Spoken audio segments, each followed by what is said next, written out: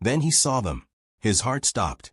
Rising through the morning mist, 17 miles northwest, were the unmistakable pagoda-style superstructures unique to Japanese battleships. Brooks rubbed his eyes and looked again. This couldn't be real. Yet there they stood. For massive battleships, perhaps 8 cruisers, destroyers scattered throughout. An entire Japanese battle fleet, right where no Japanese fleet had any business being. His radio crackled to life as he transmitted the impossible news back to his carrier. A major enemy force was bearing down on their position. The response was immediate disbelief. Aboard the escort carrier USS Fanshawe Bay, serving as the flagship for Task Unit April 3, 77, radio designation Taffy 3, Rear Admiral Clifton Sprague demanded verification. Japanese battleships here? Inconceivable. Admiral William Halsey's powerful Third Fleet, with its fast battleships and fleet carriers, was supposed to be blocking San Bernardino Strait to the north. Admiral Jesse Oldendorf's 7th Fleet battleships had just crushed a Japanese southern force at Surigao Strait mere hours before. Taffy 3's position, 60 miles east of Samar Island, was considered safe territory. They were launching routine ground support missions for troops fighting on Leyte, hunting submarines. This was supposed to be easy duty, a milk run. Brooks wasn't hallucinating. Slicing through the morning haze at 27 knots came Vice Admiral Takeo Kurida's center force, the most formidable surface fleet Japan had fielded since Midway. For battleships, Yamato, Nagato, Kongo, and Haruna. 6 heavy cruisers, Chikuma, Tone, Chokai, Kumano, Suzuya, and Haguro. 2 light cruisers, Yahagi and Noshiro. 11 destroyers. Combined displacement, over 200,000 tons. Leading this armada was Yamato herself, 72,000 tons, the largest battleship ever constructed. Her main battery mounted 9 18.1-inch guns, the biggest naval artillery pieces ever deployed at sea. Each could hurl a 3,200-pound shell over 25 miles. She carried more than 125 anti-aircraft guns. Her armor belt measured 16 inches thick. She was engineered to fight and destroy any vessel afloat. And she was steaming directly towards 6 escort carriers designed solely to combat submarines. Kurida's force had slipped through San Bernardino Strait in complete darkness at 3 a.m., undetected and unchallenged. The Japanese admiral could scarcely believe his fortune. He had anticipated finding the strait defended by American battleships. Instead, it stood empty. Halsey had taken the bait, racing northward with his entire force to engage Admiral Ozawa's decoy carriers, leaving the back entrance to Leyte Gulf completely unguarded. Now Kurita was closing on the invasion beaches, where 130,000 American soldiers relied on naval support for their survival. Standing between this armada and complete catastrophe were the vessels of Taffy 3. 6 escort carriers, USS Fanshawe Bay, USS St. Lo, USS White Plains, USS Kalinin Bay, USS Kitkun Bay, and USS Gamber Bay. 3 Fletcher-class destroyers, USS Johnston, USS Hull, USS Heermann. For destroyer escorts, USS Samuel B. Roberts, USS Dennis, USS John C. Butler, USS Raymond. The carriers were Kaiser-built Casablanca-class vessels constructed in shipyards that normally produced cargo ships. They were converted merchant hulls with flight decks bolted on top. Top speed, 18 knots on a good day, roughly the speed of a loaded oil tanker. Their flight decks consisted of wooden planks over thin steel. Their hulls possessed no meaningful armor. Each mounted a single 5-inch gun for anti-aircraft defense. They were never intended to fight surface vessels. They were floating airfields designed to provide air cover for convoys and amphibious operations. Each carrier held approximately 30 aircraft, FM, 2 Wildcat fighters, and TBM Avenger torpedo bombers. Most were configured for ground support, armed with rockets, small bombs, depth charges. Perhaps a dozen torpedoes total among all 6 carriers' air groups, nowhere near enough to stop a battle fleet. The destroyers represented the carriers' only genuine protection. USS Johnston, USS Hull, and USS Heermann were Fletcher-class destroyers, 2,500 tons, 5 dual-purpose 5-inch guns, 10 torpedo tubes. They were fast, 38 knots at flank speed, but built for escort duty, not toe-to-toe slugging matches with battleships.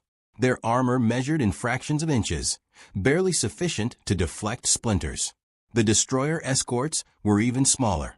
USS Samuel B. Roberts, USS Dennis, USS John C. Butler, and USS Raymond were John C. Butler-class vessels. 1,700 tons, 2 5-inch guns, 3 torpedo tubes. They were submarine hunters that had never trained for surface combat. Their crews nicknamed them tin cans because their hulls were so thin that near misses from large caliber shells could crush them from water pressure alone. The mathematics were hopeless. The American force possessed guns firing 54-pound shells to a maximum range of 10 miles. The Japanese had guns firing shells exceeding 3,000 pounds to ranges beyond 25 miles.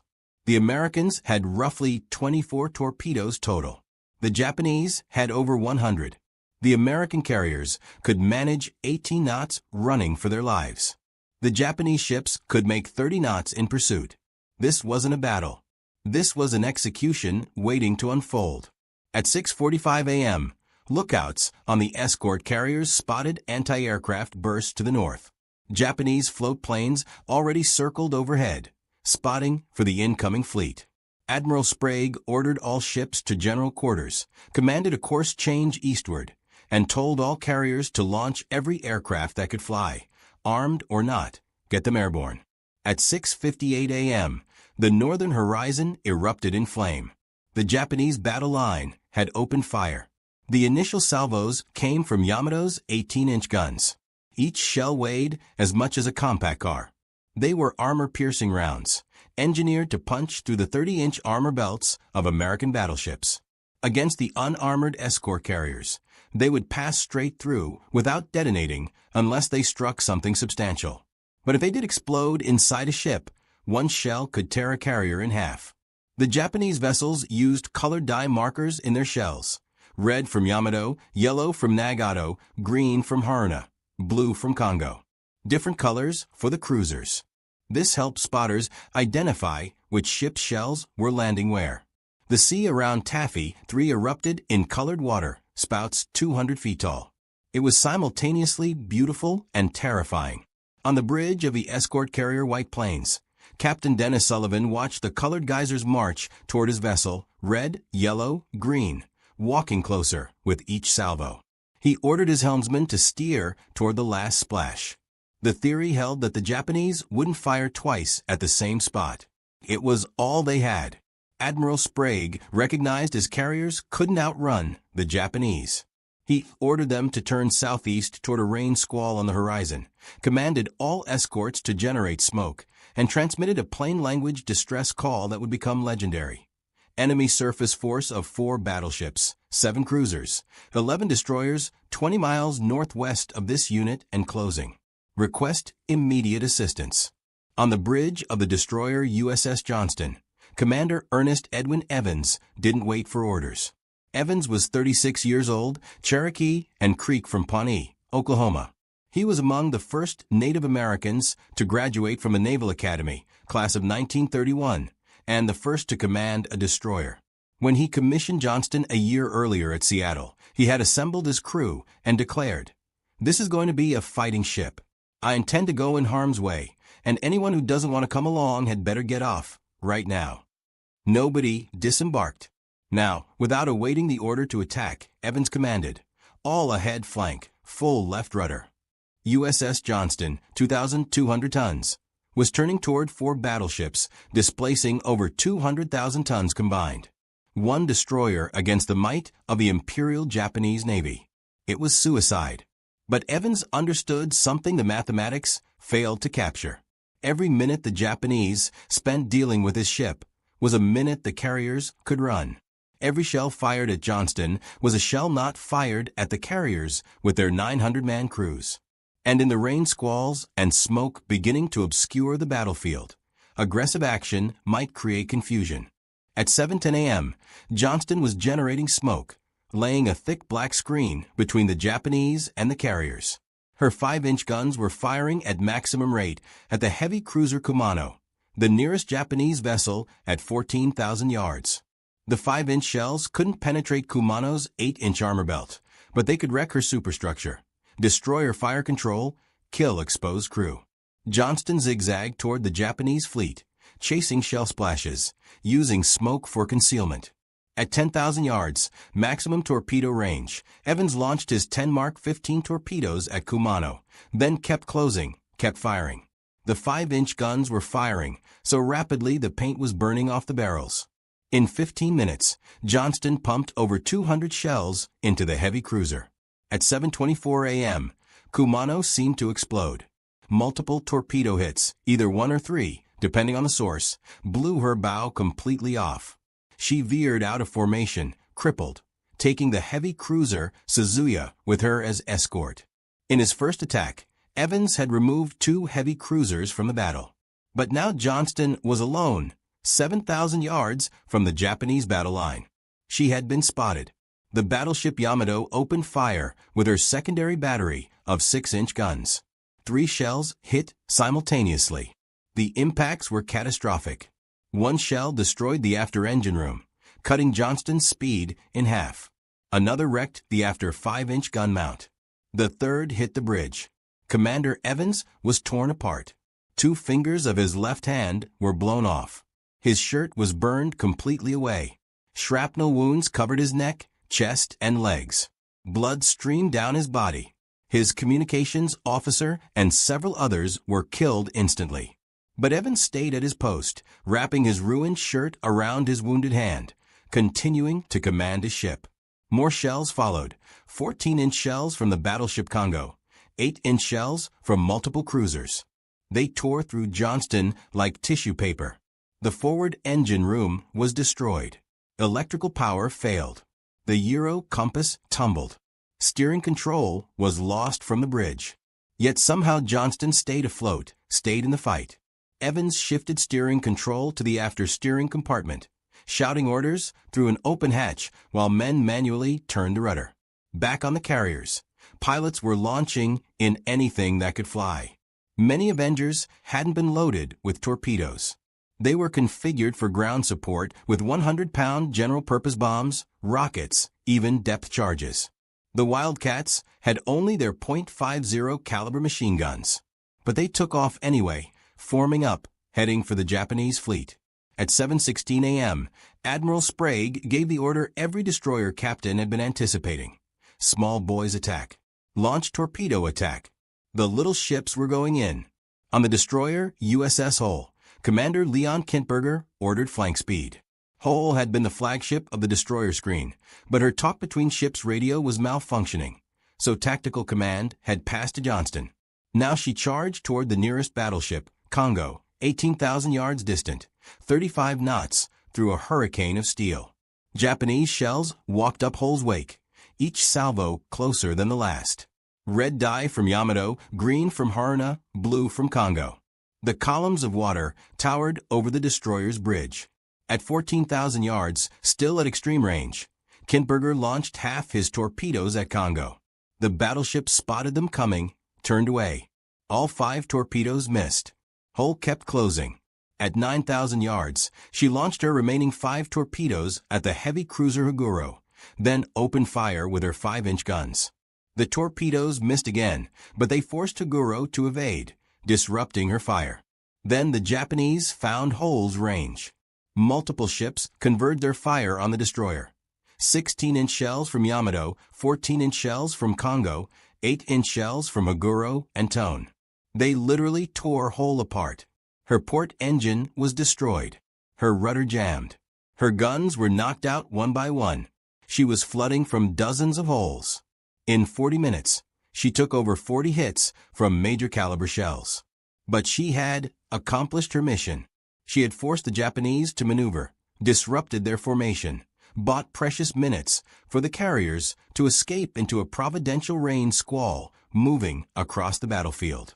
The destroyer USS Heermann, commanded by Commander Amos Hathaway, had started the battle on the disengaged side of the formation, the side away from the Japanese. Now she raced at flank speed through the American formation to get into the fight. Visibility was down to a few hundred yards in the smoke and rain. Hirman nearly collided with the destroyer escort Samuel B. Roberts, backing emergency full to avoid her. Then she almost hit another vessel. It was controlled chaos. Ships maneuvering desperately in near-zero visibility. Hirman emerged from the smoke screen to find herself facing 4 Japanese battleships in column. Kongo leading, then Haruna, then Nagato, then the mighty Yamato herself. Commander Hathaway didn't hesitate. He ordered his destroyers straight at them. At 10,000 yards, Hathaway launched 3 torpedoes at Kongo. The battleship evaded. At 4,400 yards, suicidally close to battleships that could obliterate his ship with a single salvo, Hathaway launched 3 more torpedoes at Haruna. The battleship emergency turned to avoid them. Then Hirman fired her last torpedoes at Yamato. What happened next changed the battle. Yamato's lookouts spotted the torpedo wakes. Admiral Kurita, who had transferred his flag to Yamato after his original flagship was sunk by American submarines 2 days earlier, ordered the massive battleship to turn north to evade. But the torpedoes kept coming, and Yamato kept running. For 10 critical minutes, the most powerful battleship in the world, with the Japanese admiral aboard, was heading away from the battle. By the time Kurita got Yamato turned around, the engagement had transformed into a confused melee. Meanwhile, the destroyer escorts were attacking. On USS Samuel B. Roberts, Lieutenant Commander Robert Copeland had been listening to the radio chatter. He could hear the destroyers engaging, hear Admiral Sprague ordering torpedo attacks. Copeland was 34 years old, from Tacoma, Washington. His ship was built to hunt submarines, not fight battleships. But when the order came for the destroyer escorts to attack, Copeland grabbed the ship's intercom. Men, the enemy force is now bearing 085, distance 7 miles. We're going in. This will be a fight against overwhelming odds, from which survival cannot be expected. We will do what damage we can. The crew of Samuel B. Roberts had been at general quarters since before dawn. They could see the colored shell splashes walking closer to the carriers. They could hear the rumble of heavy guns that sounded like freight trains passing overhead. They knew what Copeland was telling them. They were going to die, but they were going to die fighting. Copeland ordered all-ahead flank. The destroyer escort's engines, designed for 24 knots, were pushed past their limits. Chief Engineer Lieutenant Robert Trowbridge somehow coaxed 28 knots out of them. The entire ship vibrated like it would shake apart. The deck plates flexed. The engine screamed. But Samuel B. Roberts charged toward the Japanese fleet. At 4,000 yards from the heavy cruiser Chokai, impossibly close range, Roberts launched her 3 Mark 15 torpedoes. Then she opened fire with her 2 5-inch guns. The first salvo missed. The second hit, then another, and another. The little destroyer escort was pumping armor-piercing shells into a heavy cruiser at point-blank range. The Japanese returned fire. 8-inch shells from Chokai, 14-inch shells from Kongo. But at such close range, the Japanese ships couldn't depress their guns enough to hit the tiny destroyer escort. Shells passed overhead or punched through the ship without exploding. In gun mount 52 aft on Samuel B. Roberts, gunner's mate 3rd Class Paul Henry Carr was performing miracles. Carr was 20 years old, from Chakotah, Oklahoma. His gun crew was firing 6 rounds per minute, twice the designed rate. Each 54-pound shell had to be manually loaded, manually rammed. The gun was so hot that shells were starting to cook off from the heat. The compressed air system that cleared powder gases from the breech had failed. But Carr's crew kept loading, kept firing. At 8:15 a.m., the battle had devolved into total chaos. Rain squalls and smoke had reduced visibility to hundreds of yards in some places. Ships appeared and disappeared like ghosts. Japanese ships were firing at each other in the confusion. American destroyers were weaving between shell splashes, darting in to fire their 5-inch guns, then disappearing back into the smoke. Admiral Kurita was confused. His lookouts were reporting they were fighting fleet carriers, not escort carriers. The silhouettes didn't match anything in Japanese recognition manuals. These little escort carriers, displacing 8,000 tons, were being reported as 30,000-ton Essex-class fleet carriers. The destroyers were being reported as cruisers. Kurita thought he had stumbled into a task group from Halsey's Third Fleet. The confusion was compounded by Kurita's order for general attack instead of a coordinated battle line. Each division was operating independently. Ships were getting in each other's way. The destroyer divisions had been ordered to the rear just when they should have been pressing torpedo attacks. It was tactical chaos. Meanwhile, the American pilots were attacking with everything they had. Lieutenant Commander Edward Huxtable, Air Group Commander from the escort carrier Gamber Bay, made 10 attack runs against Japanese ships without any ammunition at all. He would dive at a cruiser or battleship, pull up at the last second, circle around, and do it again. When he finally landed on the escort carrier Manila Bay, his Avenger had over 200 bullet holes in it. But his dry runs had forced Japanese ships to maneuver, throwing off their aim. Other pilots were strafing battleships with .50 caliber machine guns, hoping to damage fire control equipment. Some dropped 100-pound anti-personnel bombs on cruiser decks. One pilot dropped a depth charge on a destroyer. It didn't do much damage, but it added to the confusion. At 8:30 a.m., USS Hull was finished. Surrounded by Japanese ships, hit over 40 times, engines destroyed, guns knocked out, she was a burning, sinking wreck. Commander Kintberger gave the order to abandon ship. Hull rolled over and sank at 8:55 a.m. Of her crew of 339, only 86 survived. 253 men died with their ship. At 8:42 a.m., Samuel B. Roberts took 3 8-inch shells in rapid succession. One tore a hole 40 feet long in her port side at the waterline. Another destroyed what was left of her engine power. The third was a direct hit on gun mount 52. The explosion was catastrophic. Most of Gunner's mate Carr's 10-man crew was killed instantly. Carr himself was ripped open from neck to groin. His internal organs were exposed. He was dying, would be dead in minutes, but he was still conscious. A repair party found him holding a 54-pound shell against what was left of his chest, begging someone to help him load it to fire one more round. He died holding that shell. His gun mount had fired over 300 rounds in 35 minutes, most of them after power was lost, all hand-loaded, hand-aimed. The barrel was warped from the heat of continuous firing. At 9:05 a.m., Samuel B. Roberts was sinking. Lieutenant Commander Copeland gave the order to abandon ship. The destroyer escort rolled over and sank at 10:05 a.m. 89 of her 178-man crew went down with the ship. Back on Johnston, Commander Evans was still fighting despite his wounds.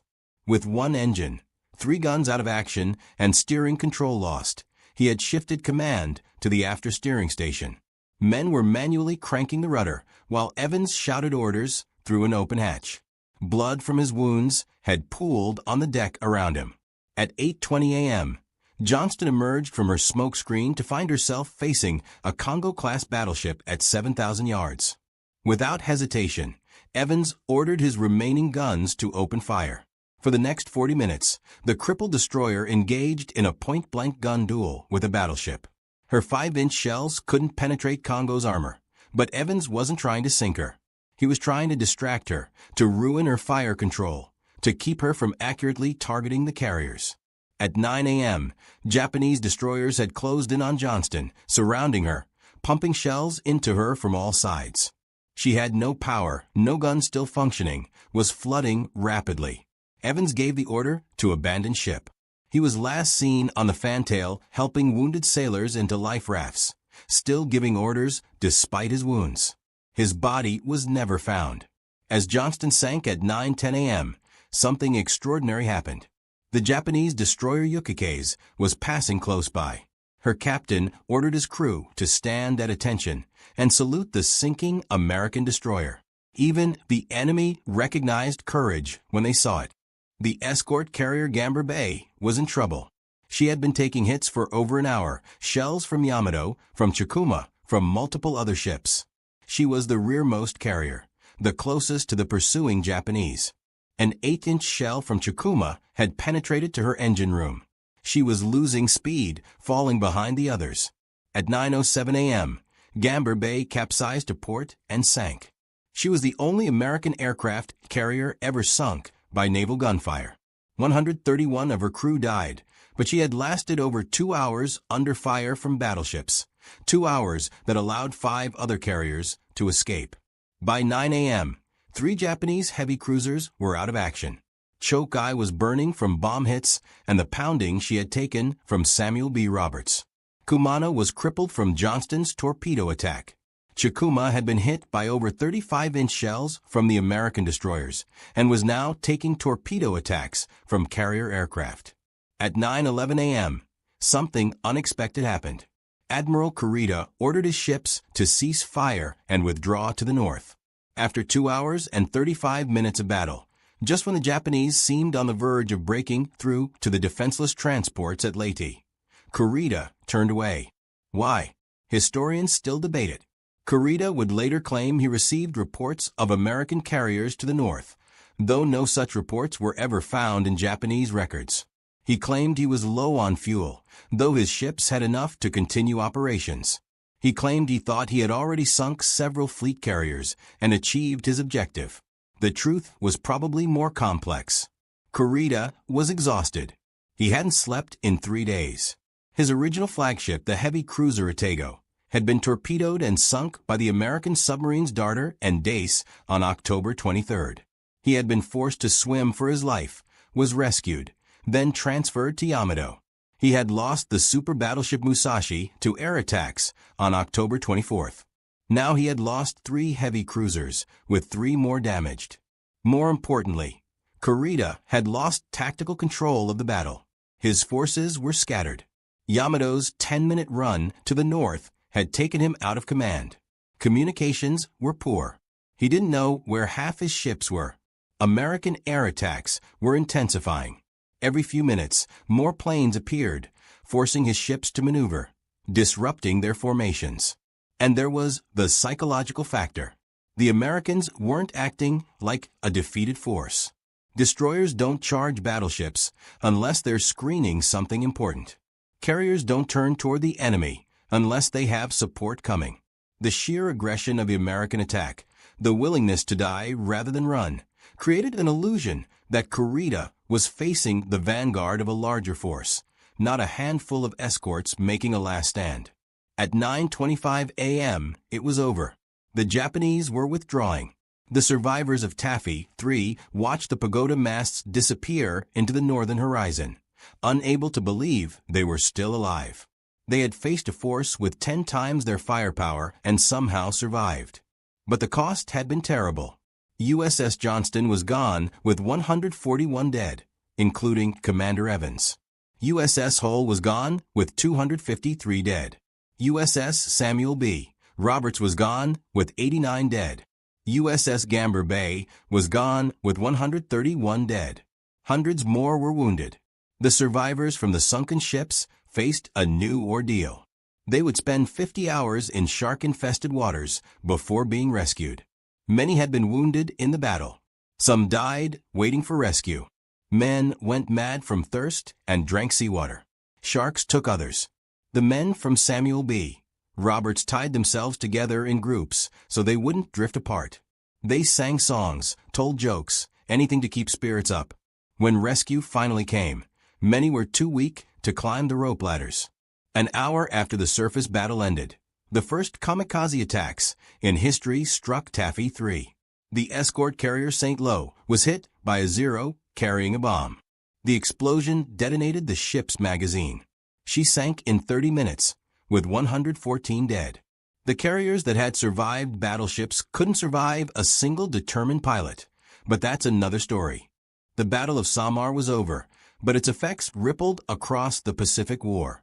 The Japanese combined fleet never mounted another major offensive operation. They had been turned back by ships that shouldn't have been able to turn back a fishing fleet, let alone the pride of the Imperial Navy. Admiral Kurita would survive the war, live to be 88 years old, dying in 1977. He would give interviews, write articles, try to explain what happened off Samar, but he could never adequately explain why he turned away when the American transports were within his grasp. The best he could offer was that he thought he had done enough damage that further losses weren't worth it.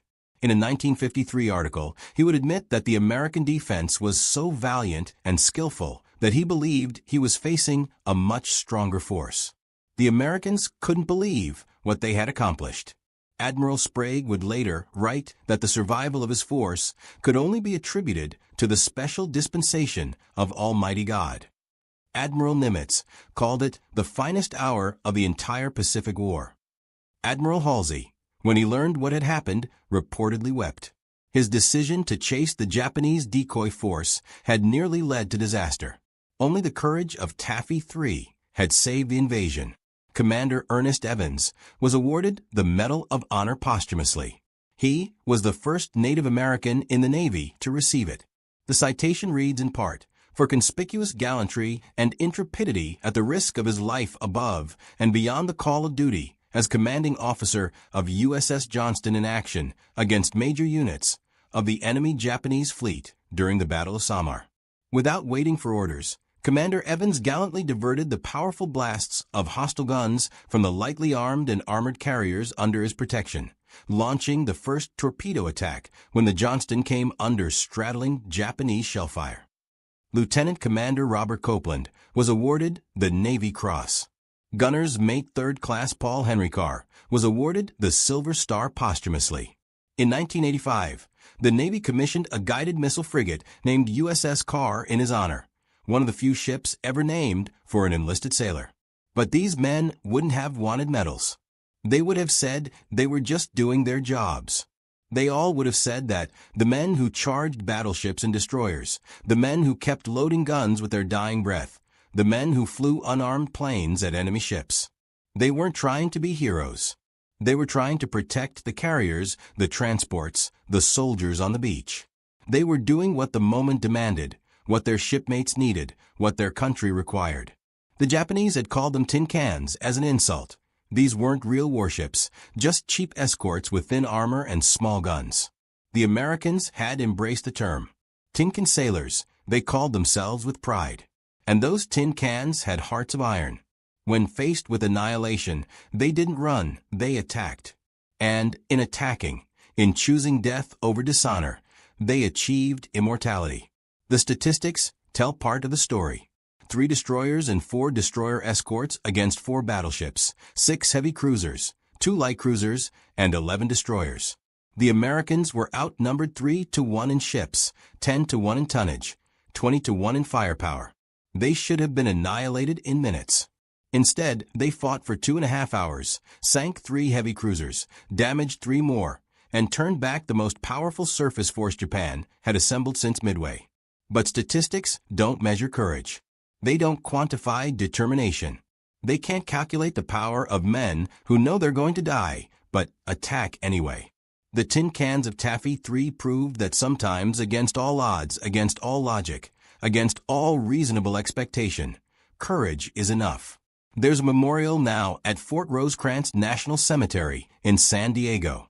A simple granite stone listing 3 ships, USS Johnston, USS Hull, USS Samuel B. Roberts.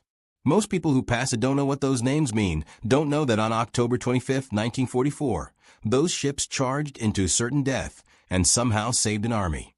Every year on October 25th, a few old men used to gather there, survivors of Taffy III. They would read the names of the dead, tell the old stories, remember. There aren't many left now. The last survivor of Samuel B. Roberts, Aidard Lenore, died in March 2022 at age 97. Time has done what Japanese shells couldn't. But the story lives on.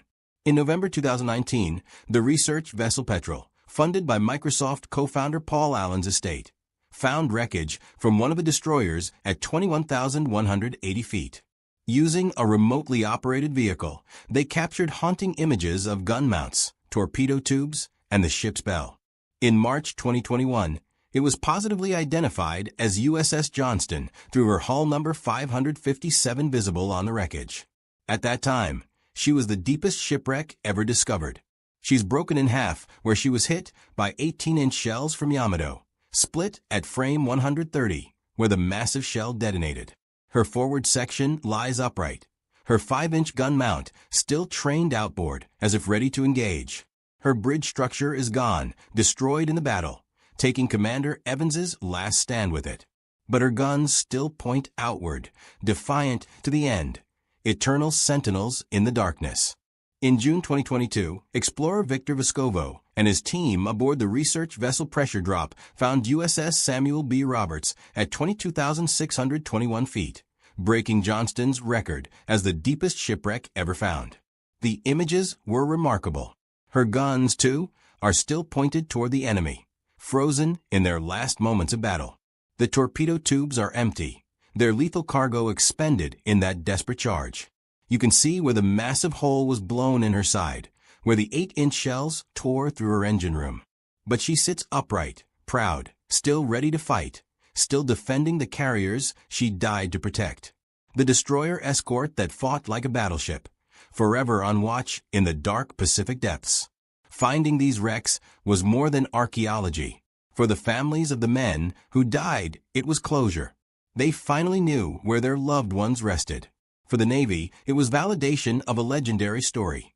The wrecks showed the damage described in survivor accounts, proved the intensity of the battle. For historians, it was confirmation of details long debated. And for all of us, it was a reminder that the ocean floor is a vast cemetery filled with the vessels and men who gave everything for their country. USS Hull has never been found. She lies somewhere in 20,000 feet of water off Samar, her exact location unknown. But her story, like those of Johnston and Roberts, will never be forgotten, not as long as there are sailors in the United States Navy who remember what courage means. The destroyer USS Heermann survived the battle, the only destroyer of Taffy III to do so. Despite taking major damage, she was repaired and went on to serve through the rest of the war. She earned the Presidential Unit Citation, the Navy Unit Commendation, and 5 battle stars.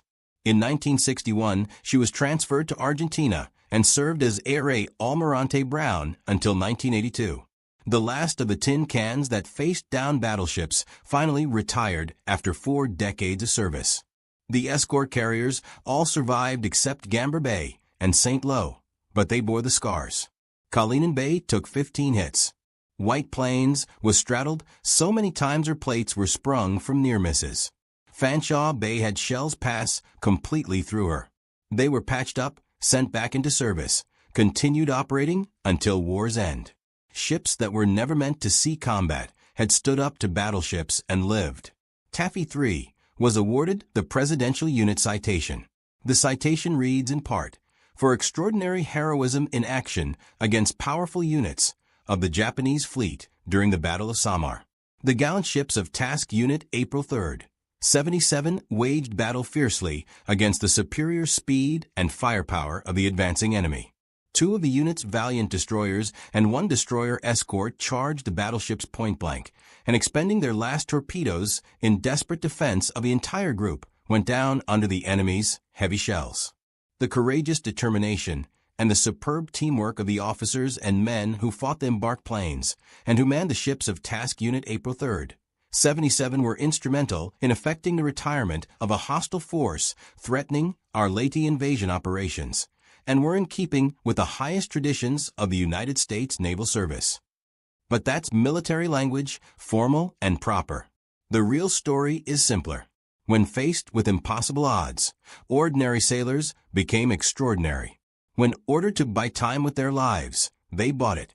When the moment demanded heroes, they became heroes, not because they wanted glory, but because that's what needed to be done.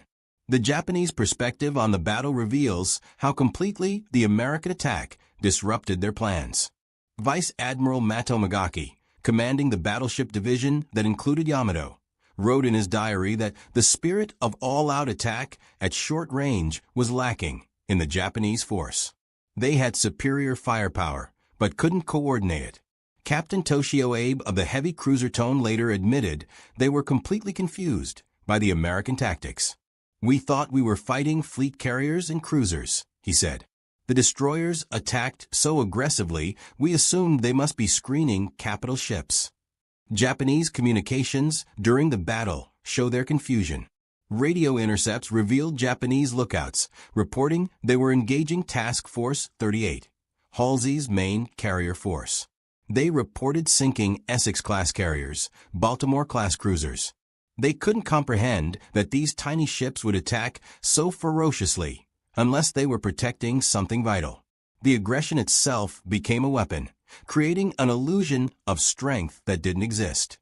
Vice Admiral Kurita's chief of staff, Rear Admiral Tamiji Koyanagi, later wrote that the American destroyer attacks were so determined and pressed home so vigorously that they created an impression of a much larger force. The smokescreens, the constant air attacks, the torpedoes coming from multiple directions, it all combined to create chaos in the Japanese command structure. No heed was taken of order or coordination, Koyanagi admitted.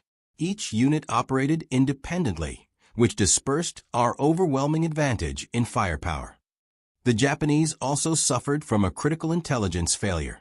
Their recognition manuals didn't include the Casablanca-class escort carriers. These were new ships mass-produced in American shipyards, something the Japanese couldn't conceive of. How could the Americans build carriers so quickly? They must be fleet carriers, the Japanese officers reasoned. No navy would defend 8,000-ton merchant conversions so desperately.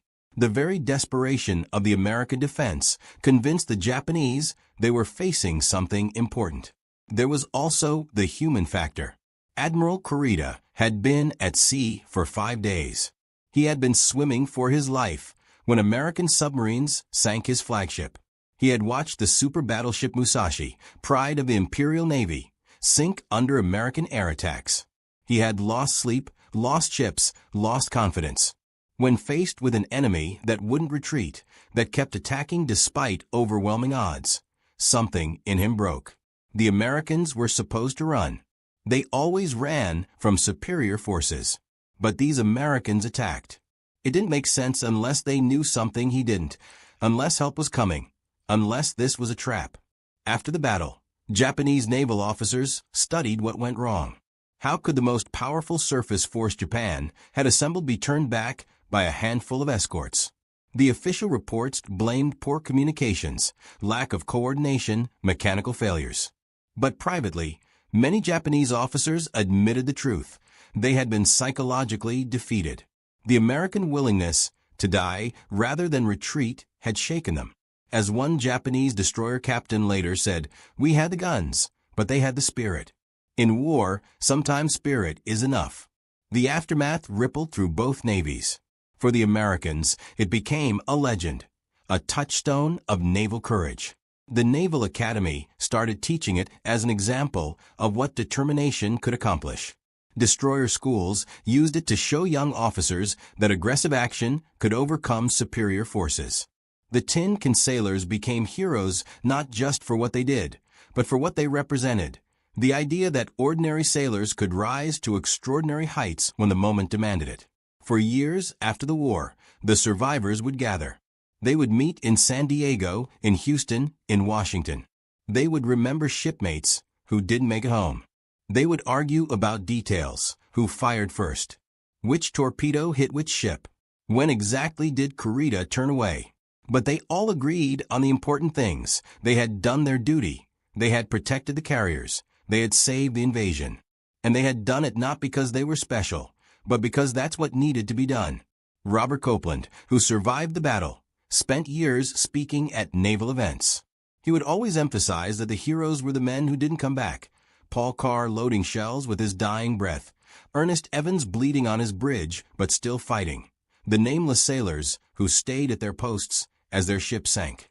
They were the real heroes, Copeland would say. The rest of us just did our jobs. The battle also changed naval doctrine. It proved that aggressive action by smaller forces could disrupt larger ones. It showed the importance of initiative at the tactical level. It demonstrated that technology and firepower weren't everything, that human factors like courage, determination, and leadership could be decisive. Military colleges around the world still study it as an example of asymmetric warfare, how a weaker force can defeat a stronger one through superior tactics and will. The Battle of Samar also highlighted the importance of air power. Even though the escort carriers' planes weren't properly armed for ship attack, their constant harassment helped drive off the Japanese fleet.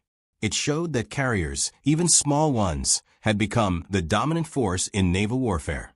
After Samar, no one could argue that battleships still ruled the seas. The age of the carrier had truly arrived. Years later, a Japanese officer who survived the battle was asked about the American destroyers. He shook his head in wonder. They fought like battleships. We couldn't believe such small ships would attack us. They came through their own smoke, firing everything they had. They wouldn't stop. Even when we had them surrounded, they kept fighting. We had to respect such courage. In all my years in the Imperial Navy, I never saw anything like it. That's the real lesson of the Battle of Samar. Not that David can beat Goliath, though sometimes he can. Not that courage can overcome overwhelming odds, though sometimes it does. The lesson is that ordinary people, faced with extraordinary circumstances, can choose to be heroes, can choose to charge when retreat makes sense, can choose to die on their feet rather than live on their knees. The Japanese had every advantage except one. They were fighting Americans who wouldn't quit. Tin can sailors who knew they were going to die and attacked anyway. Men like Paul Carr, who kept firing after he should have been dead. Men like Ernest Evans, who turned a destroyer into a battleship through sheer will. Men like Robert Copeland, who told his crew the truth and then led them into legend. Men like Amos Hathaway, who charged 4 battleships with 1 destroyer and forced the mighty Yamato to run. In the end, that made all the difference. 3 destroyers and 4 destroyer escorts against the pride of the Imperial Japanese Navy. The Tin Cans won. If you found this story as compelling as we did, please take a moment to like this video. These forgotten heroes deserve to be remembered. Subscribe to hear more untold stories from World War II. Each one matters. Each one teaches us something about courage, about sacrifice, about what ordinary people can do when history demands heroes.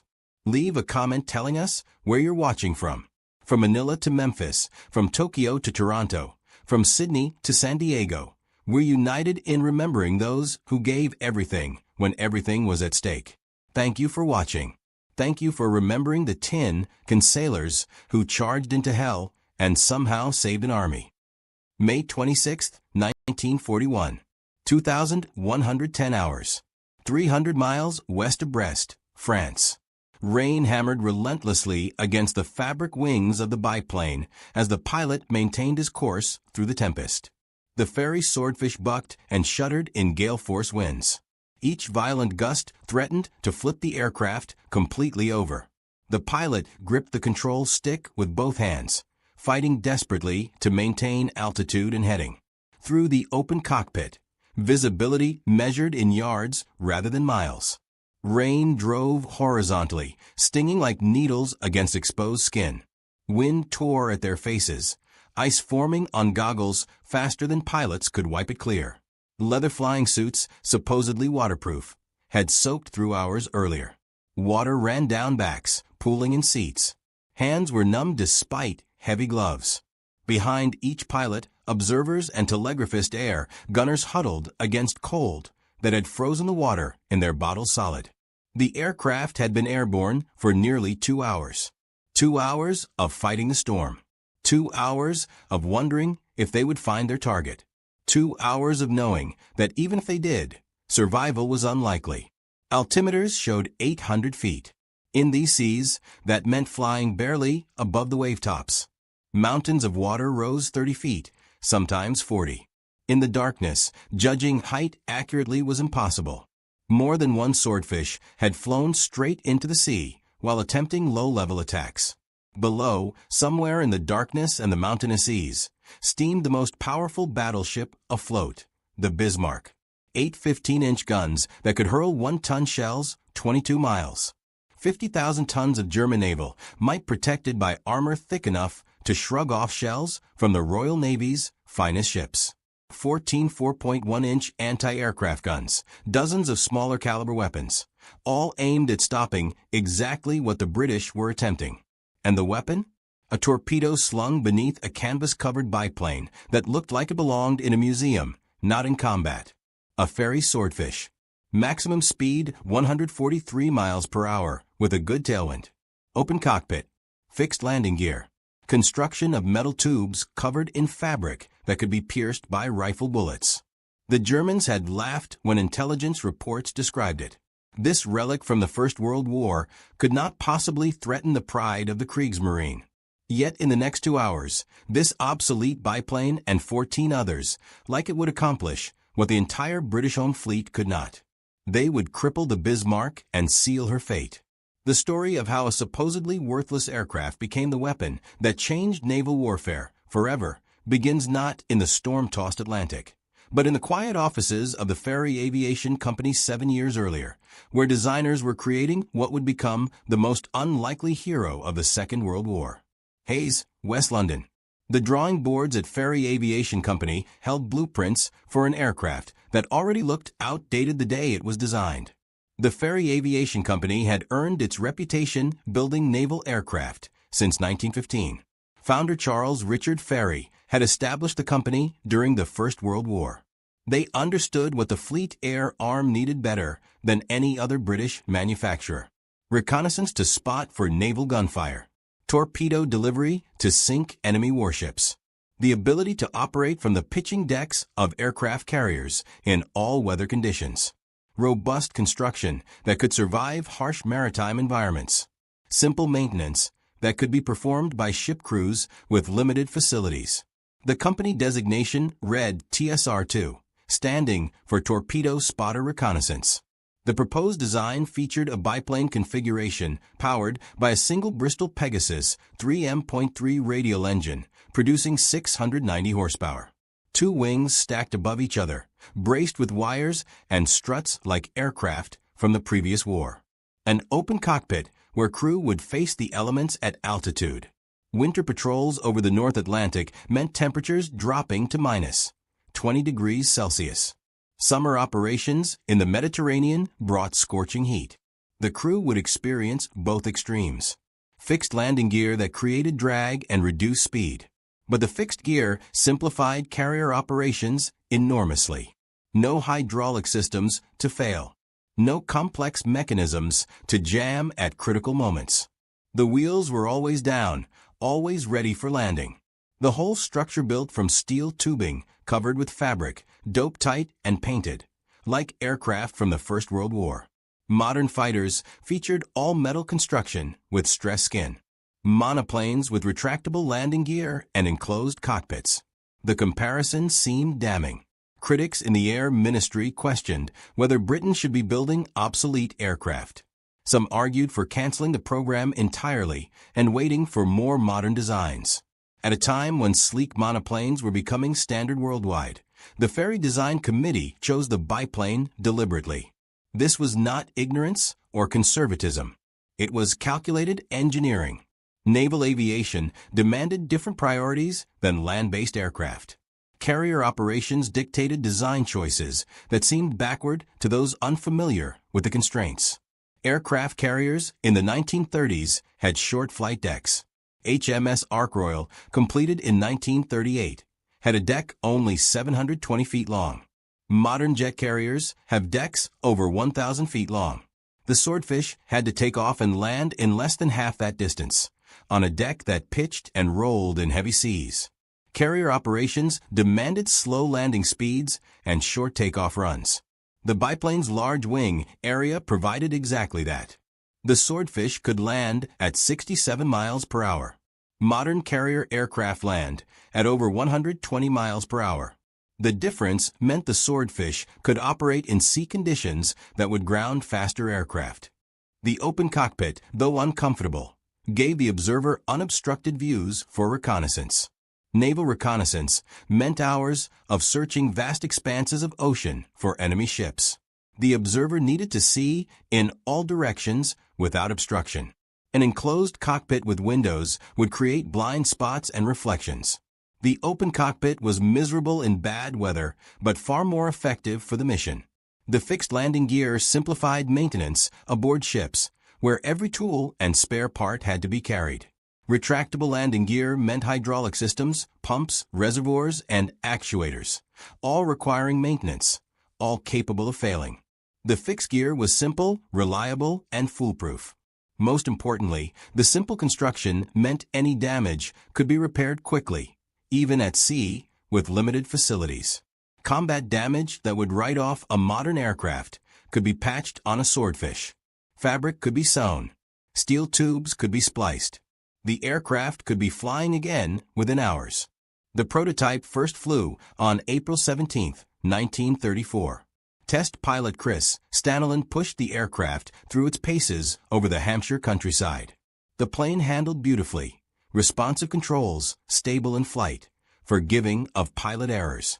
It could lift a torpedo weighing over 1,600 pounds, yet still operate from short carrier decks.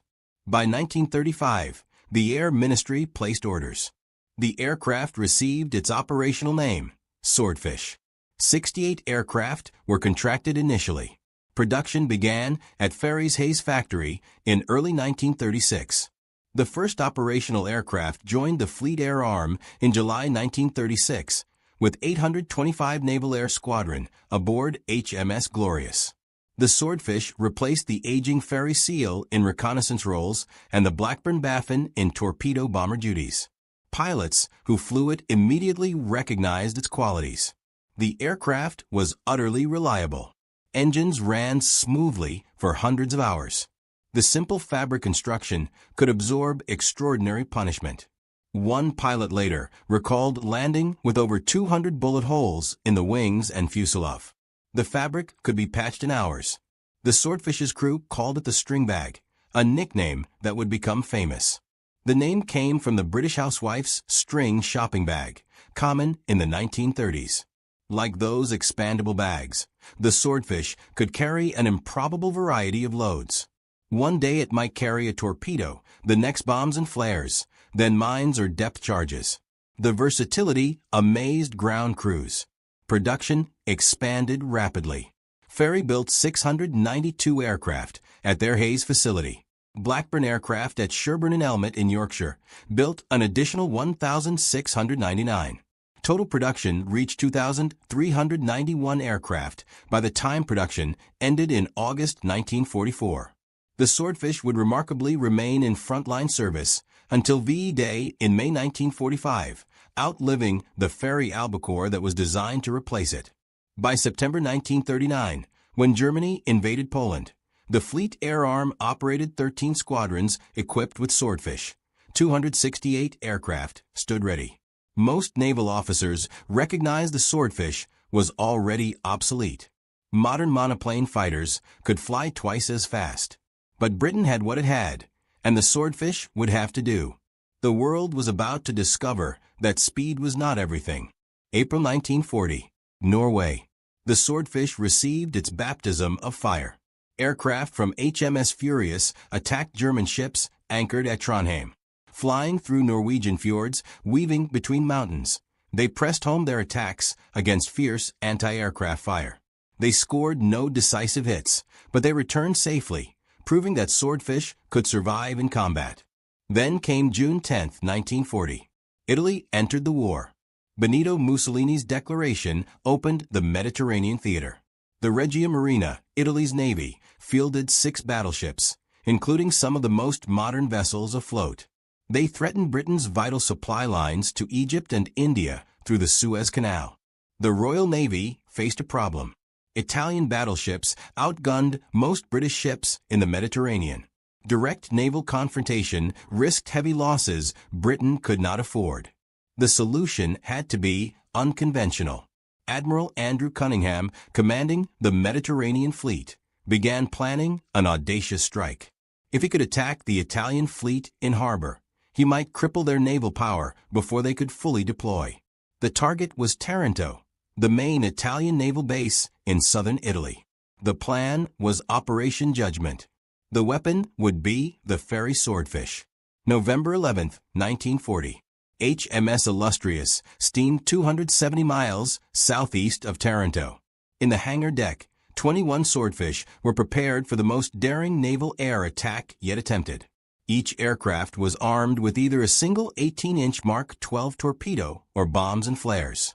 The torpedoes had been specially modified with breakaway wooden fins to allow them to run in the shallow 30 to 40-foot depths of Taranto Harbor.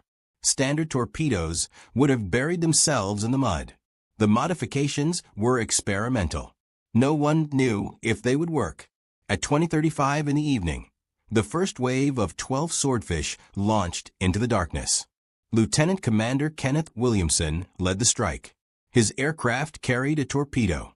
Behind him came 5 more torpedo bombers and 6 aircraft loaded with bombs and flares. The flare droppers would illuminate the target. The bombers would suppress anti-aircraft defenses. The torpedo bombers would make the killing strikes. At 21:15, the second wave of 9 swordfish launched. Lieutenant Commander John Hale led this group. 8 aircraft carried torpedoes. 1 turned back shortly after launch when its auxiliary fuel tank detached. 20 aircraft actually attacked Taranto that night, not 21. The flight took 90 minutes. The crews flew at 8,000 feet, navigating by stars and dead reckoning over the dark Mediterranean. Each observer hunched over his navigation table, calculating drift and ground speed. The pilots held steady courses, trusting their observers completely. 1 degree of error would mean missing the target entirely in the darkness over featureless ocean. Radio silence was absolute. Detection would mean failure. As they approached Taranto, they could see the harbor clearly despite the darkness. The Italians had obligingly left lights burning throughout the base and the surrounding city. Security concerns about spies evidently outweighed concerns about air attack. The Italian Navy did not believe the British would attempt a torpedo attack on a fortified harbor. Previous analysis suggested the water was too shallow for aerial torpedoes.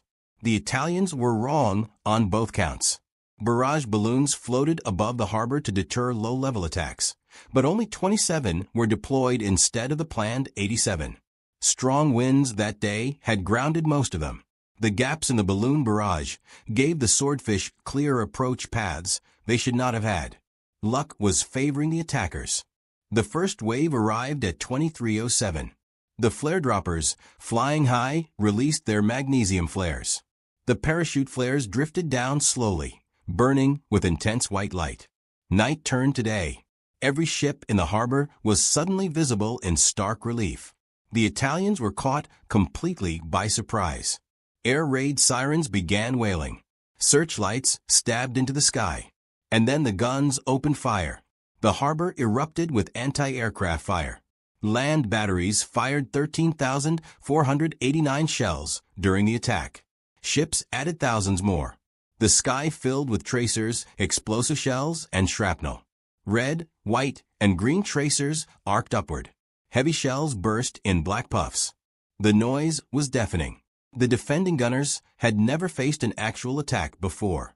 They had drilled, but drill is not combat. Their fire was intense, but not always accurate. They were shooting at slow-moving biplanes that jinked and turned unpredictably. The swordfish pressed their attacks through the storm of fire.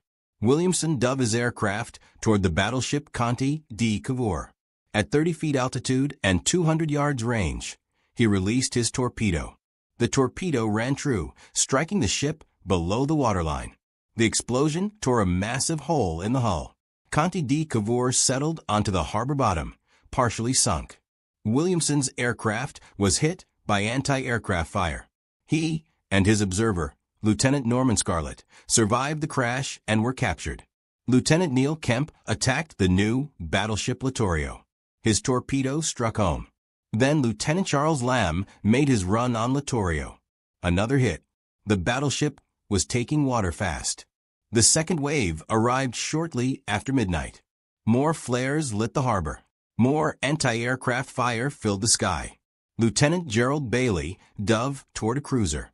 His aircraft was hit and crashed in flames. Bailey and his observer, Lieutenant Henry Slaughter, were killed. But the other torpedo bombers pressed their attacks. Littorio took a third torpedo hit. The battleship Caio Duilio was struck by one torpedo and began listing. By 02:39 in the morning, it was over. 20 swordfish had attacked the main base of the Italian battle fleet. 2 aircraft were shot down. 2 men killed. 2 captured. For casualties from 20 attacking aircraft against the entire defensive firepower of a major naval base, represented extraordinary results. Some called it luck. The Italian defenses had been less effective than they should have been. The barrage balloon gaps helped. The Italian gunners were firing at night against difficult targets. But luck only explains so much. The Swordfish crews had trained for exactly this type of mission. They had practiced night carrier operations. They had rehearsed torpedo attacks. They had studied the defenses of Taranto from reconnaissance photographs. They executed the attack with precision and courage. The results were devastating to Italy. 3 battleships damaged. Conde di Cavour took 1 torpedo hit that tore open her hull. She settled onto the harbor bottom with her deck awash. She was eventually refloated and moved to Trieste for repairs. The work was never completed. She never returned to full service. The Italian Navy had effectively lost a battleship permanently. Littorio was hit by 3 torpedoes and nearly sank. Only desperate damage control kept her afloat. She was out of action for 7 months, undergoing repairs. Caio Duilio took 1 torpedo that flooded 2 boiler rooms and caused severe listing. She too was out of action for 7 months. Italy's battleship strength was cut in half in a single night. Italy began the war with 6 operational battleships. After Taranto, only 3 were available. The balance of power in the Mediterranean shifted dramatically in Britain's favor. The strategic consequences rippled outward. With the Italian battle fleet crippled, the Royal Navy could operate more freely in the Mediterranean. Convoys to Malta could be escorted more heavily. The route to Egypt became more secure. British Admiral Andrew Cunningham could take risks he could not have taken before. The Italian Navy became more cautious, less willing to risk its remaining battleships in direct confrontation. Italian naval strategy shifted to preserving the fleet rather than using it aggressively. The raid had strategic consequences far beyond the Mediterranean. Japanese naval planners studied the attack intensely. The Japanese naval attaché visited Taranto in January 1941 to examine the damage and interview Italian officers. The lessons learned at Taranto informed the planning for Pearl Harbor 11 months later. Shallow water torpedo attacks were possible with proper modifications. Battleships in harbor were vulnerable to air attack. A bold carrier strike could cripple an enemy fleet before it could respond. All these lessons from Taranto appeared at Pearl Harbor. The Taranto raid proved that aerial torpedoes could devastate capital ships in harbor. It validated carrier aviation as a decisive offensive weapon, and it demonstrated that the obsolete-looking Swordfish in the hands of skilled crews could accomplish what seemed impossible. But Taranto was merely the beginning. 6 months later, the Swordfish would face an even greater challenge. May 1941, the Bismarck sortied into the Atlantic. The newest and most powerful battleship in the German fleet displaced 50,300 tons fully loaded. 8 15-inch guns in 4 twin turrets. 12.6-inch armor belt. Maximum speed of 31 knots. The ship was designed to break out into the Atlantic shipping lanes and wreak havoc on the convoys supplying Britain. The Royal Navy deployed everything available to stop her. May 24, 1941. The Denmark Strait between Iceland and Greenland. HMS Hood, pride of the Royal Navy, engaged Bismarck. Hood was the largest warship afloat. 42,000 tons, 15-inch guns, famous throughout the world. The battle lasted 15 minutes. Bismarck's 5th salvo struck Hood. A 15-inch shell penetrated the thin deck armor and detonated in the aft magazine. 112 tons of cordite propellant exploded. The ship's back broke. Hood sank in less than 3 minutes. 1,418 men were aboard. 3 survived. Ordinary signalman Ted Briggs, able seaman Robert Tilburn, and midshipman William Dundas. The shock rippled through the Royal Navy and across Britain. Hood was invincible, or so people believed. She was the largest warship in the world, a symbol of British naval supremacy. Children knew her name. Her image appeared on postcards and cigarette cards. She had represented British power around the world between the wars, visiting ports on every continent. The public believed nothing could sink Hood. Bismarck had destroyed her in minutes. The psychological impact was immense. If Hood could be sunk, what was safe? Now the German battleship was loose in the Atlantic with the speed and firepower to devastate convoy routes. Britain depended completely on Atlantic convoys. Food, fuel, raw materials, weapons, all came by sea. The convoys were escorted by destroyers and corvettes that had no chance against a battleship. Bismarck could slaughter merchant ships faster than they could be replaced. The lifeline to America could be cut. Starvation could force Britain to surrender within months. Every available British ship was ordered to hunt Bismarck down. Battleships steamed from multiple directions. Cruisers formed search lines. Destroyers rushed to join the hunt. But finding one ship in the vast Atlantic was nearly impossible. Radar was primitive. Air search was limited by range. The ocean was simply too large. And even if found, Bismarck might outrun or outfight her pursuers. She was fast, heavily armored, and powerfully armed. Direct engagement would cost lives and ships. The Admiralty needed a way to slow the battleship down, damage her machinery, jam her steering, reduce her speed enough that the pursuing battleships could catch her. They needed the fleet air arm. They needed the Swordfish. HMS Victorious was operating with the home fleet searching for Bismarck. The carrier embarked 825 Naval Air Squadron, the same unit that had struck at Taranto. Their commanding officer was Lieutenant Commander Eugene Esmond. On the evening of May 24th, Bismarck was located. Admiral John Tovey, commanding the home fleet, ordered Victorious to launch a strike. At 2,200 hours, 9 Swordfish took off into deteriorating weather. Esmond led the formation. The target was 120 miles away. The weather was appalling: low clouds, rain squalls, rough seas. The Swordfish pressed on. Just after midnight, they found Bismarck. The battleship was steaming at high speed, her anti-aircraft guns ready. The Swordfish attacked from different angles to split the defensive fire. They dove through a storm of shells. Tracers arced across the night sky. Explosions bracketed the slow-moving biplanes. Lieutenant Percy Jick, flying Aircraft 5F, released his torpedo. The weapon ran true and struck Bismarck amidships on the starboard side. The explosion was visible to all the Swordfish crews. But the torpedo hit the armor belt. The damage was superficial. Bismarck's thick armor protected her. However, the impact ruptured fuel tanks, causing an oil leak. The leak would help British forces track the battleship over the next 2 days. All 9 Swordfish returned safely to Victorious despite the heavy fire. The attack had not stopped Bismarck, but it had demonstrated that the Swordfish could reach and attack even the most heavily defended target.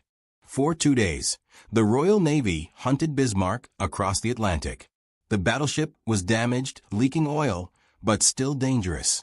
On May 26th, a Catalina flying boat relocated the ship. She was heading for the French coast and safety. If Bismarck reached Brest with its air cover and coastal defenses, she would escape. Admiral Tovey's battleships were too far away to intercept before Bismarck reached French air cover. Only one force was close enough: HMS Ark Royal. The carrier raced to intercept, but the weather was deteriorating into a full gale. Launching and recovering aircraft would be extremely dangerous. Attacking in such conditions seemed suicidal. But there was no choice. This was the last chance to stop Bismarck. At 1,450 hours, 15 Swordfish from 810, 818, and 820 squadrons launched from Ark Royal. The carrier was pitching and rolling violently. The flight deck rose and fell 40 feet. Launching was hazardous. Several aircraft nearly crashed on takeoff. They formed up and headed toward the target. Due to a radar contact confusion, they initially attacked the British cruiser HMS Sheffield by mistake. Fortunately, the torpedo's magnetic detonators malfunctioned in the rough seas and exploded prematurely. Sheffield was not hit. The Swordfish returned to Ark Royal. The mistake was embarrassing, but ultimately fortunate. The magnetic detonators were clearly unreliable. The torpedoes were switched to contact detonators for the next strike. At 19:10 hours, 15 swordfish launched again. The weather had worsened dramatically. Winds approached 60 miles per hour, with gusts even stronger. Rain reduced visibility to near zero. Some pilots could not see the wingtips of their own aircraft. Waves reached 40 feet, creating mountains of water that rose higher than the swordfish flew. The pilots could barely see their instruments in the gathering darkness. Water streamed into open cockpits, soaking instruments and making the compasses difficult to read. Flying in such conditions was normally prohibited as suicidally dangerous. Aircraft were simply not designed to operate in such weather. Control could be lost at any moment. Structural failure was a constant risk. Collision with the sea in darkness was probable. But this was not a normal situation. The future of the war might depend on the next 2 hours. If Bismarck escaped, the consequences were unthinkable. The swordfish flew through the storm toward Bismarck. Each pilot fought his own private battle with the elements. Sub-Lieutenant John Moffett was among the pilots. He later recalled that he could barely control his aircraft. The buffeting was so severe he thought the wings might tear off. Every gust threatened to flip the biplane inverted. Water streamed into his open cockpit, soaking him completely. His hands were numb on the controls despite thick gloves. His observer and air gunner huddled behind him, equally soaked, equally cold, equally terrified. Visibility was measured in yards. The formation was impossible to maintain. Each aircraft flew alone through the storm, navigating independently. Some pilots wondered if they would find the target. Others wondered if they would survive the weather regardless. The fabric wings flexed and strained. The steel tube framework groaned. But the swordfish held together. The robust construction that looked so antiquated was proving its worth. At approximately 20:55 hours, they found Bismarck. The battleship was silhouetted against storm clouds, her guns already firing. The swordfish attacked from multiple directions. The slow speed that made them obsolete now became an advantage. Bismarck's anti-aircraft guns were designed to track fast modern aircraft. The swordfish's slow approach confused the fire control systems. Shells burst around them. But the evasive maneuvering in the rough weather made accurate fire nearly impossible. The pilots pressed their attacks to point-blank range, less than 1,000 yards, some even closer. They released their torpedoes and turned away through the storm of fire. At least 2 torpedoes struck Bismarck. One hit amidships on the port side, causing relatively minor damage. The armor held. Flooding was contained. This hit would not stop the battleship. The second torpedo hit aft near the stern. This was the critical strike. The explosion jammed the battleship's rudder at approximately 12 degrees to port. The massive rudder designed to turn 50,000 tons of warship was locked in position. The steering gear room flooded rapidly. Damage control parties rushed to the scene. They found the compartment flooded, the machinery wrecked, the rudder immovable. Bismarck's captain, Ernst Lindemann, immediately ordered emergency steering procedures. The engines could be used to steer by varying power to the 3 propeller shafts. This worked for slow-speed maneuvering, but was nearly useless at sea speed. The battleship began steaming in circles, unable to maintain course. Divers were sent down to examine the rudder. The seas were too rough. They could not reach the damaged area. Engineering parties tried to rig emergency steering using the auxiliary rudder or by directly manipulating the steering gear. Nothing worked. The damage was catastrophic. The rudder would not respond. Without steering, Bismarck could not reach France. She could not even effectively fight. She was limited to 10 to 12 knots and could only steam in slow arcs, unable to take evasive action or choose her course. Admiral Gunther Lütjens, commanding the operation, signaled Berlin that the ship was no longer maneuverable. He knew what that meant. The British battleships were closing. Without steering, Bismarck was doomed. The question of which swordfish pilot fired the critical torpedo has been debated for decades. Sub-Lieutenant John Moffett is commonly credited with jamming Bismarck's rudder. His aircraft attacked from the port side in the first wave. However, When James Cameron led a diving expedition to examine the Bismarck wreck in 2002, the physical evidence was puzzling. The torpedo damage to the steering compartment was on the starboard side. Only 2 pilots attacked from starboard, Sub-Lieutenant Kenneth Pattison and Sub-Lieutenant Douglas Godfrey Fawcett. The actual pilot who fired the rudder-jamming torpedo may never be conclusively identified. Multiple torpedoes hit. Any one of several pilots might have fired the decisive weapon. What matters is that collectively, the Swordfish crews accomplished their mission. Moffat himself never claimed credit at the initial debriefing. The popular attribution came later. All 15 Swordfish returned safely to Ark Royal despite the appalling conditions and heavy fire. Landing on the pitching carrier deck in darkness and storm was as dangerous as the attack itself. But every aircraft made it back. Every crew survived. The next morning, May 27th, British battleships caught up with Bismarck. HMS King George V and HMS Rodney pounded the crippled battleship with heavy shells. Bismarck fought back but could not maneuver. After 2 hours of bombardment, the German ship was a burning wreck. At 1,039 hours, Bismarck sank. Over 2,000 crew died. 115 survived. The pride of the Kriegsmarine was gone. The threat to Atlantic convoys was eliminated. And the weapon that made it possible was the obsolete ferry Swordfish. The Swordfish would continue to serve throughout the war in roles that evolved as the conflict progressed. In the Mediterranean, Swordfish squadrons operating from Malta and from carriers became the primary strike weapon against Axis supply lines to North Africa. Malta-based Swordfish flew night attacks against Italian and German convoys carrying supplies to Rommel's Afrika Korps. These attacks were conducted in darkness, often in bad weather, against heavily escorted convoys. The Swordfish crews developed tactics for finding convoys at night using radar, then attacking with torpedoes or bombs. The successes were significant. Squadron 830, operating from Malta, sank approximately 110,000 tons of Axis shipping between May and November 1941. That represented dozens of merchant ships carrying fuel, ammunition, food, and vehicles that never reached North Africa. Other Malta-based squadrons achieved similar results. Conservative estimates suggest 300,000 to 450,000 tons of merchant shipping was destroyed by Swordfish attacks throughout the Mediterranean campaign. Every ship sunk meant supplies that did not reach Rommel. The cumulative effect was substantial.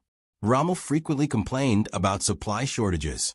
His offensive stalled partly because fuel and ammunition did not arrive. Swordfish attacks on supply convoys contributed significantly to those shortages. In the Atlantic, the Swordfish's role evolved as escort carriers entered service. These were small aircraft carriers converted from merchant ships. They could accompany convoys and provide air cover throughout the crossing.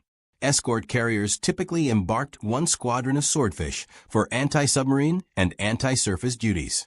The Swordfish proved highly effective in this role. Equipped with ASV Mark II radar, Swordfish could locate surface submarines at night or in poor visibility.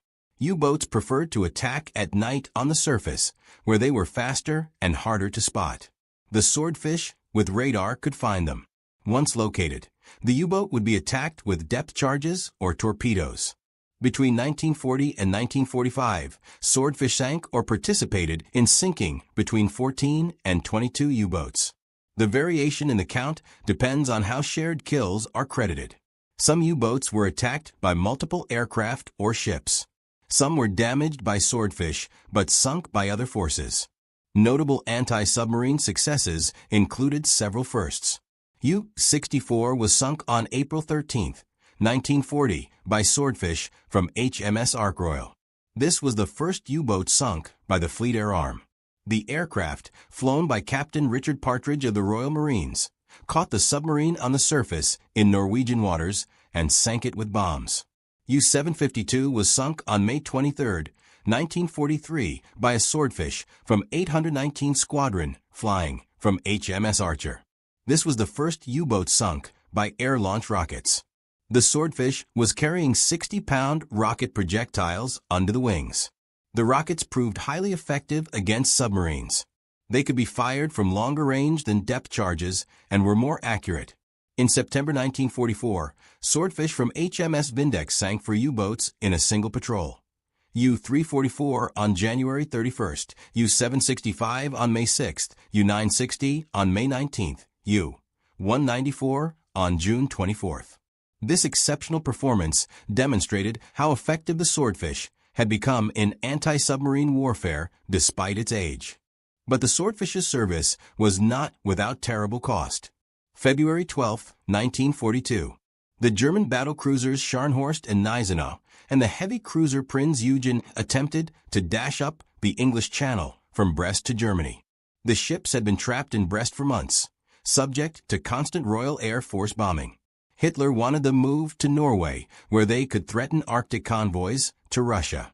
The Channel Dash, Operation Cerberus, to the Germans, was a bold move.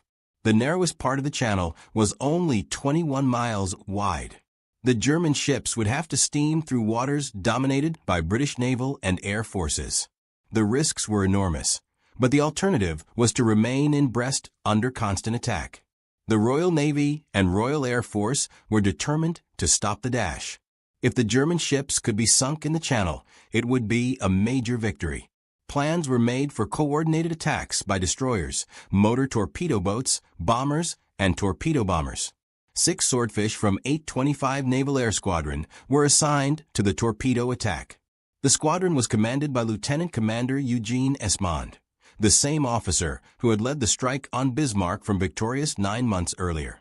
Esmond had been awarded the Distinguished Service Order for that action. King George VI personally presented the decoration on February 11th, the day before the Channel Dash. The timing was cruelly ironic. Esmond received his medal for bravery one day before facing an even more desperate mission. Esmond knew the mission was nearly suicidal.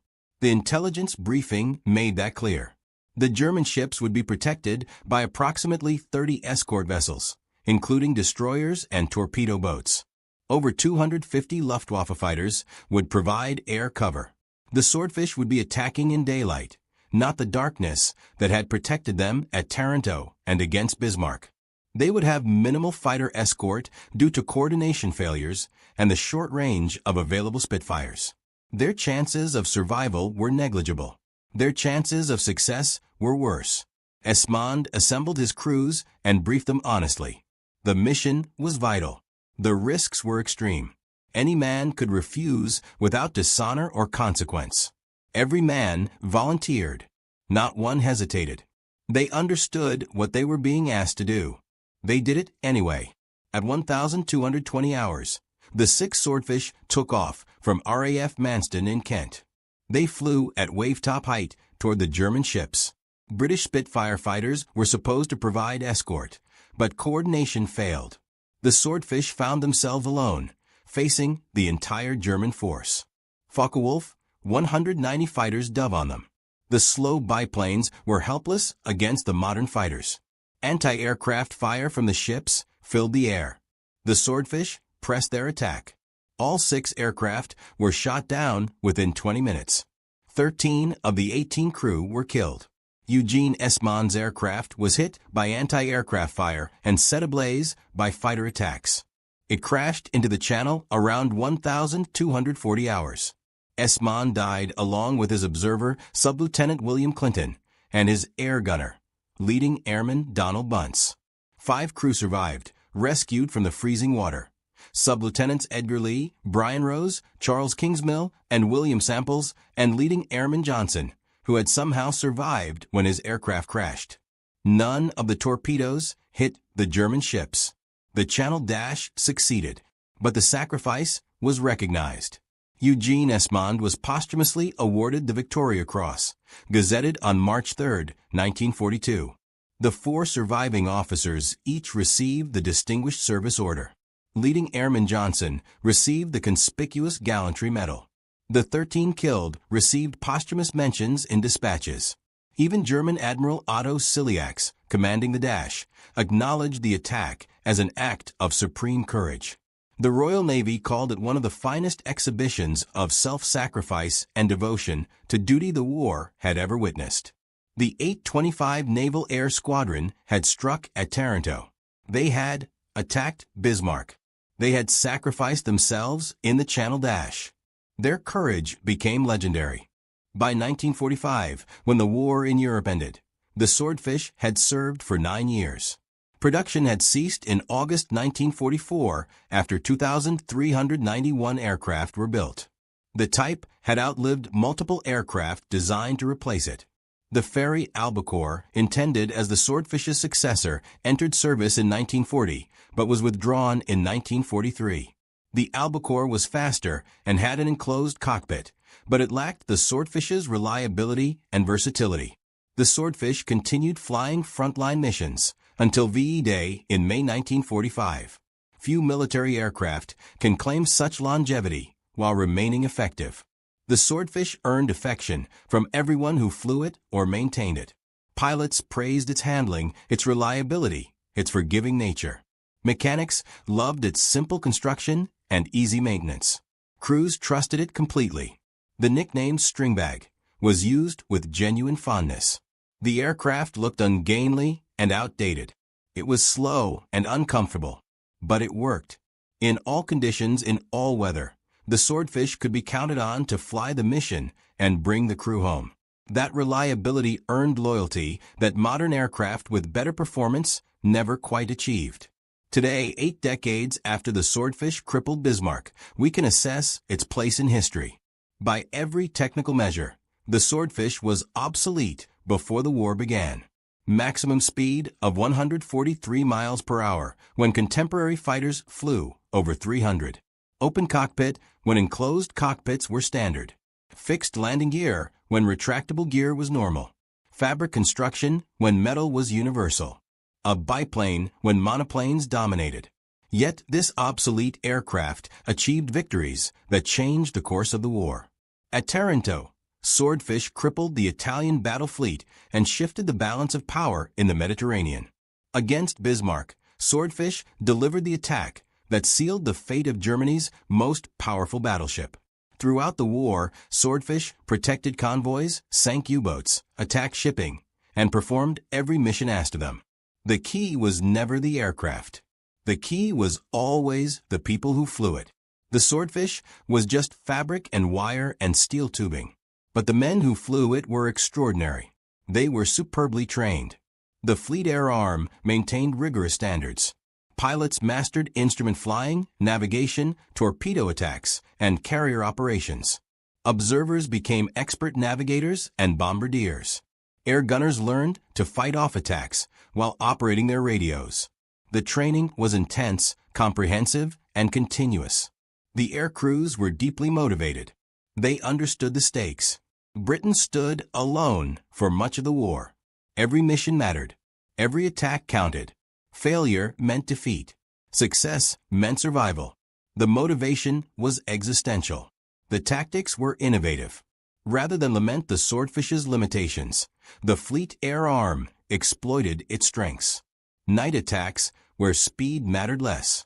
Low-altitude approaches below radar coverage.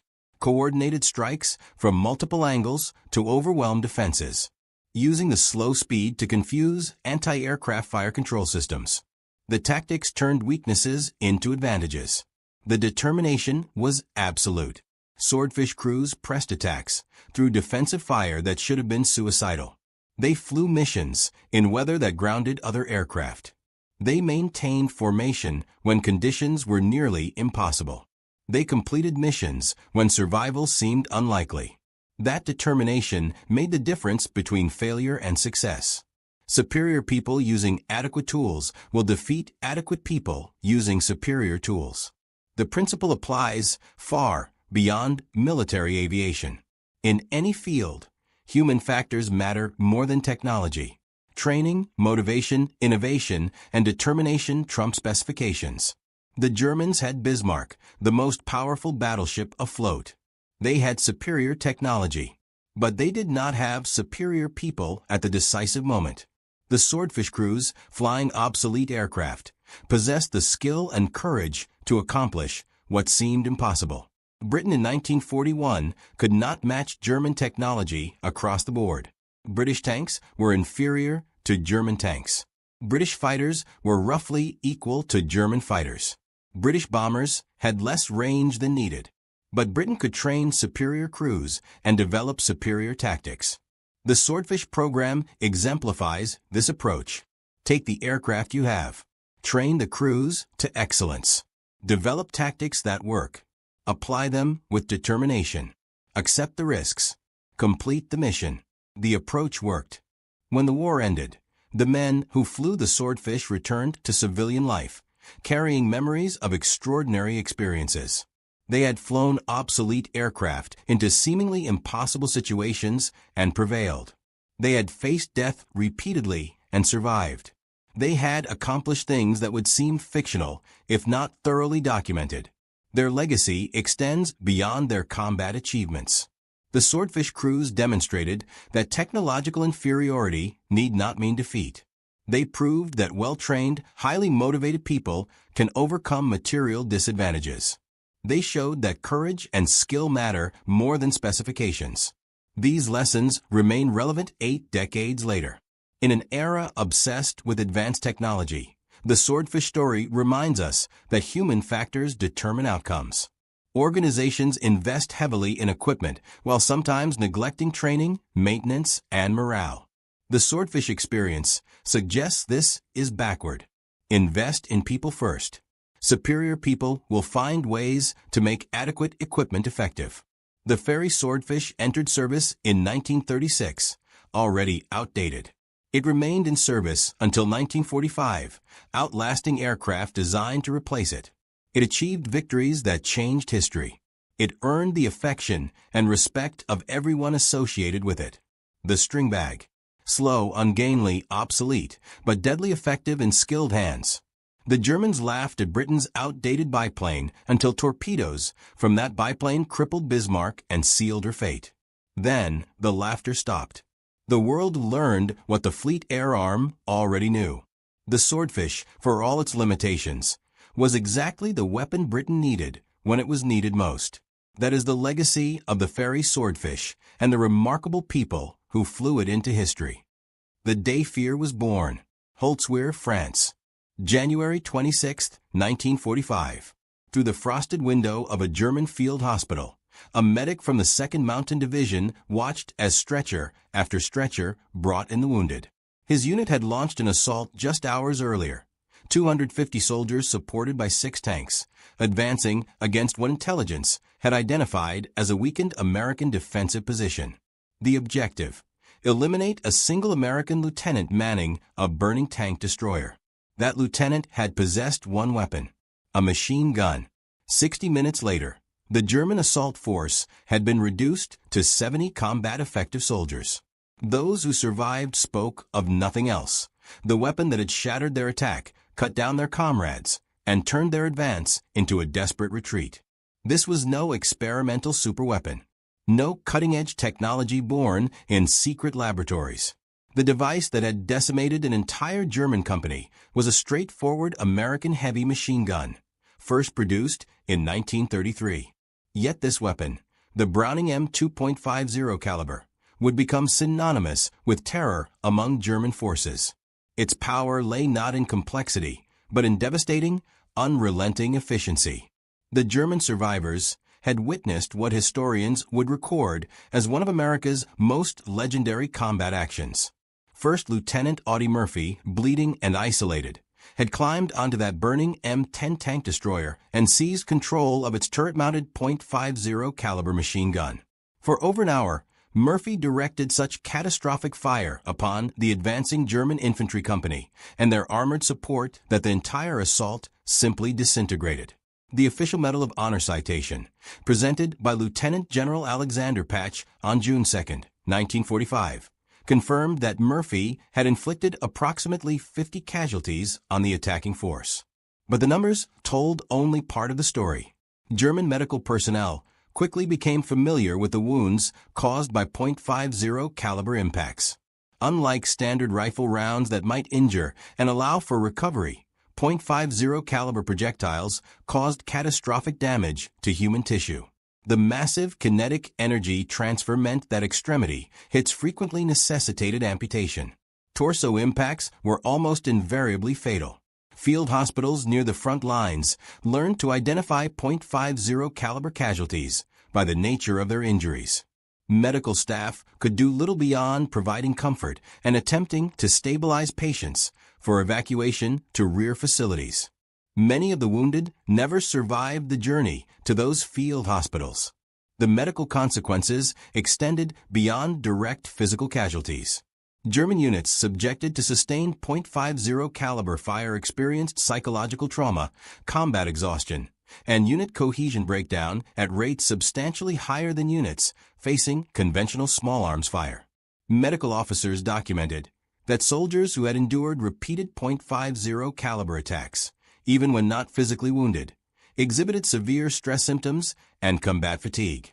The knowledge that survival under fire depended on luck rather than skill, that taking cover might prove meaningless against such overwhelming firepower, created a psychological helplessness that proved medically and militarily significant.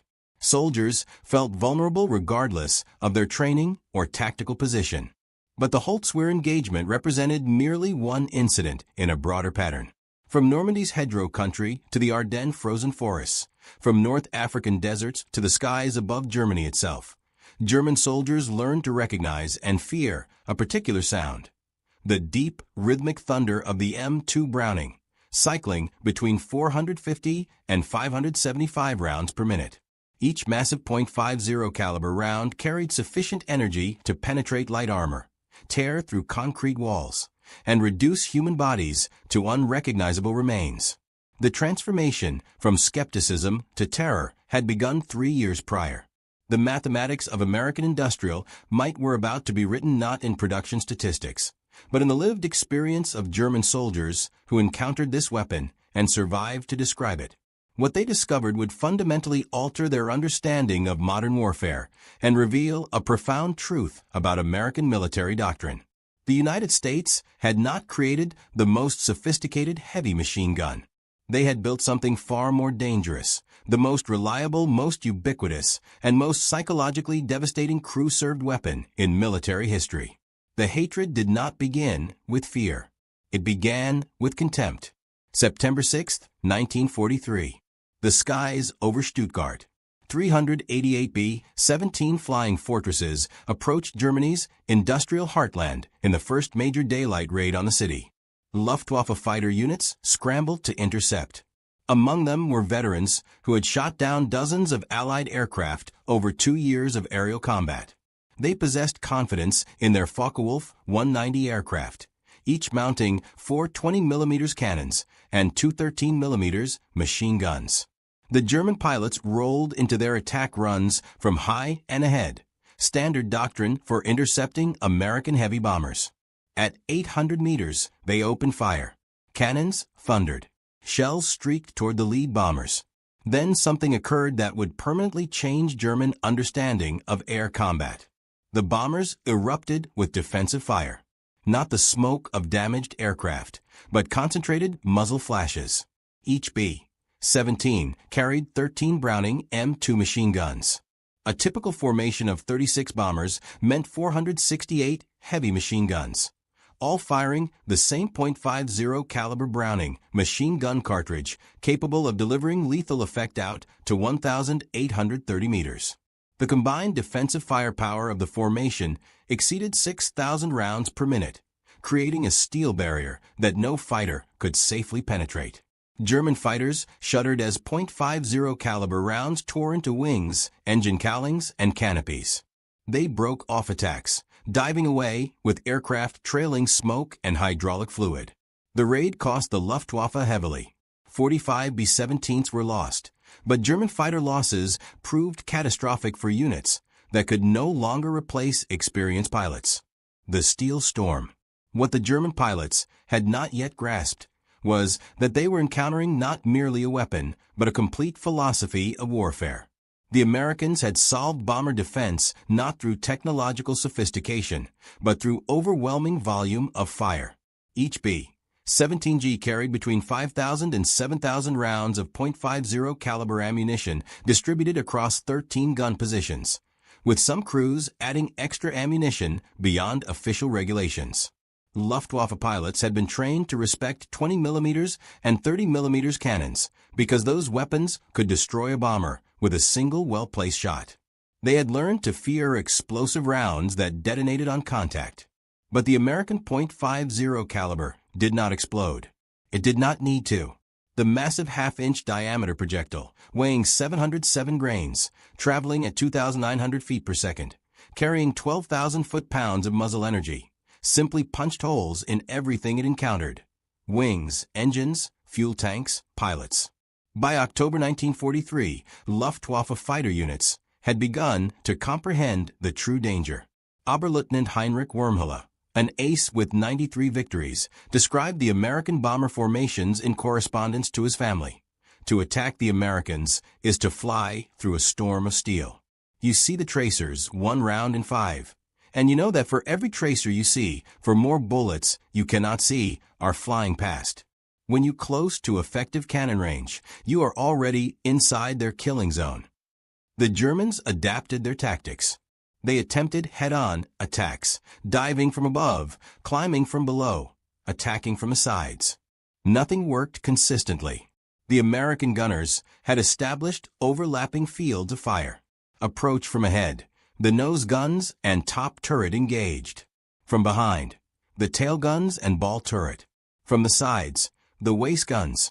From above or below, the ball turret and top turret. There was no safe approach vector. The United States Army Air Forces had arranged their combat box formations of 18 to 21 aircraft in three-dimensional space, specifically to maximize overlapping fields of defensive fire. But the real horror was not the volume of fire. It was the reliability. German pilots flying the Bf-109 or FW-190 knew that their cannons were prone to jamming, especially in cold air at high altitude.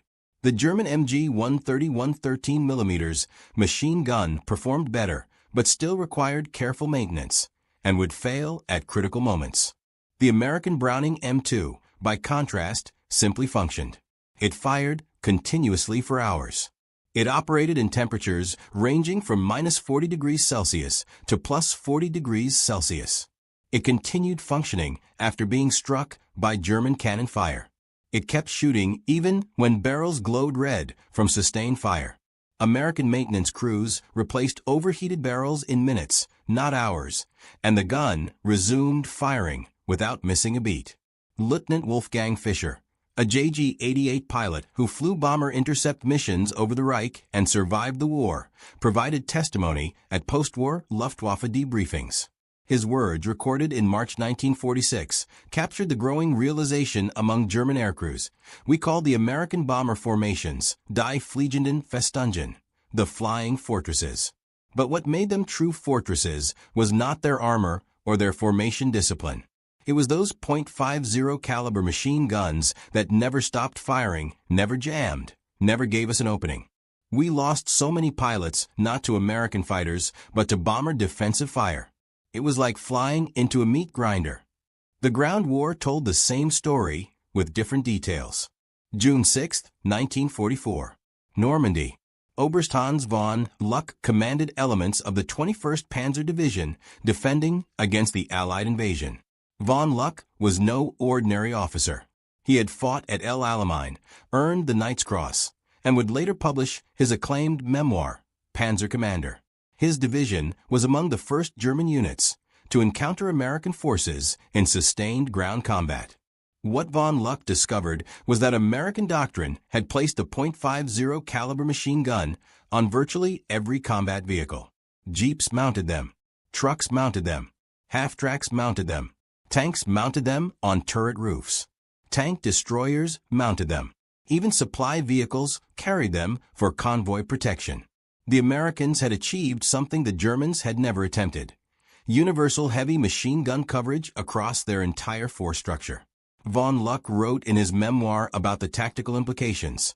We had been told our training and our tactical doctrine would overcome American material advantage. At Normandy, I learned the truth. The Americans did not need superior tactics. They had enough ammunition to make mistakes and still win. Their .50 caliber machine guns were on every vehicle, every position, firing continuously. We could not move in daylight. Any attempt to maneuver drew immediate and overwhelming fire. The psychological effect proved as destructive as the physical casualties. The German army had built its infantry doctrine around the machine gun.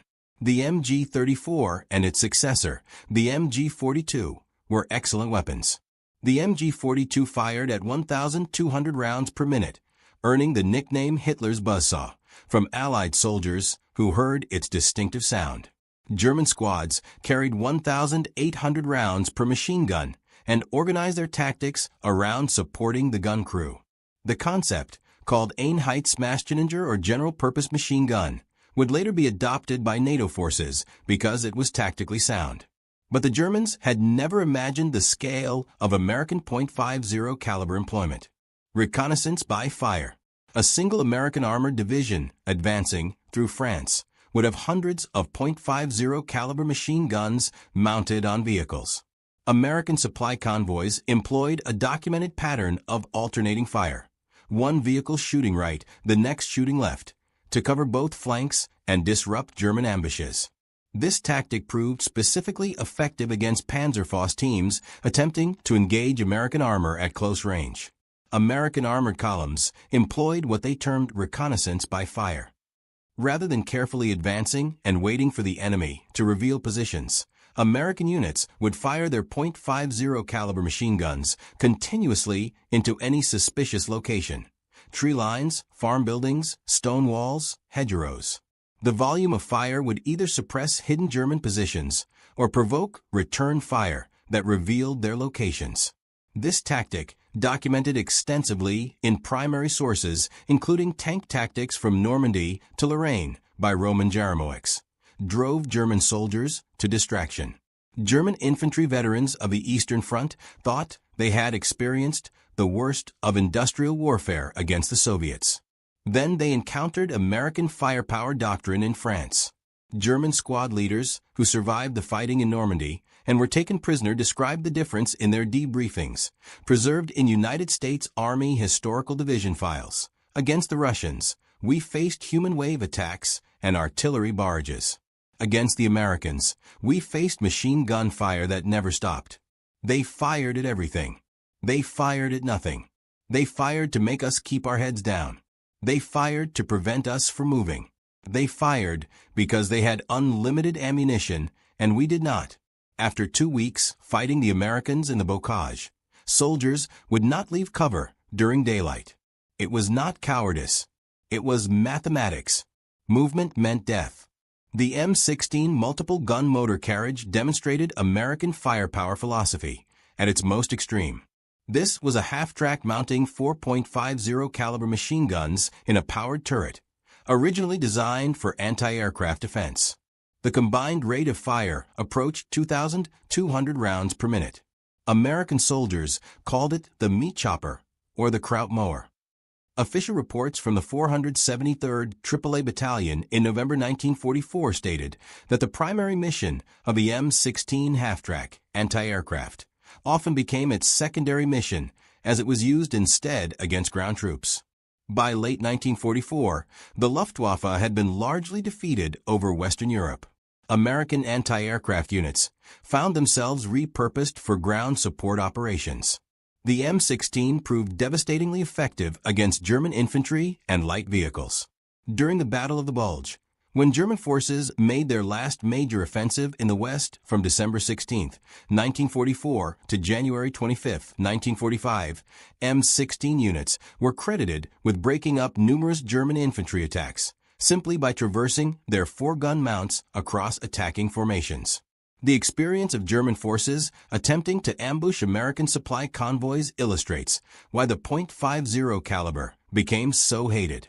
German doctrine for convoy ambush called for allowing lead vehicles to pass, then destroying vehicles in the middle of the column to create a roadblock, then systematically destroying the trapped convoy. This tactic had worked effectively against British and Soviet supply lines earlier in the war. against American convoys. The tactic failed catastrophically. American convoy doctrine placed .50 caliber armed vehicles at intervals throughout the column.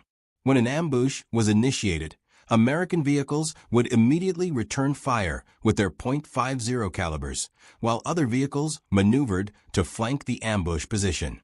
The volume of return fire was so intense that German ambush teams frequently suffered heavier casualties than the convoys they attacked. German platoon leaders who participated in convoy ambushes during the fighting in France described the evolution of German tactics and their ultimate failure in post-war interrogations. In early ambushes, German forces positioned infantry with machine guns and Panzerfäuste along roads. American convoys had vehicles equipped with .50 caliber machine guns distributed throughout. The volume of return fire from the convoys was devastating. German units learned to only ambush isolated vehicles, never convoys. But isolated vehicles were rare. The Americans moved in strength precisely because they knew German forces could not effectively attack their convoys. The pattern of alternating fire that American convoys employed was particularly effective. Vehicles on the right side of the road would fire into the right flank. Vehicles on the left would fire left. This created intersecting fields of fire that covered both sides of the road simultaneously. German forces attempting to ambush from one side would find themselves under fire not only from that side of the convoy, but from the opposite side as well. The psychological effect of being under fire from multiple directions by weapons that could penetrate cover and had seemingly unlimited ammunition made successful ambushes nearly impossible. American logistics units understood that the .50 caliber machine gun was their primary defense. Drivers and assistant drivers received training on the weapons. Ammunition was loaded in quantities far exceeding official allocations.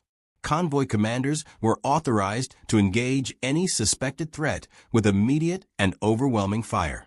The result was that German forces, by mid to late 1944, had largely given up attempting to interdict American supply lines in areas where American forces had air superiority and sufficient ground combat power to respond to attacks. This had strategic implications beyond the immediate tactical situation. German forces in France and later in Germany itself could not effectively interrupt American logistics. American units could count on regular resupply of ammunition, fuel, food, and equipment. This meant American tactical planning could assume that firepower would be available when needed. Thunder from above. German planning, by contrast, had to account for chronic ammunition shortages, fuel shortages, and the certainty that whatever supplies did arrive would arrive late and in insufficient quantities. The .50 caliber machine gun was both a cause and a symptom of American logistical superiority. It was effective because American industry could produce ammunition in vast quantities. It enabled continued operations because its reliability meant that ammunition once delivered would be effectively employed. German soldiers watching American tracer fire arc across the battlefield at night understood they were seeing not just ammunition expenditure, but visible proof of an industrial capacity they could not match. The terror from the air added another dimension to German fear of the .50 caliber. The Republic P-47 Thunderbolt, which American pilots nicknamed the Jug, carried 8 Browning M2 machine guns in its wings. This meant a single fighter could deliver 4,400 rounds per minute of combined firepower during strafing runs. German ground forces learned to recognize the distinctive shape of the P-47 and the sound that preceded death. A strafing run by a flight of 4 P-47s meant 32.50 caliber machine guns converging on a target area. The aircraft would approach at high speed and low altitude, often with minimal warning. Pilots would open fire at ranges of 600 to 800 meters and walk their fire across German positions, vehicles, and troop concentrations. The effect was described by survivors as a horizontal rainstorm of metal that left nothing intact. German supply sergeants who survived multiple strafing attacks during the retreat from Normandy in August 1944 described the helplessness German ground troops felt against American air power in their interrogations. You hear the engines first. By the time you look up, they are already firing. The bullets hit the road, the vehicles, the men all at once. There is no cover that works. Stone walls crumble. Trees are cut down. Metal tears like paper. You can be behind a truck one moment and the truck is gone the next, just pieces of metal and fire. Soldiers learned to abandon vehicles the moment they heard aircraft engines. Better to lose the vehicle than the vehicle and the crew. The P-47 proved particularly effective in what American pilots called armed reconnaissance missions. Rather than targeting specific objectives, flights would patrol assigned sectors, looking for targets of opportunity. Any German vehicle moving during daylight risked attack. Any troop column. Any supply convoy. Any artillery position. The 8.50 caliber machine guns gave pilots enough ammunition to engage multiple targets during a single sortie. A pilot might strafe a convoy, climb to altitude, spot a German tank platoon, dive to attack them, then strafe a crossroads on the return flight. The ammunition capacity, approximately 425 rounds per gun, meaning 3,400 rounds total, allowed for sustained combat. German forces adapted by moving primarily at night and in bad weather. But this adaptation came at enormous cost to operational tempo and logistics. Supplies that should have taken hours to move required days. Reinforcements arrived late or not at all. The Luftwaffe's inability to contest American air superiority by mid-1944 meant that German ground forces operated under constant threat of air attack. And the primary weapon delivering that threat was the .50 caliber machine gun. The combination of ground-mounted and air-delivered .50 caliber fire created a comprehensive suppression effect. German units could not move safely in daylight because of strafing attacks. They could not move safely at night because American ground forces used reconnaissance by fire with vehicle-mounted .50 calibers to interdict roads and trails.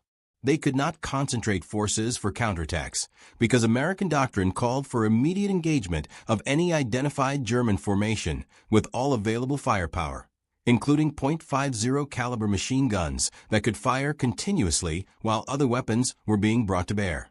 This was the reality that broke German combat effectiveness in the West. Not a single decisive battle, not a wonder weapon, but the cumulative weight of facing an opponent whose basic heavy machine gun was present in such overwhelming quantities and employed so lavishly that traditional military responses became irrelevant. German tactical doctrine, German training, German fighting spirit. None of these factors could overcome the simple mathematical reality that American forces could deliver superior firepower to any point on the battlefield faster than German forces could respond. A German infantry battalion attacking an American position might face 50 to 100.50 caliber machine guns, all firing continuously, all supplied with thousands of rounds of ammunition. German doctrine called for careful fire discipline to conserve ammunition. American doctrine called for overwhelming volumes of fire to suppress the enemy and maintain initiative.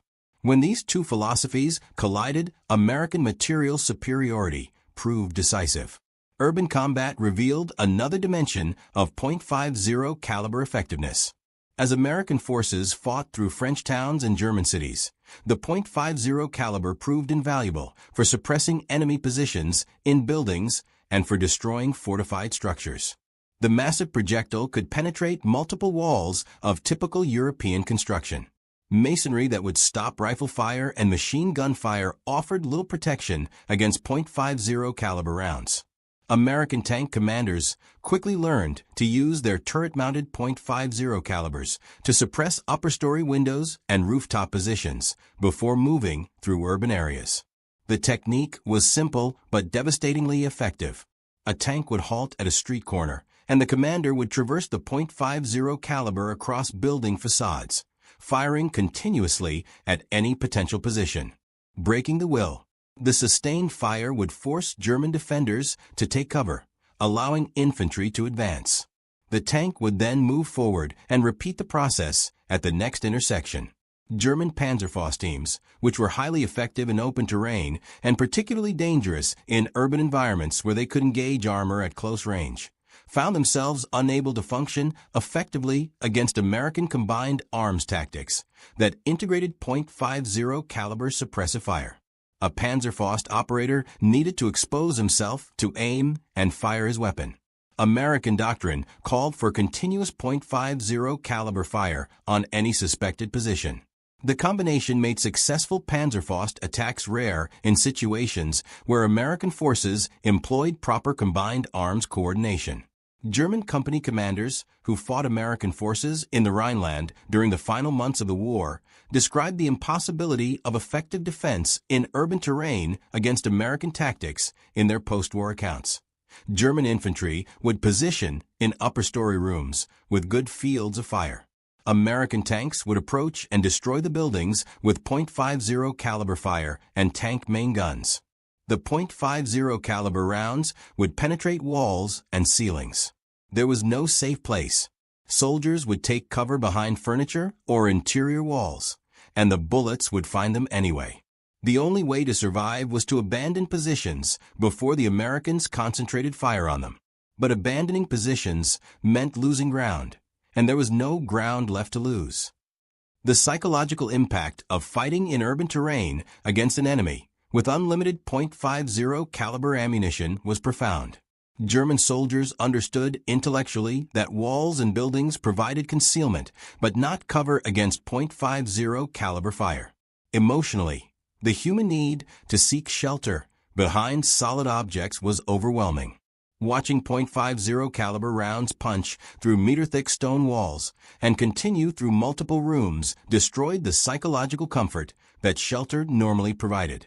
Soldiers felt exposed even when hidden, vulnerable even when protected by what would normally be adequate cover. This psychological erosion was cumulative. A soldier might survive one engagement, then another, but each time watching .50 caliber fire destroy what should have been safe cover. Eventually, the accumulated stress of knowing that no position was truly safe, that the Americans could and would destroy any defensive position with sustained fire, broke combat effectiveness. Units would abandon positions without being directly assaulted because they knew American firepower would eventually make those positions untenable. The final campaigns in Germany demonstrated the complete superiority of American firepower doctrine. German forces fought with courage and skill, often achieving local tactical successes against numerically superior American forces. But tactical success meant nothing when American forces could simply mass firepower and reduce German positions to rubble. The .50 caliber machine gun was the foundation of this firepower. It was present in sufficient quantities to engage any target. It was reliable enough to fire continuously for hours. It was supplied with sufficient ammunition that American commanders never needed to ration fire. And it was employed according to doctrine that valued suppression and destruction over conservation and precision. German tank crews learned to fear the .50 caliber for different reasons. While the M2 could not penetrate the frontal armor of German medium and heavy tanks, it could damage optical equipment, disable external stowage, and suppress accompanying infantry. More importantly, the .50 caliber could penetrate the thinner side and rear armor of many German armored vehicles at combat ranges. American M10 tank destroyers carried a .50 caliber M2HB machine gun mounted on the rear of the turret for anti-aircraft defense and close infantry protection. Statistical analysis of ammunition expenditure shows that M10s fired far more high-explosive shells than armor-piercing rounds, indicating extensive use in infantry support roles, where the .50 caliber proved critical for what crews called cleanup operations in close quarters. A German Panzerfaust team might disable an American tank, only to be cut down by .50 caliber fire from accompanying tank destroyers or infantry support vehicles before they could escape. Night combat introduced yet another terror associated with a .50 caliber. American ammunition used a ratio of 1 tracer round to every 4 ball rounds. This meant that every fifth .50 caliber bullet visible to the enemy was a glowing tracer that marked the trajectory of the burst. German soldiers watching American .50 caliber fire at night could see the tracers arcing toward them. Streaks of light that seemed to move slowly enough to track visually, but that arrived with devastating speed and force. The psychological effect was profound. Soldiers could see death approaching. They could watch the tracers converge on their position. They knew that for every tracer they saw, four additional rounds were flying along the same path. The human instinct to duck or dodge was useless because by the time a soldier saw the tracer, the rounds had already arrived. Veterans learned not to watch the tracers, but new replacements would fixate on them, mesmerized by the deadly light show, often freezing in the open until the fire found them. American forces exploited this psychological effect deliberately. Reconnaissance by fire at night meant sending streams of tracer-laden .50 caliber fire across suspected positions. The visual effect was overwhelming. Entire sectors would light up with intersecting streams of tracers. The noise of the firing combined with the visual impact created an environment that German soldiers described as hellish. Mathematics of terror. German infantry squad leaders captured near Aachen in October 1944 described the experience in their interrogations. At night, you can see them shooting even when they cannot see you.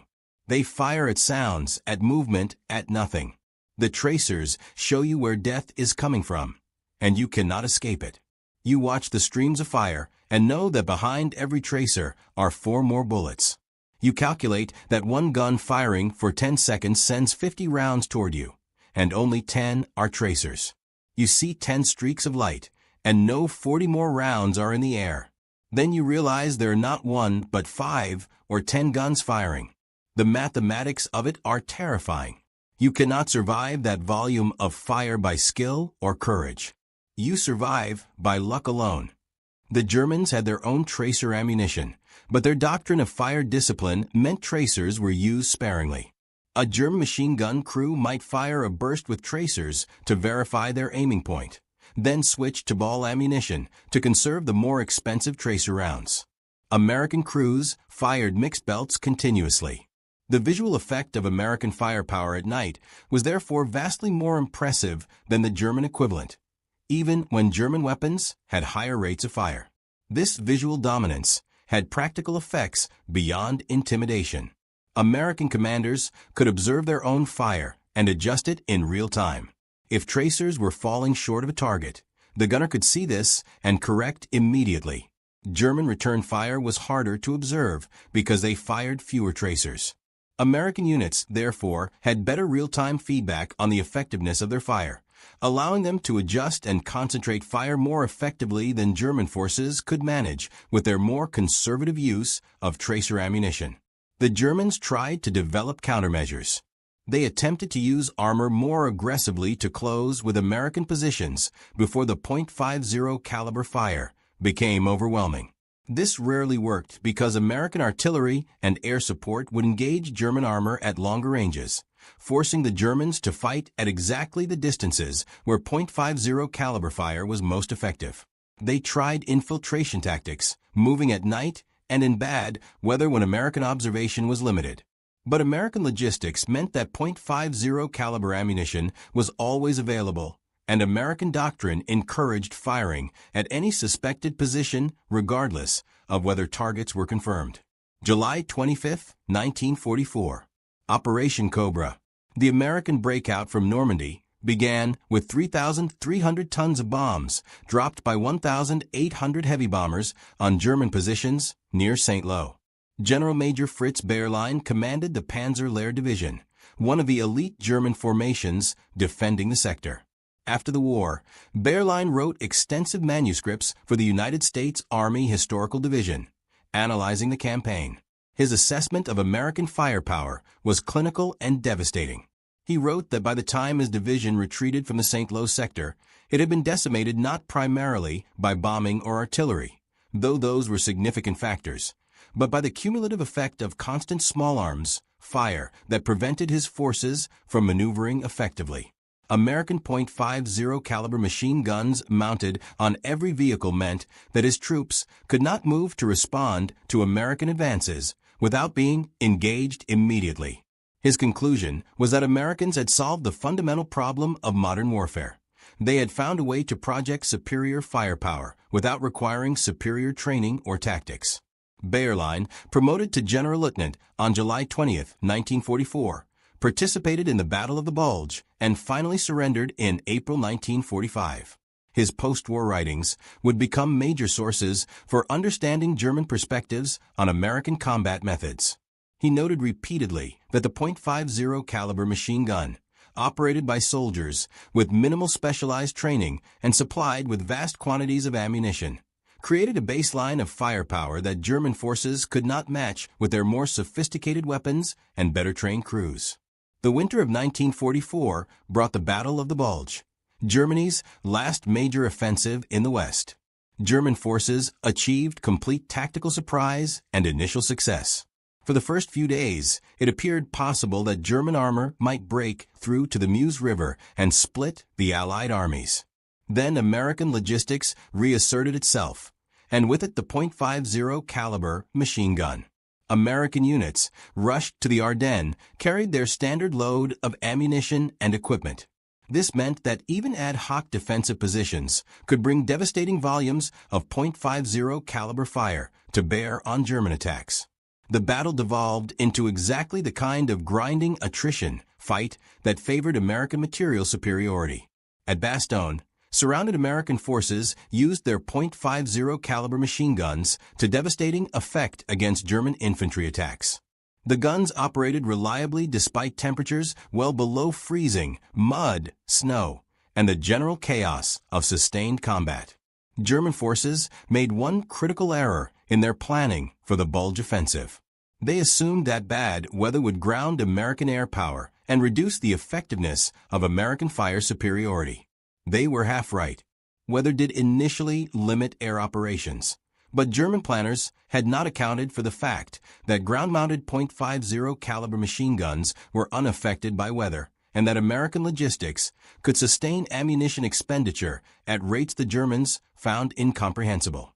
General der Volkssturmtruppe Alfred Schlemm commanded the 1st Parachute Army from November 1944 to March 1945, when he was wounded during Operation Veritable, the Canadian First Army's assault across the Rhine. Engineering dominance. Schlemm had the unenviable task of defending against Allied offensives with increasingly limited resources and declining troop quality. His post-war analysis, like Bayerlein's, focused on the cumulative psychological impact of American firepower.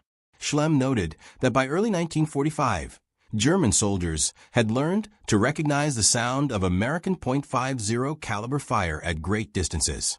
The knowledge that any position could be engaged by these weapons, that any movement could draw immediate fire, and that German forces had no effective counter, created what he called a defensive mentality that made offensive operations nearly impossible.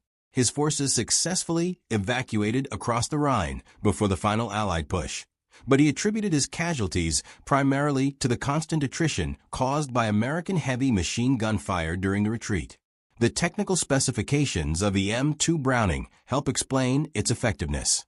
The weapon weighed 84 pounds without a tripod, 128 pounds with the M3 tripod mount. This made it heavy, but not impossibly so for a crew-served weapon. The effective range of 1,830 meters meant it could engage targets well beyond the range of German rifles and light machine guns. The rate of fire, between 450 and 575 rounds per minute, was slower than the German MG-42, but faster fire rates meant nothing when German crews had limited ammunition. The .50 caliber Browning machine gun cartridge fired by the M2 carried specifications that made it effective against a wide range of targets. The standard M33 ball round achieved a muzzle velocity of 2,910 feet per second. Armor-piercing variants could penetrate 19 millimeters of armor at 500 meters. The M8 API armor-piercing incendiary round penetrated 16 millimeters at 500 meters and would ignite fuel or ammunition upon penetration. The M20 APIT variant with its tracer element penetrated 21 millimeters at the same range.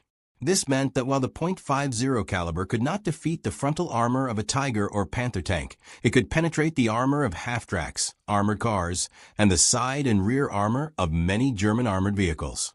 More importantly, it could destroy truck engines, puncture fuel tanks, disable artillery pieces, and suppress infantry at ranges where return fire was ineffective. The M2's reliability stemmed from its design. John Browning had begun development in July 1917 during the First World War. The M1921 water-cooled .50 caliber machine gun, weighing 121 pounds with its water jacket, entered service, but proved too heavy for mobile warfare. The M2 air-cooled version, adopted in 1933, eliminated the water cooling system and reduced weight while maintaining reliability. The basic operating principles of the weapon were simple, robust, and proven. American manufacturers, including AC Sparkplug, Frigidaire, Guide Lamp, and Colt, produced nearly 2 million .50 caliber machine guns of all models during the war years. Production of the M2HB, the heavy barrel version that could sustain longer periods of fire, reached approximately 350,000 units total across all services and theaters. This scale of production meant that American forces never lacked for replacement weapons or spare parts. The Germans understood intellectually what they faced. Their own weapons were, in many respects, more sophisticated. The MG-34 and MG-42 were better suited to the role of squad automatic weapon. The German 13mm MG-131 aircraft machine gun had a higher rate of fire at 900 rounds per minute. German 20mm and 30mm aircraft cannons were more destructive per hit than any machine gun. But sophistication meant nothing in the face of overwhelming material superiority. The Americans had built a weapon that was good enough for every role it needed to fill, and had produced it in quantities that allowed universal employment. Every American bomber carried 13 M2s. Every fighter like the P-47 Thunderbolt carried 8 M2s. Every American combat vehicle carried at least one. American infantry companies had organic .50 caliber heavy machine gun sections. American anti-aircraft units could repurpose their M16 quad mounts for ground combat. The weapon was everywhere, always available, always supplied with ample ammunition, and it worked every time it was needed. The psychological impact on German forces was cumulative and devastating. Individual soldiers might survive encounters with .50 caliber fire. Units might successfully complete tactical missions despite American firepower superiority. But over weeks and months of combat, the constant knowledge that the Americans could bring overwhelming fire to bear on any target at any time with weapons that functioned reliably in all conditions wore down German combat effectiveness, as surely as casualties and equipment losses. This was not cowardice on the part of German soldiers. These were veteran troops who had fought across Europe and North Africa. Many had faced Soviet attacks on the Eastern Front. But there was something uniquely demoralizing about the American approach to warfare. The Soviets might mass human waves and artillery. The British might demonstrate tactical excellence and coordination. The Americans simply deployed overwhelming material resources and fired until resistance collapsed. German officers found it increasingly difficult to motivate men to attack when they knew American .50 caliber fire would meet any advance. German infantry became reluctant to maneuver in daylight. German vehicles clustered in cover rather than advancing. Industrial superiority. The tactical initiative shifted permanently to the Americans, not because of superior tactics or better training, but because American doctrine, built on unlimited ammunition and reliable weapons, made German doctrine obsolete. The hatred German soldiers expressed for the .50 caliber was the resentment of craftsmen facing mass production, of skilled warriors facing industrial warfare. The .50 caliber represented everything about American warfare that the Germans found alien: the casual expenditure of ammunition, the reliance on material superiority rather than superior skill, the willingness to destroy rather than to capture or bypass. These were not the methods of soldiers in the traditional European sense. These were the methods of an industrial power that had calculated that material expenditure was cheaper than casualties and more effective than tactical elegance. After the war, German military historians and former officers provided consistent assessments. The American .50 caliber machine gun was not the most sophisticated weapon of World War II. It was not the fastest firing or the most accurate or the lightest or the most versatile. It was simply the most effective because it combined reliability, ubiquity, and overwhelming logistical support. The weapon itself was only part of the equation.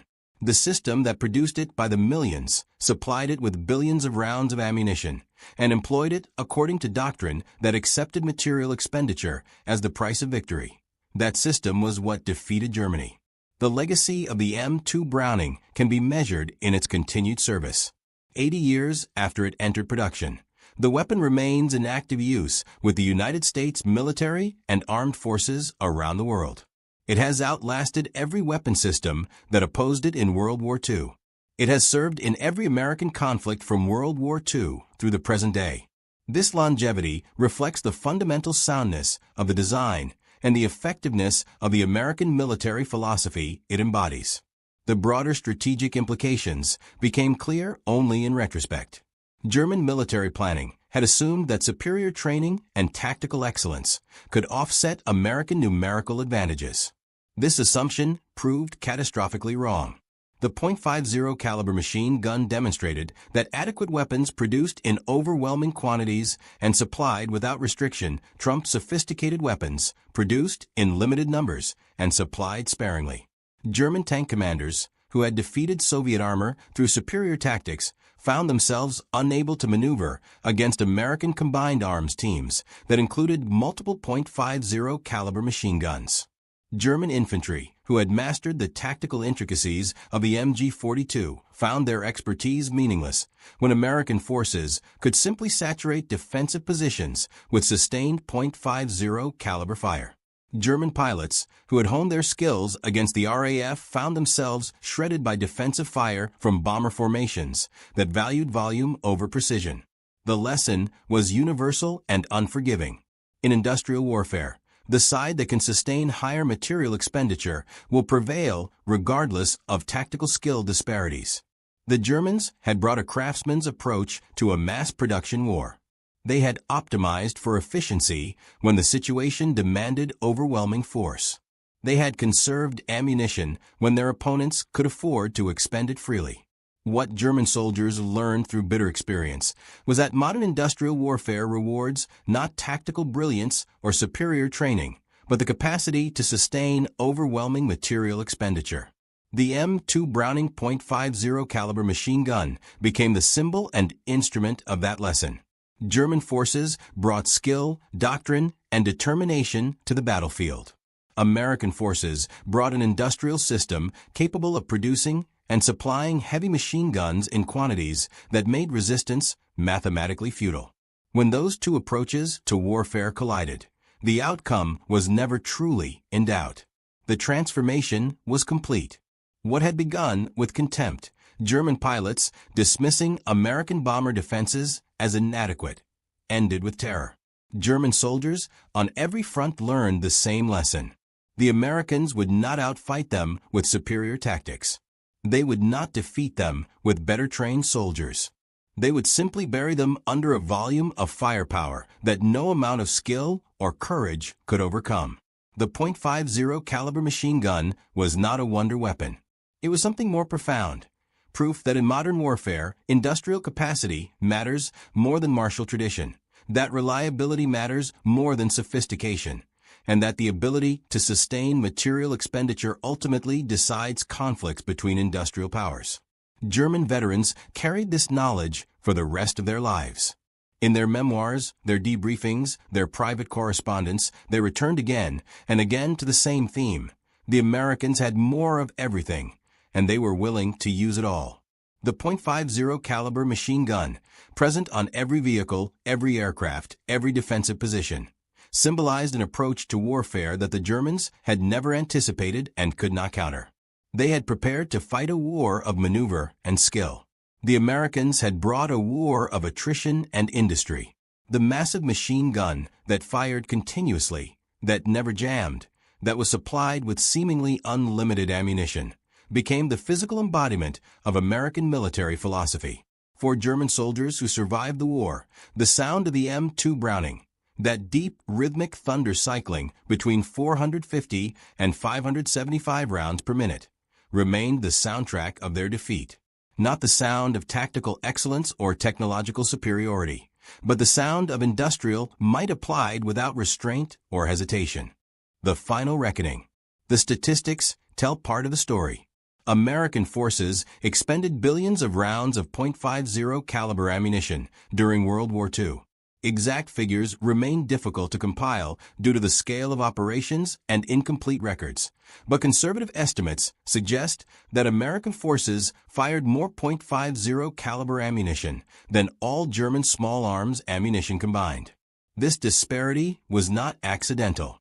It reflected fundamentally different philosophies of warfare. German doctrine emphasized fire discipline, conservation of resources, and reliance on superior training and tactics to achieve victory with limited material expenditure. American doctrine emphasized overwhelming firepower, aggressive use of all available resources, and acceptance that material expenditure was preferable to casualties. The .50 caliber machine gun was the perfect weapon for American doctrine. It was robust enough to withstand abuse. It was simple enough that minimally trained soldiers could operate it effectively.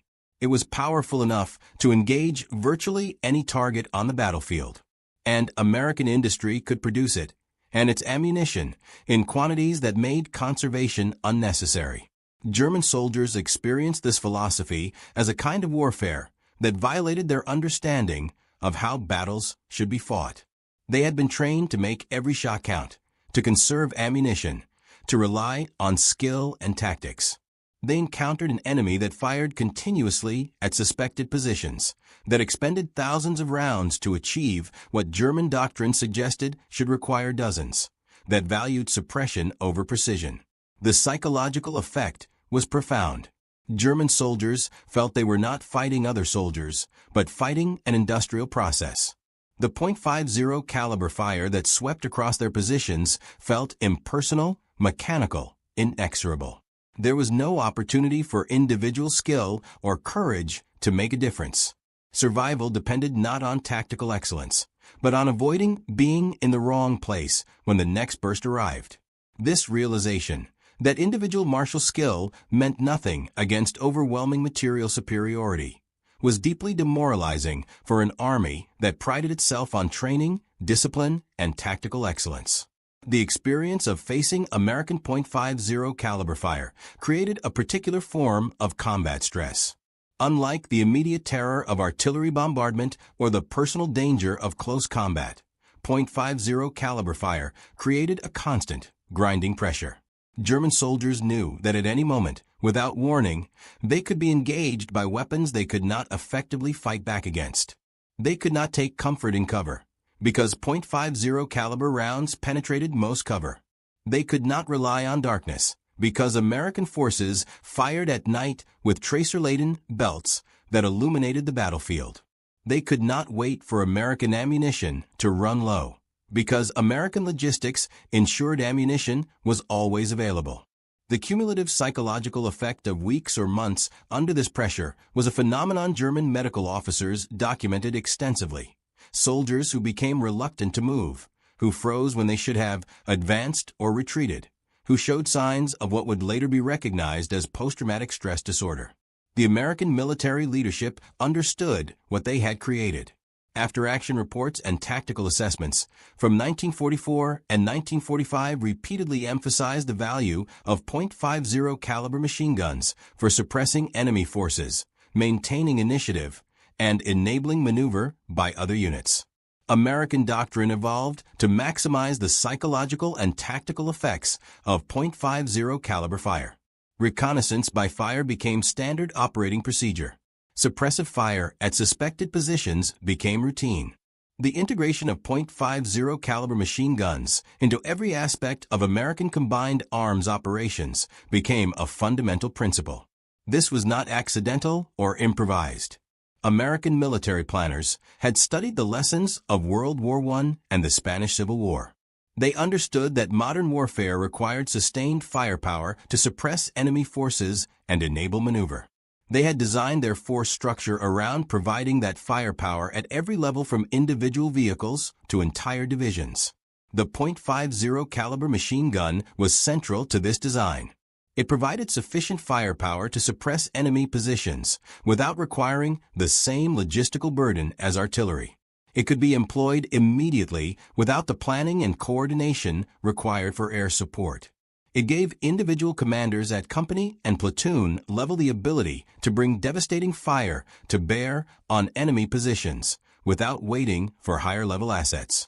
German forces had no equivalent capability.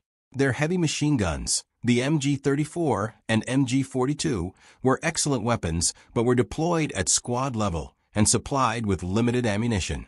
Their organic fire support relied more heavily on mortars and artillery, which required time to position and coordinate.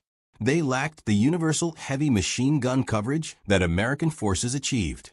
This asymmetry in force structure meant that in any tactical engagement, American forces could bring more immediate firepower to bear.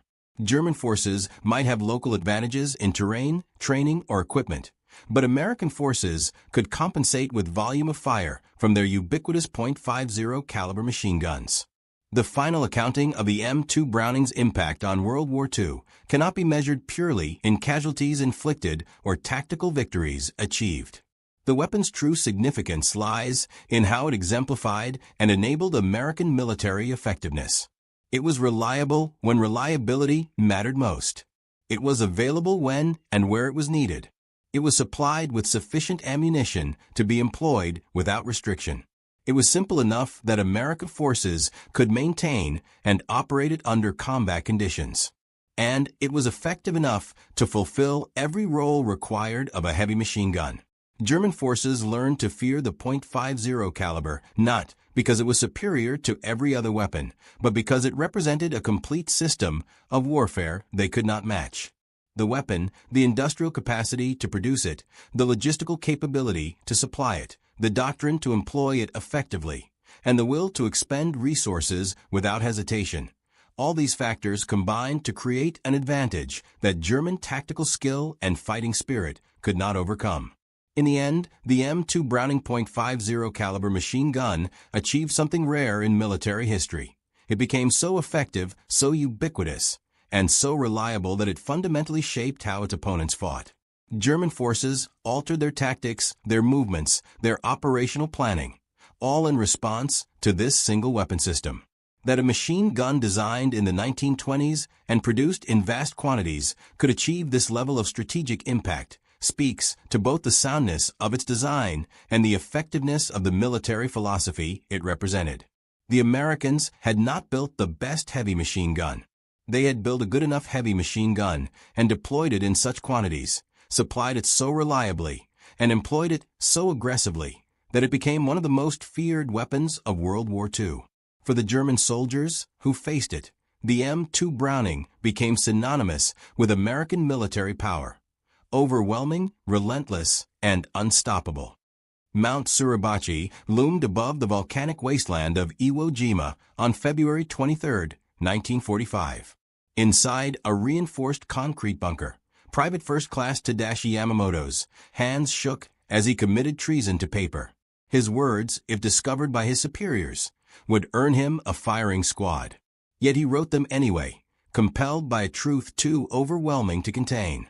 These Americans, these Marines, they don't behave like men. They refuse to die as others do.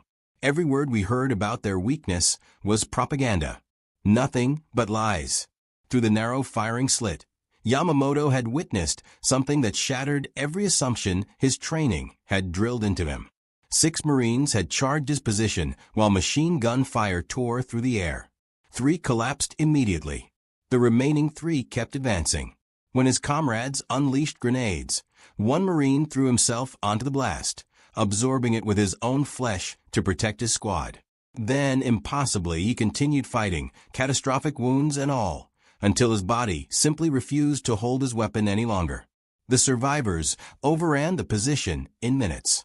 21,000 Japanese defenders occupied Iwo Jima, fortified within 18 kilometers of interconnected tunnels and reinforced positions.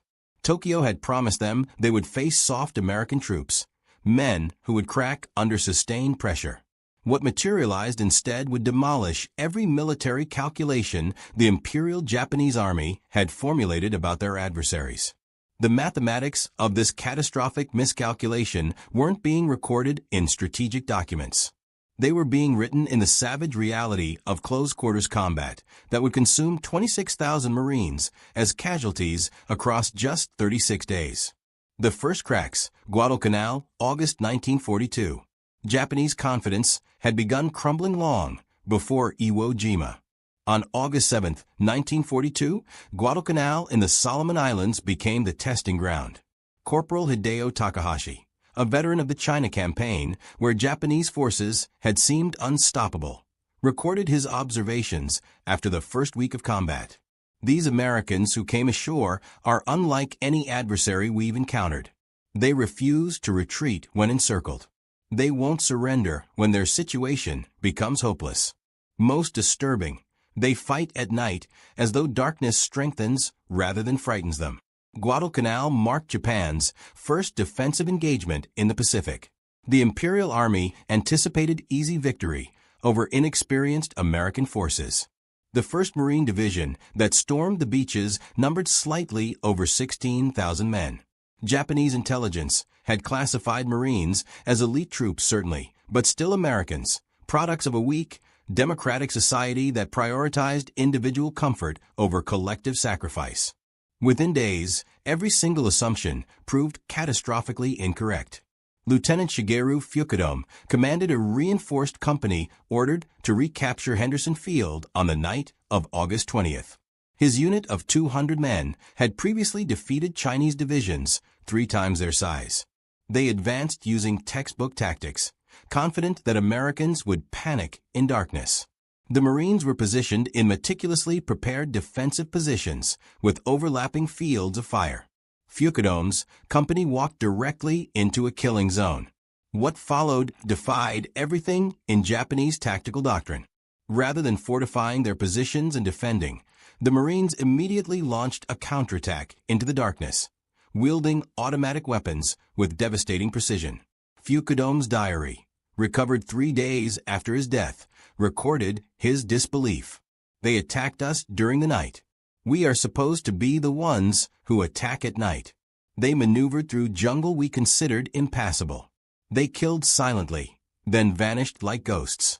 By sunrise, only 90 men remained for my company. The Americans had suffered 12 casualties. This pattern replicated itself across Guadalcanal. Japanese forces, accustomed to enemies who crumbled under banzai charges, discovered Marines who held their positions until physically overwhelmed, then fought hand-to-hand with bayonets, knives, and bare fists. Sergeant Kenji Matsumoto, who survived 4 months on Guadalcanal before evacuation, wrote in a letter later intercepted by American intelligence. We were instructed that Americans are individualistic, that they won't sacrifice themselves for their comrades. This is completely false. I witnessed a Marine machine gunner continue firing with both legs shattered until Japanese infantry killed him at arm's length. His assistant immediately seized the weapon and resumed firing.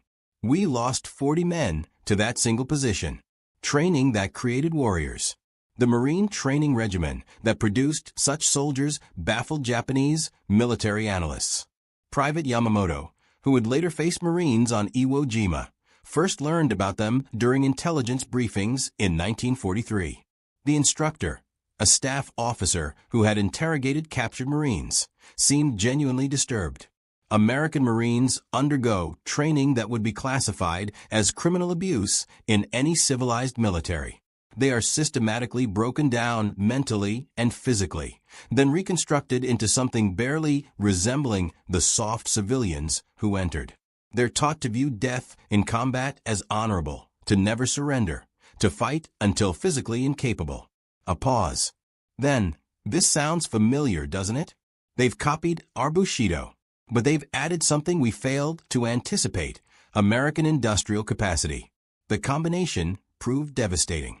Japanese soldiers trained in the code of Bushido expected death before dishonor, but they fought with equipment increasingly inferior to American weaponry. Marines underwent training nearly as harsh as Japanese soldiers endured, creating warriors equally willing to die. But those Marines landed with overwhelming firepower that rendered Japanese positions untenable.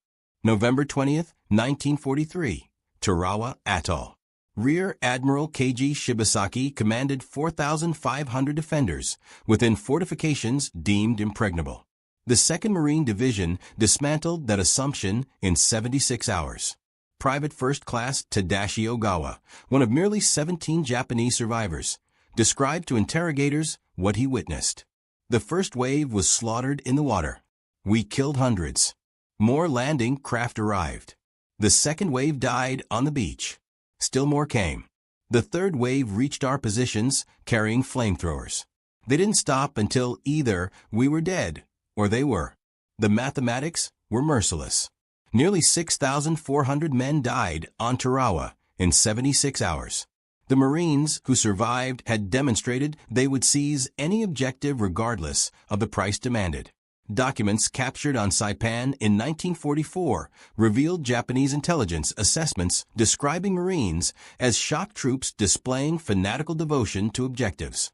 Marines refuse orders to retreat and will counterattack even when tactically disadvantaged. Casualties inflicted on Marines do not degrade unit effectiveness until the unit is completely annihilated. This classification emerged from systematic study. Captain Yoshio Kobayashi, a Guadalcanal survivor, provided detailed comparative analysis. American Army infantry tactics are competent and conventional. The Marines operate differently. They advance aggressively regardless of casualties. They accept casualty rates that would force any rational commander to halt operations. This is unprecedented in modern warfare. The speed of death, Paliliu. The velocity of Marine operations proved as devastating as their firepower. Lieutenant Colonel Kunio Nakagawa, who commanded on Paliliu, constructed defenses based on previous campaigns where American forces paused after amphibious landings. The Marines never paused. They landed September 15th at 8:30 hours and controlled half the airfield by nightfall. Nakagawa's diary recorded his shock. My defensive plan collapsed because it assumed the enemy would act rationally. The Marines do not act rationally. They act with total commitment regardless of circumstances. This total commitment manifested in ways that appeared suicidal to Japanese observers, but proved devastatingly effective. Sergeant Kenji Matsumoto, captured on Bougainville, described witnessing a Marine platoon assault a fortified hilltop position. The approach required crossing open ground swept by machine gun fire from 3 bunkers. Japanese doctrine would have mandated extensive artillery preparation, followed by infantry assault under smoke cover. The Marine lieutenant assessed the position for perhaps 30 seconds, then ordered the assault with zero preparation. The platoon charged directly into the fire. 7 men fell in the first 20 seconds. The survivors reached the first bunker and destroyed it with grenades and demolition charges. 3 more men fell assaulting the second bunker. The remaining Marines captured it. The third bunker fell to the last 5 men standing. The platoon suffered 12 casualties from 37 men to take a position we considered impregnable. The entire action consumed 4 minutes from order to completion. This wasn't courage. This was systematic application of acceptable casualties to achieve objectives faster than we could respond. The psychology of acceptable losses. The concept of acceptable casualties horrified Japanese officers trained to value their soldiers' lives within the context of achieving objectives. Marines calculated casualties as the cost of victory and paid that cost without hesitation when the objective warranted it. This created a psychological advantage beyond material superiority. Japanese commanders, knowing Marines would accept 50% casualties to take a position, faced impossible decisions: defend with insufficient force and lose the position defend with adequate force, but weaken other positions abandon the position and cede terrain. Every option led to defeat. The only variable was timing. Major Yoshitaka Takahara, senior staff officer on Iwo Jima, who survived the battle, analyzed this dilemma in post-war interrogations. General Kurabayashi understood we could not stop the Marines. Our defenses were designed to delay them and inflict maximum casualties. We succeeded brilliantly at inflicting casualties. Over 20,000 Marines were killed or wounded in 36 days. This would have destroyed any other military force's ability to continue offensive operations. The Marines reinforced and continued attacking without any reduction in intensity. We calculated that inflicting 10,000 casualties would halt their advance for at least a week. They suffered 10,000 casualties in the first week, and their advance never slowed. This revealed the fundamental imbalance. They could replace casualties faster than we could kill them. They had 50 Marine divisions in the Pacific Theater or training in the United States. We had finite defenders on each island. Mathematics dictated our defeat.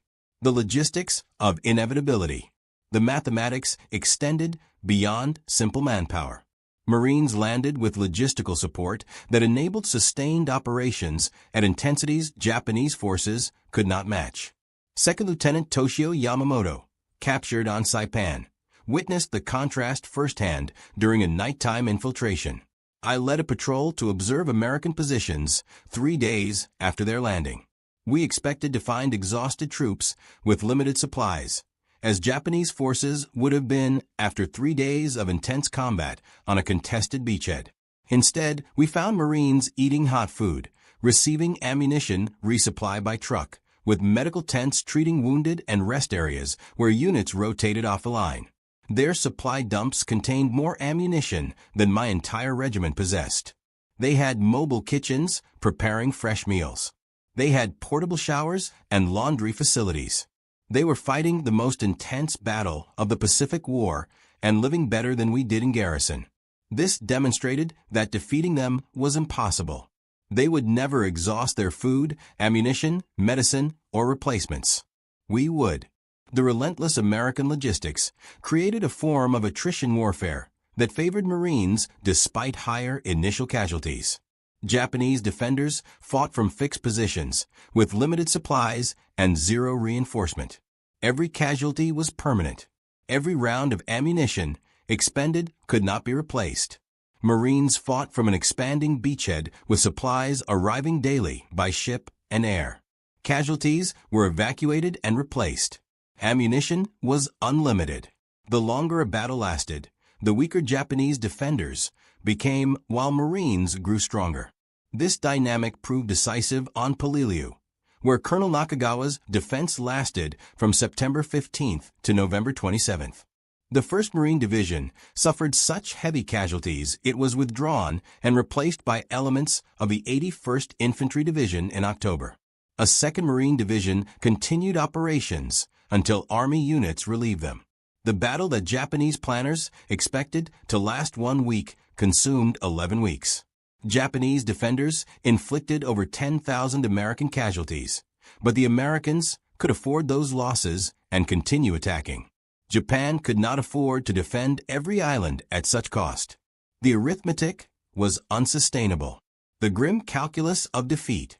The unsustainability became apparent to Japanese military leadership by mid-1944.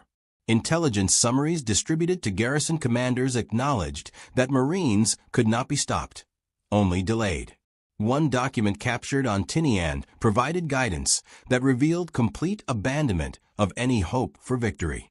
When defending against Marine assault, do not expect to hold positions indefinitely. The objective is to delay the American advance sufficiently to enable other strategic objectives. Each day of resistance is valuable. Each Marine killed or wounded is valuable. But understand that the position will fall. Prepare accordingly. Stock positions with maximum ammunition. Create redundant defensive positions. Plan to fall back in stages. Accept that you will likely die in the defense. Your sacrifice buys time for the empire. There is honor in this sacrifice, even without victory. This grim calculus defined Japanese defensive strategy for the final year of the Pacific War. Defenders no longer fought to win battles. They fought to make those battles so costly that Americans might negotiate rather than invade Japan itself. Marines, by accepting casualties that would have forced other armies to halt, negated this strategy. They paid the price demanded and continued advancing. No cost was too high. No position was too strong. The offensive never stopped. Private Tadashi Ogawa, one of the few survivors from Tarawa, later described the psychological impact of facing such an enemy. After the first day of battle, we knew we would lose. The Marines had landed in overwhelming force. They had naval gunfire that destroyed our positions. They had air support that bombed us continuously. But we still believed we could make them pay such a terrible price they would reconsider future invasions. Then we watched them continue attacking despite horrific casualties. They walked through machine gun fire that killed dozens. More Marines came behind them. We killed them too. More came. We fought for 3 days with absolute commitment. We inflicted thousands of casualties. We died almost to the last man, and the Marines took Tarawa on schedule. They paid the price we demanded and continued their advance across the Pacific. That was when we understood the war was lost. An enemy who will pay any price to win cannot be defeated by making victory expensive. The spread of realization. This realization spread through the Japanese military as survivors from each battle carried their experiences to the next. By the time Marines landed on Iwo Jima in February 1945, every Japanese defender knew they faced the most implacable enemy in the Pacific. They knew they would die. They knew the Marines would take the island.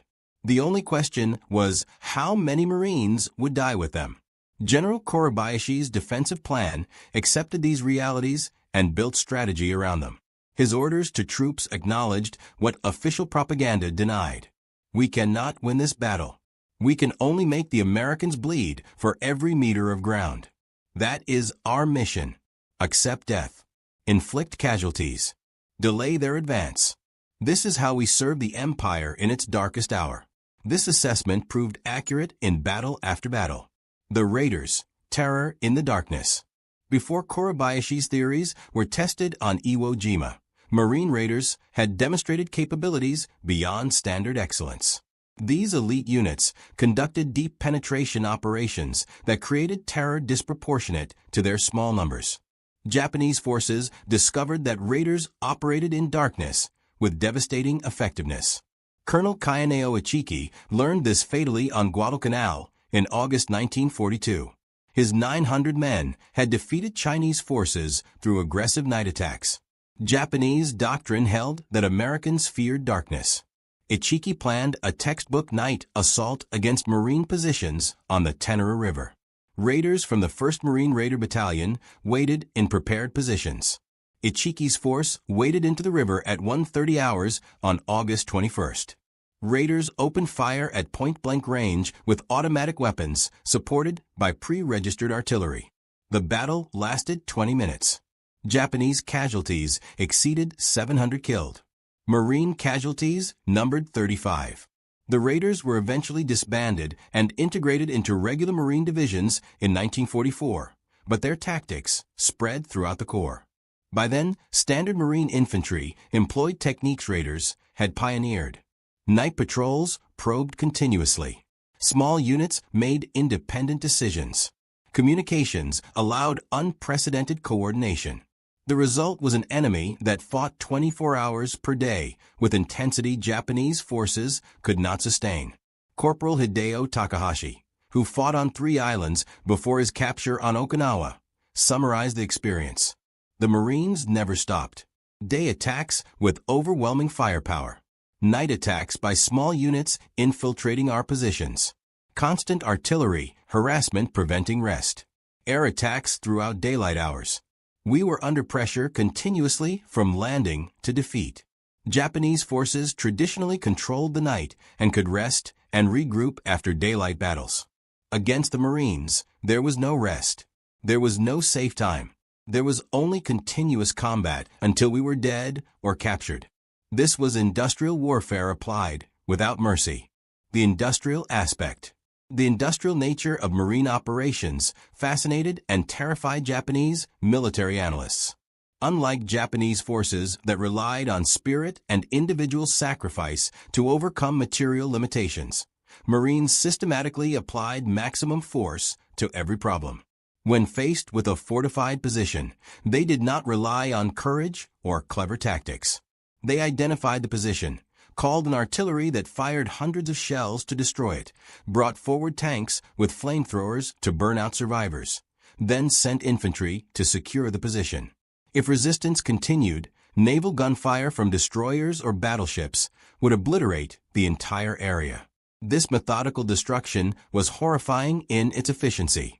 Second Lieutenant Saburo Endo, an artillery forward observer on Saipan, watched Marine combined arms tactics during the June 1944 invasion. His diary recorded detailed observations. The Marines landed under covering fire from warships that fired continuously for 3 hours before the first landing craft touched the beach. Aircraft bombed our positions for 2 hours before the landing. When Marines came ashore, every movement was supported by tanks, artillery, naval gunfire, and airstrikes. They advanced slowly and carefully, destroying everything in their path. When we stopped them at prepared positions, they called in battleship fire that literally erased hills from the landscape. They did not try to overcome our positions through courage or clever tactics. They used overwhelming force to eliminate the positions, then advanced. This is not warfare as we understand it. This is industrial destruction applied systematically until resistance becomes impossible. We fought with rifles and light machine guns. They fought with an entire industrial nation's resources. Endo's observations captured what many Japanese soldiers realized too late. The Pacific War was not a test of warrior spirit or tactical excellence.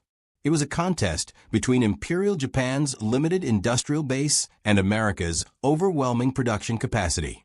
Marines were the cutting edge of that production capacity. Warriors trained to exploit American advantages ruthlessly while accepting casualties that leveraged superior numbers and replacements. Against such an enemy, Japanese courage and tactical skill meant nothing. The outcome was mathematically determined from the start. Only the duration and cost remained variable. Iwo Jima, Kurabayashi's defense. General Kurabayashi banned the banzai charges that had wasted Japanese lives in previous battles. He created a defense in depth that channeled Marines into killing zones covered by multiple bunkers. He positioned artillery to deliver devastating fire on landing beaches. He built 11 miles of tunnels, connecting 1,500 cave positions. Every approach was registered for mortar and artillery fire. The beach was a death trap. 3 Marine divisions, 70,000 men, landed on Iwo Jima on February 19th.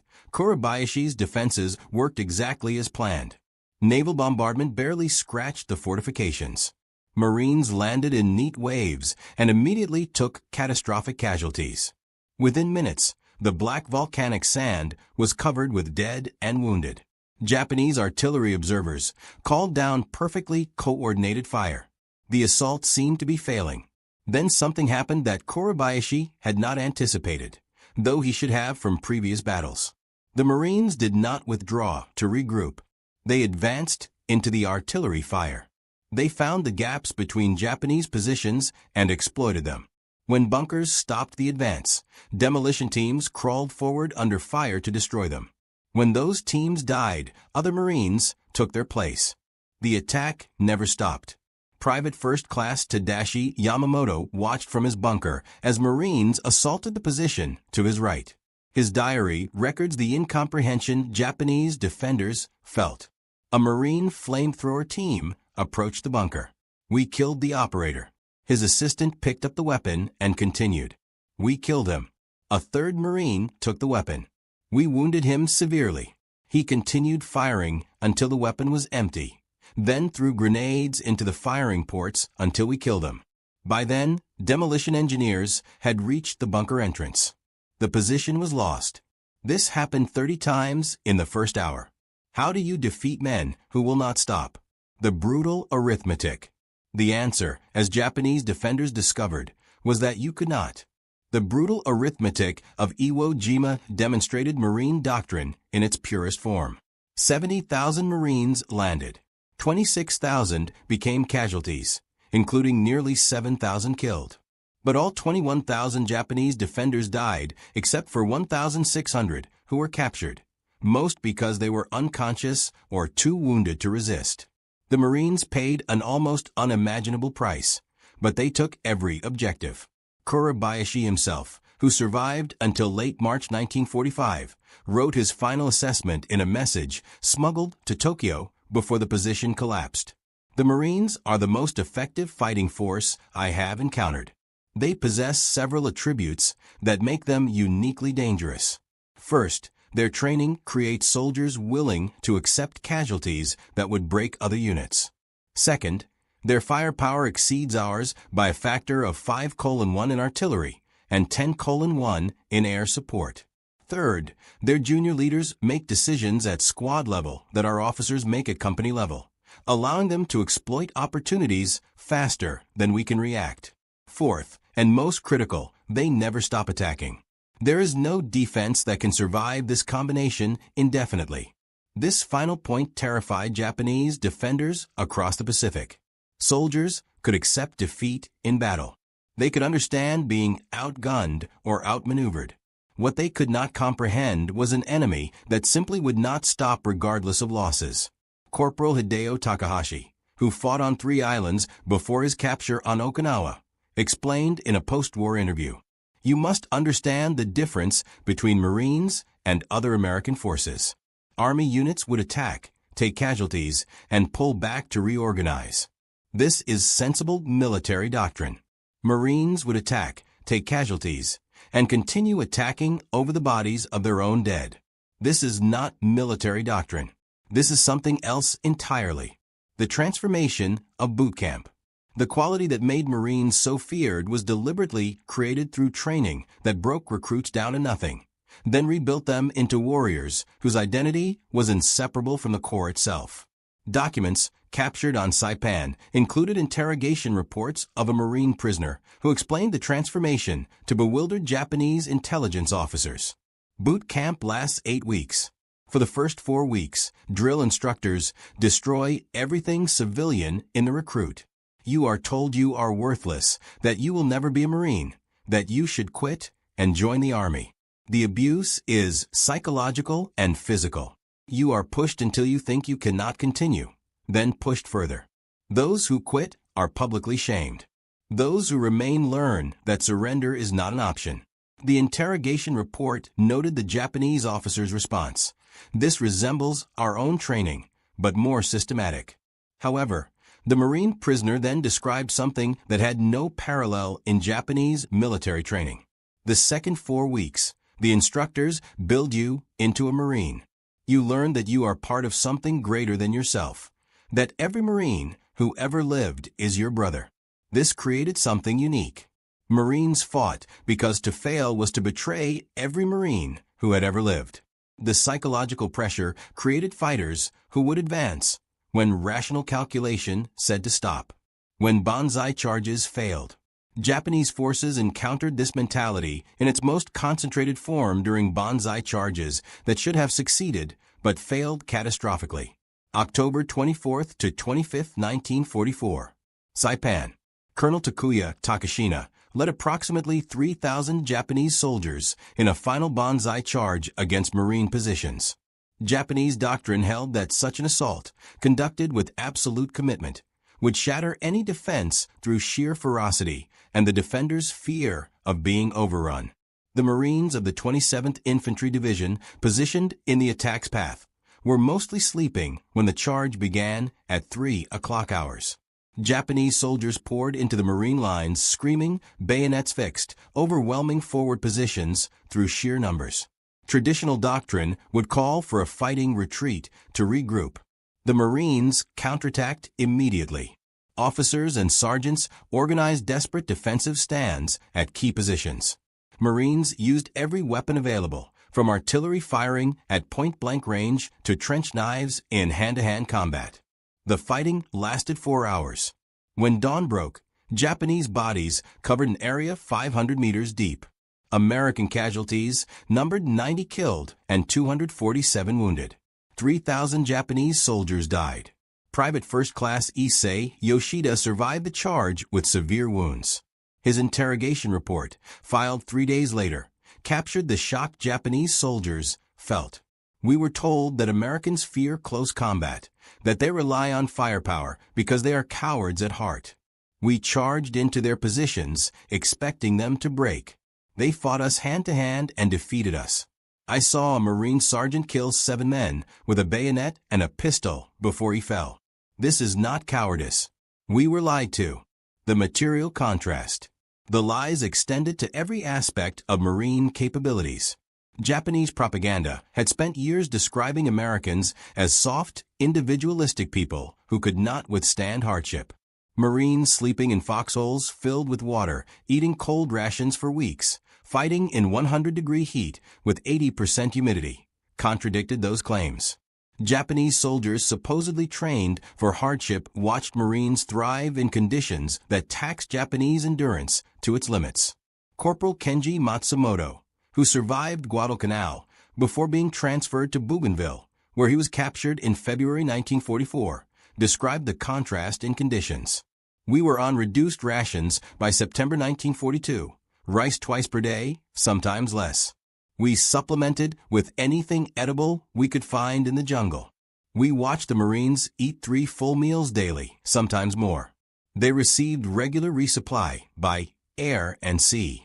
They had fresh water, medical supplies, ammunition without limit.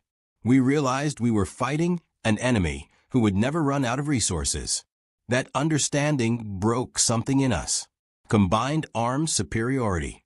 The material superiority Marines enjoyed was devastating. When faced with fortified bunkers, Marines called in artillery that delivered hundreds of shells in minutes, brought forward Sherman tanks with flamethrowers, and used naval gunfire that could level hills. If that failed, demolition teams would pack hundreds of pounds of explosives against positions. Lieutenant Shigeru Fukudome, before his death on Guadalcanal, wrote the most comprehensive analysis of Marine combined arms tactics captured during the war. The Marines do not fight like individual soldiers. They fight like parts of a single machine. Riflemen fix our position. Machine gunners suppress our fire. Mortars deliver smoke to blind our observers. Artillery destroys our bunkers. Tanks advance with infantry following. Aircraft bomb any position artillery cannot reach. This happens within minutes of contact, coordinated by junior officers using radios we do not possess. We cannot counter this because we cannot coordinate at the same speed. By the time our commander understands the situation and issues orders, the Marines have already moved to exploit our weakness. Decentralized decision-making. This speed of execution was possible because Marines delegated authority to the lowest possible level. Sergeants made decisions that Japanese doctrine reserved for captains. Corporals led assaults that required a lieutenant's authority in the Imperial Japanese Army. The result was an enemy that adapted faster than Japanese forces could react. When a bunker stopped a Marine advance, a sergeant would immediately redirect the attack through a different approach while calling in supporting fire, all without waiting for orders from above. Japanese defenders often found themselves fighting enemies who appeared in unexpected directions because Marines had identified and exploited weaknesses before Japanese commanders recognized they existed. The most feared weapon. The most feared Marine weapon was not rifles or artillery. It was the flamethrower. Japanese soldiers trained to die honorably in combat discovered that flamethrowers offered no honorable death. Corporal Hideo Takahashi, captured on Okinawa with burns covering 40% of his body, described the psychological impact. We were taught to accept death in battle as glorious. Death by bullets, bayonets, artillery, these are warriors' deaths. Fire is something different. You watch flames approach your position. You smell comrades burning alive. You hear the screaming. There is no glory in this death. It is industrial slaughter. This is what the Marines understood that we did not. Modern war has no place for glory. It is about killing the enemy as efficiently as possible using the best tools available. The intelligence assessment. This realization came too late for most Japanese defenders. By 1944, every Japanese soldier in the Pacific knew that facing Marines meant facing the most lethal combination of training, equipment, and doctrine the Americans possessed. Intelligence reports distributed to garrison forces described Marines with a mixture of respect and dread that bordered on superstition. One document captured on Tinian in July 1944 provided detailed guidance on defending against Marine assaults. The report acknowledged several facts that contradicted years of Japanese propaganda. First, Marines are physically larger and stronger than Japanese soldiers on average due to superior nutrition since childhood. Second, Marines receive more ammunition, better weapons, and more reliable equipment than Imperial Japanese Army troops. Third, Marine training emphasizes marksmanship to a degree unmatched by Japanese forces. The average Marine rifleman can hit targets at ranges where our soldiers cannot. Fourth, Marines operate with air and naval support that we cannot match or counter. Fifth, and most critically, Marines are trained to believe surrender is unacceptable. They will fight to death or victory. There is no third option. The report then provided tactical guidance that revealed how thoroughly Japanese confidence had collapsed. When facing Marines, do not expect them to retreat. Do not assume casualties will degrade their morale. Do not believe superiority in numbers provides an advantage, as their firepower negates numerical superiority. Do not attempt banzai charges unless no other option exists, as Marines will slaughter charging troops with automatic weapons and artillery. Do not expect them to fear nighttime attacks, as they fight effectively in darkness. The only effective defense is prepared positions protected by interlocking fields of fire, with multiple fallback positions prepared in advance, and with the understanding that the position will eventually fall. The goal is not to stop the Marines, but to exact maximum casualties before the position is overrun. Kuribayashi's clear-eyed assessment. This defensive doctrine acknowledged reality, but offered no path to victory. General Tadamaki Kuribayashi, preparing Iwo Jima's defenses in early 1945, understood this perfectly. He wrote to his wife in January, 1 month before the invasion, "I am asked to defend Iwo Jima against American Marines. This is a mathematical problem with only one solution. The Marines will land with 70,000 men. They will have complete control of sea and air. They will bring unlimited ammunition and supplies. They will attack until Iwo Jima falls. My mission is not to defeat them. That is impossible. My mission is to make them pay such a terrible price that the Americans will reconsider invading the home islands. Every day I keep them fighting is a day the Empire has to prepare. Every Marine killed is one less enemy in the final battle." Kuribayashi's strategy reflected the evolution of Japanese defensive doctrine from confident aggression to desperate attrition. The flaw in the strategy. The Marines who landed on Iwo Jima on February 19th faced defenses designed not to repel them, but to bleed them in ways that would destroy American resolve. Every bunker was positioned to require direct assault. Every cave entrance was covered by multiple firing positions. Every meter of ground cost lives to take. The strategy failed because it misunderstood Marine culture. High casualties did not break Marine morale. They reinforced it. Every fallen Marine demanded vengeance. Every day of brutal combat strengthened survivors' determination to win. The worse the fighting became, the harder Marines fought. This was incomprehensible to Japanese military thinking, which assumed that even fanatical troops had a breaking point. Private First Class Tadashi Yamamoto, who survived until March 10th before dying in his bunker, wrote his final diary entry the night before. "Tomorrow the Marines will reach this position. We have killed hundreds of them in the past 3 weeks. More arrive every day. They do not weaken. They do not slow down. They do not stop. I thought our spirit was stronger than American materialism. I was wrong. The Marines have both spirit and material. They have courage equal to ours combined with weapons and supplies we cannot match. They are what we claim to be. We are what we claimed they were. This is the truth we die knowing.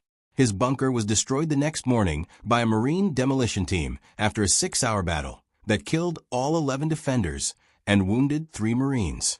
The position delayed the Marine advance by exactly 40 minutes before being bypassed by other units that continued advancing while combat engineers reduced the bunker. The pattern of futility. This pattern repeated across Iwo Jima thousands of times. Japanese defenders fought with desperate courage, inflicting terrible casualties, achieving nothing except their own deaths. The campaign ended on March 26th. The final statistics told the story of what happened when Marines fought the best defenses Japan could create. 21,000 Japanese defenders died, 600 surrendered, most because they were unconscious or physically incapable of resistance. The Marines suffered 26,000 casualties from 70,000 men committed, nearly 40% casualties. Any other military force would have required months to recover. The 3rd, 4th, and 5th Marine Divisions were back in action within 6 weeks. The defining characteristic. This ability to absorb casualties and continue fighting became the defining characteristic that most terrified Japanese defenders. Corporal Kenji Matsumoto, imprisoned in Hawaii after his capture, explained in a 1946 interview what Japanese soldiers felt facing Marines. The worst part was knowing they would never stop. You could kill half a Marine unit, and the survivors would continue attacking. You could wound their leaders, and sergeants would take command. You could fight them to exhaustion, and they would attack again the next day. There was no way to win. You could only kill them until they killed you. That is not war. That is mutual annihilation. And the Marines had more men than we did. American industrial regeneration. The American industrial capacity that produced waves of replacement Marines astonished Japanese military planners. Intelligence reports from late 1944 noted that Marine divisions suffered 75% casualties on Peleliu in September 1944, then returned to full strength within 3 months. Those replacements landed on Iwo Jima in February and fought with the same effectiveness as veterans. This ability to regenerate defeated units was beyond Japanese capability.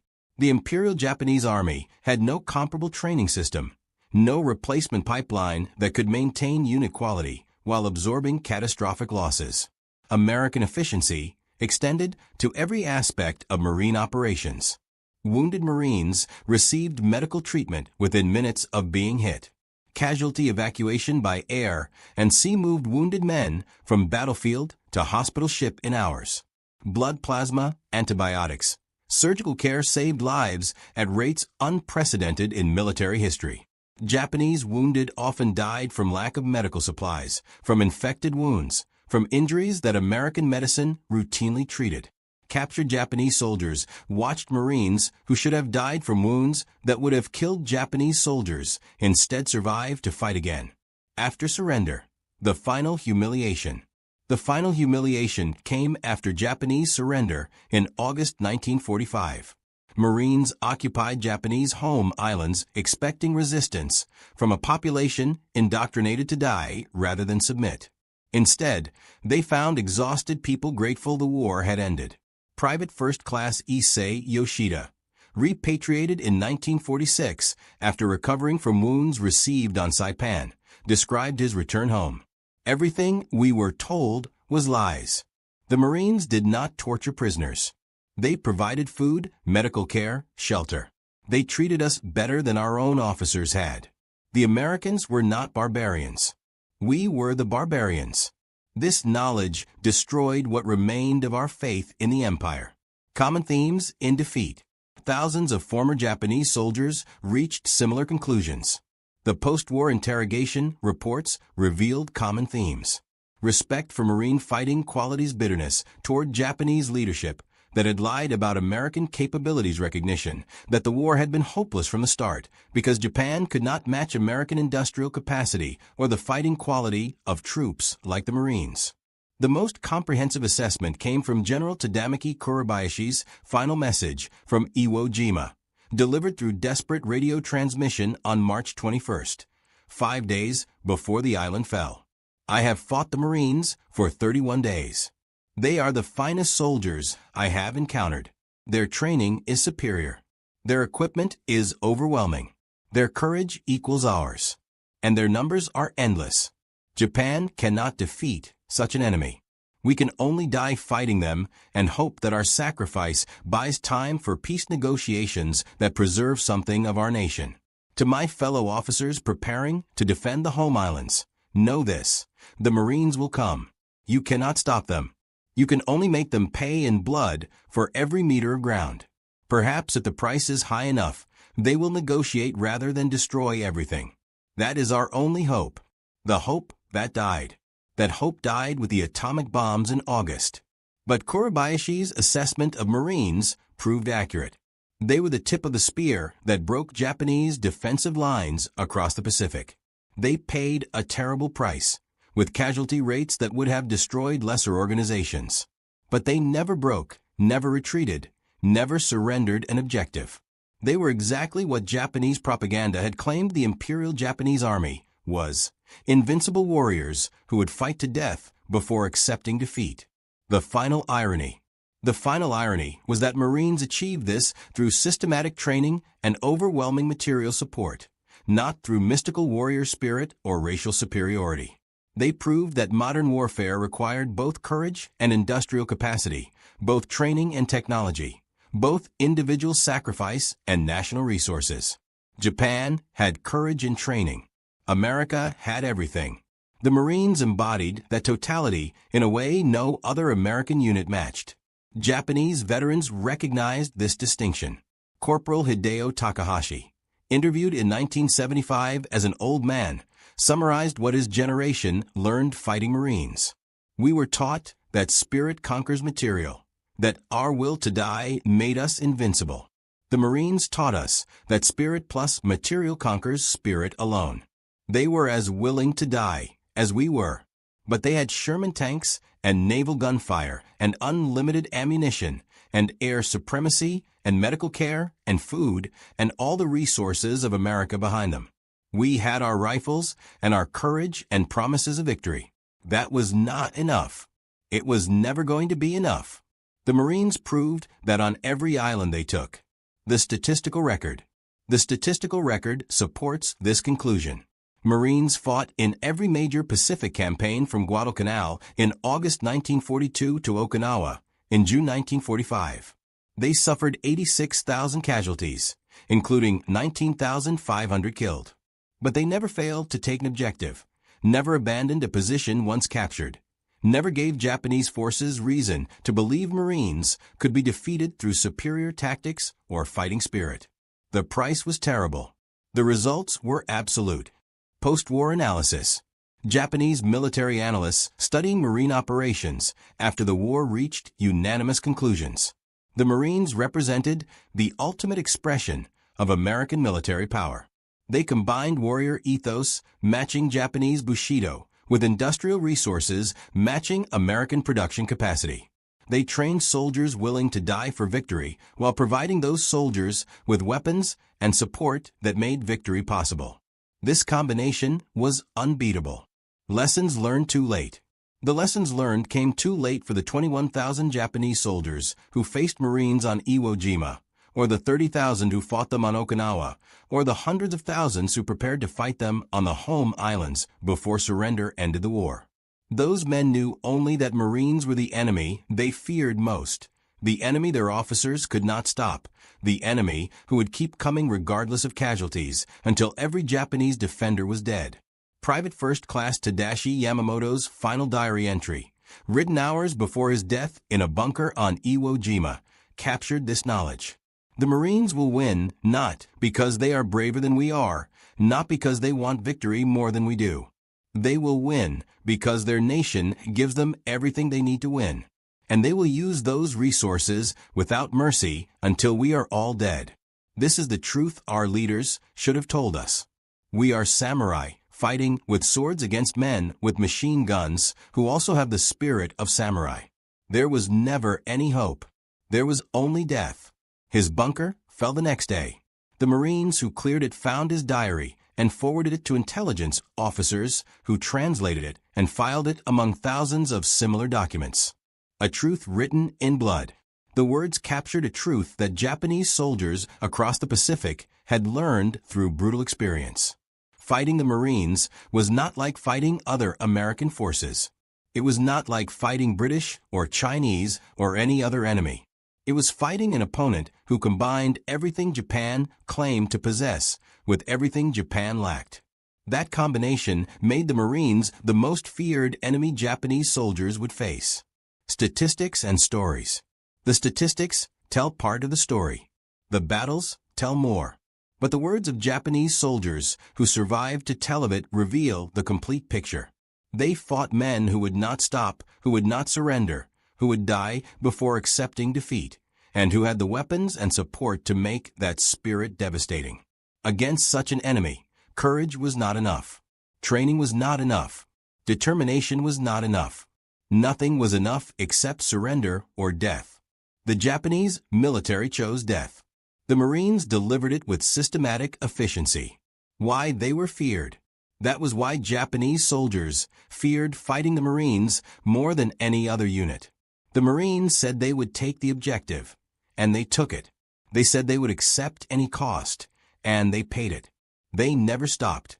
Japanese defenders discovered that courage meant nothing when facing an enemy who matched their determination and exceeded their firepower by factors that made resistance futile.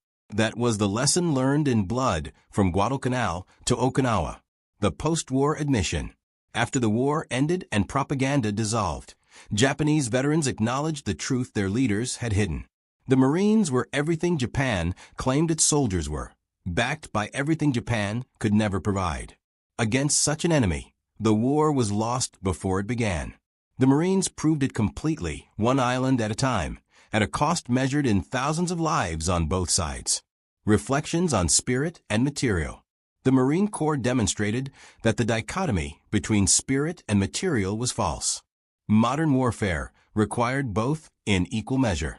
A warrior willing to die meant nothing if he lacked the tools to fight effectively. Superior weapons meant nothing if the soldiers using them lacked the will to press forward under fire. The Marines possessed both qualities in abundance, supported by a nation capable of sustaining both qualities indefinitely. Japan possessed one quality, the willingness to die, but lacked the industrial capacity to sustain it. As the war progressed, this imbalance became not just apparent, but overwhelming. The voice of survivors. Every Japanese survivor interviewed after the war spoke of this realization, though they described it in different ways. Some focused on the weapons disparity. Others emphasized Marine training and tactics. Still others pointed to American logistics and medical care. But all reached the same conclusion. The Marines represented a form of warfare Japan could not match or counter. They were the synthesis of everything modern war demanded, delivered with relentless efficiency and supported by inexhaustible resources. The final assessment. In the end, Private Yamamoto's assessment proved most accurate. The Marines won not through superior spirit.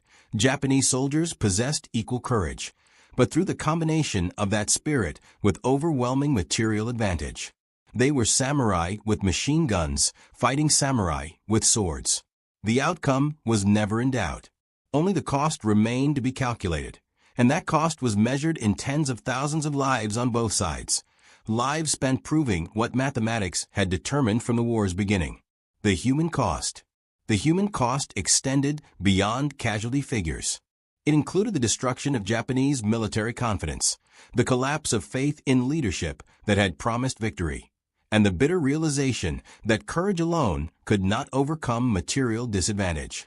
For the Marines, the cost included physical wounds that would never fully heal, psychological trauma that would last lifetimes, and the burden of having been the instrument of such comprehensive destruction. Both sides paid prices that transcended statistics. Both sides learned lessons written in blood and sacrifice. The evolution of understanding.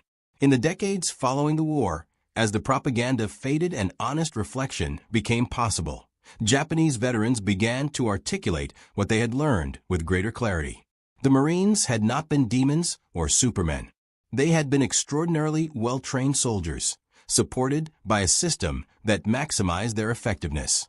They had been men willing to die, backed by a nation capable of ensuring that willingness translated into victory. The systematic approach to war.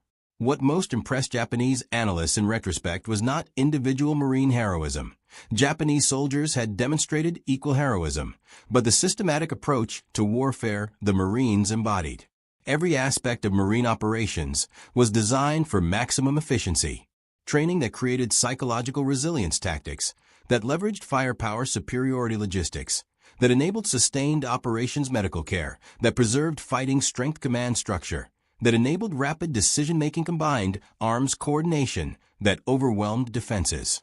This systematic approach to warfare represented modern military thinking at its most developed.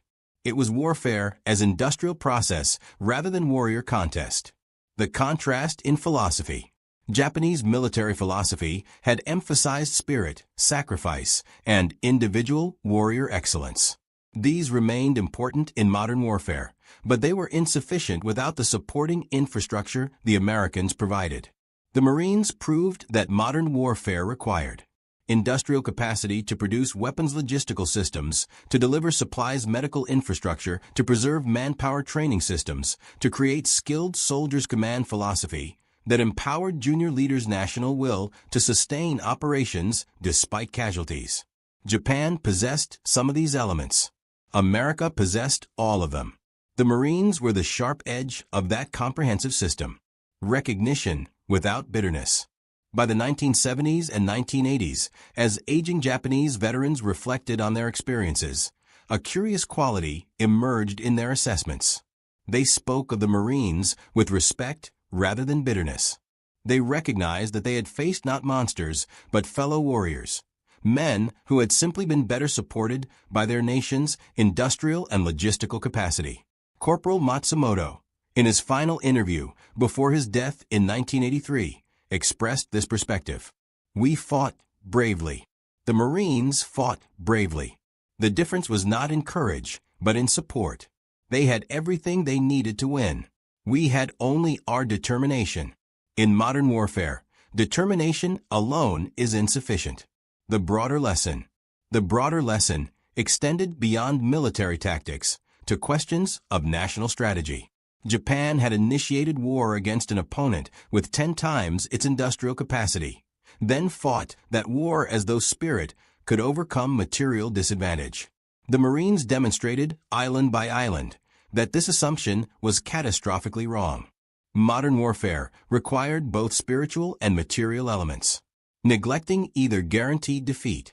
This lesson, purchased at terrible cost, influenced Japanese strategic thinking in the post-war era. The human element. Yet even as Japanese veterans acknowledged the systemic advantages Marines possessed, they never forgot the human element, the individual Marines who had advanced under fire, who had fought until physically unable to continue, who had matched Japanese determination with their own unwavering commitment. These were not faceless representatives of American industrial might. They were individual warriors who had earned respect through their actions under fire. Private Yoshida, in a 1987 interview, captured this dual recognition. The Marines were men like us, men who feared death but advanced anyway, men who suffered but continued fighting, men who demonstrated courage equal to any samurai. But unlike us, they were supported by a nation that gave them the tools to make their courage effective. That was the difference that mattered. The final word.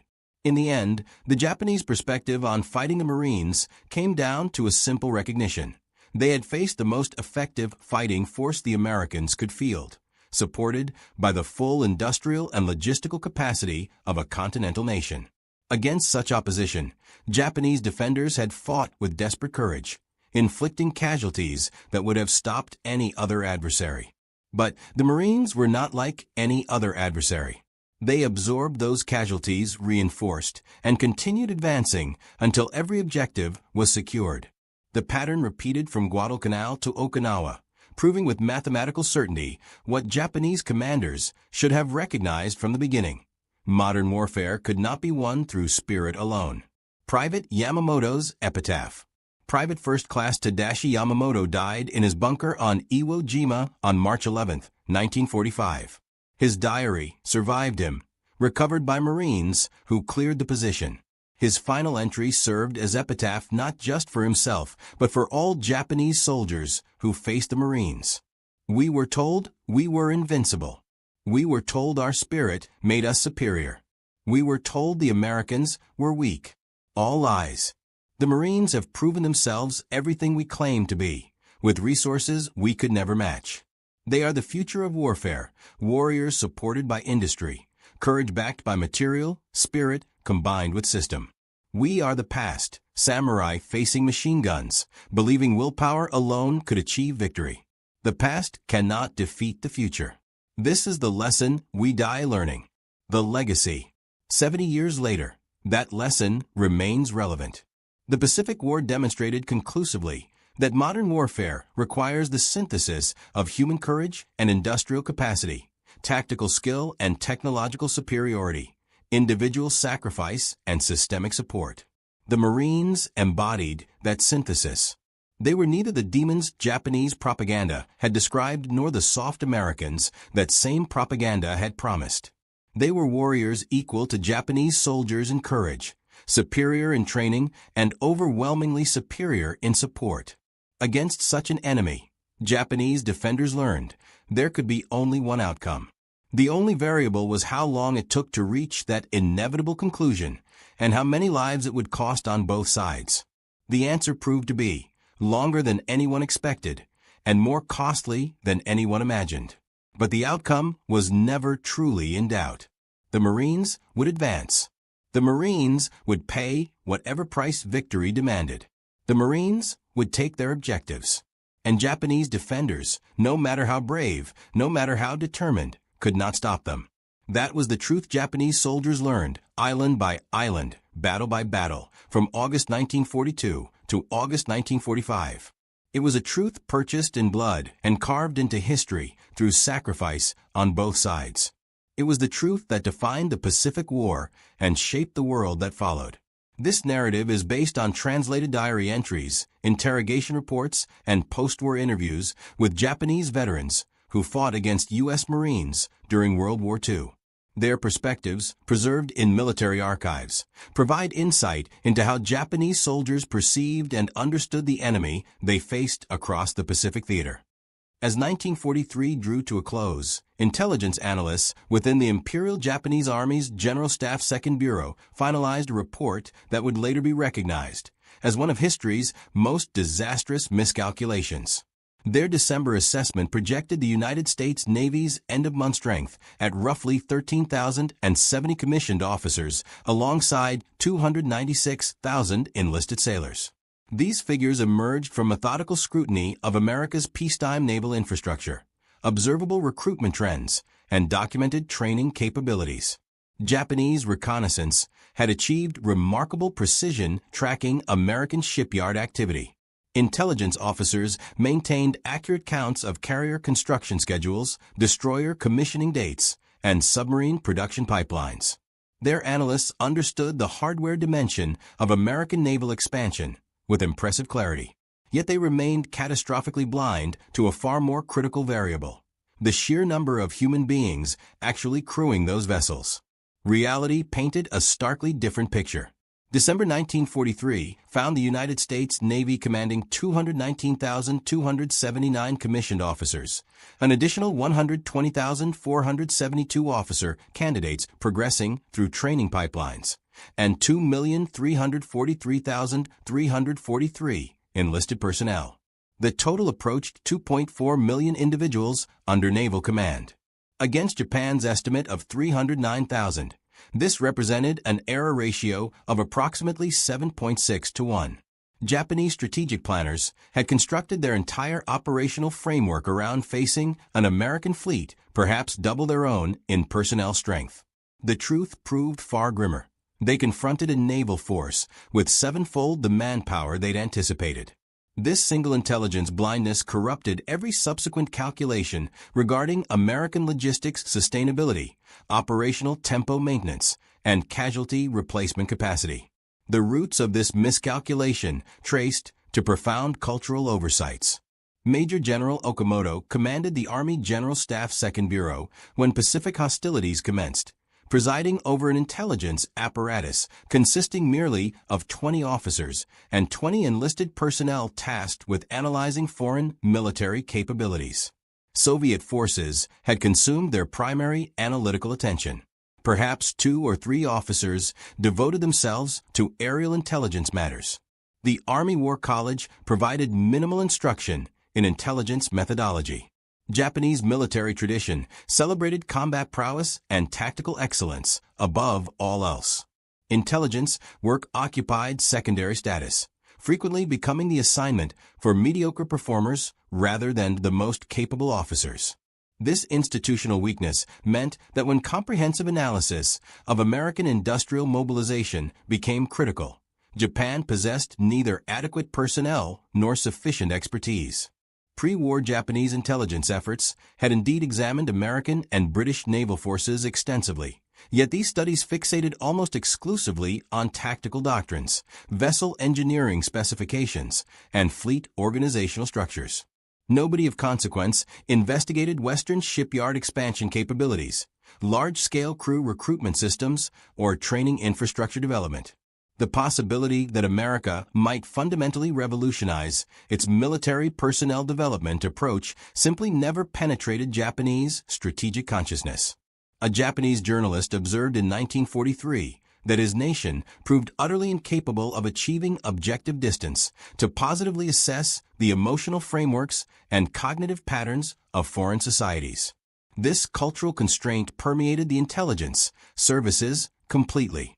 Initial concrete evidence contradicting personnel projections emerged from battlefield encounters rather than intelligence analysis. When the Guadalcanal campaign began in August 1942, Japanese forces initially calculated American Marine strength on the island at 2,000 troops. They considered it inconceivable that the landing represented anything beyond reconnaissance in force. Combat operations revealed over 10,000 Americans present on Guadalcanal. Subsequently, Japanese estimates placed 10,000 Americans on the island when actual strength reached 23,000. This pattern replicated itself throughout Pacific operations. Japanese Army intelligence estimated General Douglas MacArthur's Bataan force at 25,000 when the actual number approached 80,000. British forces in Singapore were calculated at 30,000 against an actual strength of 85,000. The Midway garrison was assessed at 750 personnel and 60 aircraft, when reality showed 3,027 personnel and 121 combat aircraft. These tactical intelligence failures should have triggered comprehensive reassessment of American military capacity. They didn't. Japanese command architecture remained fragmented. The Army General Staff, Naval General Staff, and Imperial General Headquarters operated with substantial autonomy. Intelligence sharing between services proved ineffective. More critically, intelligence contradicting operational preferences faced dismissal or disregard. Japanese military culture during this period offered no rewards for officers delivering unwelcome assessments. Emphasis fell upon fighting spirit, tactical mastery, and offensive operations, suggesting the enemy possessed far greater strength than estimated carried implications of defeatism. What Japanese intelligence completely overlooked was the extraordinary scale of American training infrastructure development. When Japan struck Pearl Harbor on December 7, 1941, the United States Navy maintained approximately 6,000 recruits undergoing training at Naval Station Great Lakes near Chicago, Illinois. This solitary installation, constructed along Lake Michigan's shores hundreds of miles from any ocean, would transform into the primary production facility for American sailors. 6 months following Pearl Harbor, Great Lakes housed 68,000 recruits simultaneously undergoing training. By September 1942, that figure exceeded 100,000. The installation expanded to encompass 1,600 acres. Over 700 instructors operated continuous training cycles. Between Pearl Harbor and Japan's August 1945 surrender, Naval Station Great Lakes alone processed over 1 million sailors through its programs. That single facility trained more personnel than the entire Japanese Navy fielded at peak strength. Japanese reconnaissance never detected this expansion. Great Lakes occupied the American interior, beyond any coastal areas Japanese aircraft could reach. Intelligence officers knew of the facility's existence from pre-war documentation, but possessed no capability to observe its massive wartime transformation. Their projections relied on the facility's pre-war capacity, designed for perhaps 20,000 maximum occupancy. They lacked any conceptual framework for understanding that Americans would construct temporary structures, convert civilian buildings, and operate multiple shifts to achieve 5 times design capacity. Great Lakes represented merely the beginning. The United States Navy established 4 entirely new major training stations during wartime, each built from scratch specifically for mobilization purposes. Naval Training Station Sampson opened in New York during 1942 with capacity for 20,000 simultaneous recruits. Naval Training Station Farragut opened in Idaho's remote mountain valleys in September 1942, ultimately training nearly 300,000 sailors before its 1945 closure. Naval Training Station Bainbridge opened in Maryland during October 1942. Each installation operated at massive scale, utilizing rapid construction methodologies. Japanese intelligence remained ignorant of all these facilities. They didn't appear in pre-war records. Construction proceeded too rapidly for tracking through conventional intelligence channels. Their locations fell in areas Japan possessed no capability to observe directly. The intelligence failure extended beyond training facilities themselves. July 1943 witnessed the United States Navy launching the V-12 program, revolutionary college-based officer training system. This program operated across 131 university campuses throughout America. It accepted high school graduates and college students, placed them on active duty as apprentice seamen, provided university-level technical education, then commissioned them as officers upon graduation. Between July 1943 and June 1946, over 125,000 individuals completed the V-12 program. This single initiative produced more officers than Japanese intelligence estimated the entire American Navy possessed in total personnel. The V-12 program operated at Harvard, Yale, Princeton, Notre Dame, Cornell, Northwestern, and dozens of additional universities. Students pursued engineering, navigation, communications, and foreign language studies. They inhabited dormitories converted to military barracks, attending classes alongside civilian students while subject to military discipline. The program created a pipeline capable of producing thousands of technical specialists each semester. Japanese intelligence never detected it. They understood American universities existed and maintained some naval ROTC programs, yet possessed no conception that Americans had converted their entire higher education system into military training infrastructure. American mobilization operated on principles completely alien to Japanese military thinking. Japan had developed its navy through decades of careful cultivation. Officers attended Naval Academy for years. Technical specialists underwent extensive training regimens. Crews drilled constantly to achieve precision. Quality remained paramount. The Japanese Navy was professional, highly skilled, and extremely capable. But it remained small, and when ships sank, pilots died, or crews perished, replacement proved slow or impossible. The entire system assumed wars would be decided by the quality of forces existing at conflict commencement. America adopted the opposite philosophy. They determined that scale mattered more than individual perfection. They constructed training systems capable of processing millions. They accepted that individual sailors might prove less skilled than Japanese counterparts initially, compensating through overwhelming numbers, superior logistics, and continuous replacement capability. An American destroyer losing crew in combat could return to port, embark fresh sailors straight from training, and resume sea operations within weeks. A Japanese destroyer with similar casualties might wait months for replacements, if available at all. The Americans also solved a problem Japan never recognized existed. Most American recruits originated from inland regions, farm boys from Iowa, factory workers from Detroit, college students from Kansas. These individuals had never witnessed the ocean, much less served aboard vessels. The Navy constructed enormous swimming pools at installations in the country's interior to teach swimming. They built ship simulators on dry land. They created standardized training manuals that any instructor at any facility could employ. They industrialized education using the same methodologies applied to manufacturing. A recruit class at Great Lakes comprised 1,000 individuals receiving identical instruction on identical schedules using identical equipment. Upon graduation, they might not match Japanese sailors in individual skill, but there were 1,000 of them, with another 1,000 already in training behind them. By late 1943, American production of trained sailors had achieved industrial scale. Great Lakes graduated classes every few weeks. The V-12 program commissioned hundreds of new officers each semester. Specialized technical schools produced radar operators, sonar technicians, fire control specialists, and communications experts. The pipeline operated continuously and accelerated constantly. The more people America trained, the more trainers they possessed. Graduates became instructors. Officers completing technical training taught subsequent classes. The system proved self-reinforcing and grew exponentially. Japan, meanwhile, struggled to replace losses. Following the Battle of Midway in June 1942, Japan lost 4 fleet carriers and most highly trained flight crews aboard them.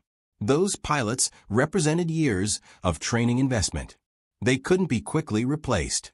Japan attempted to accelerate pilot training programs, but lacked sufficient instructors, adequate aircraft, or enough fuel for training flights.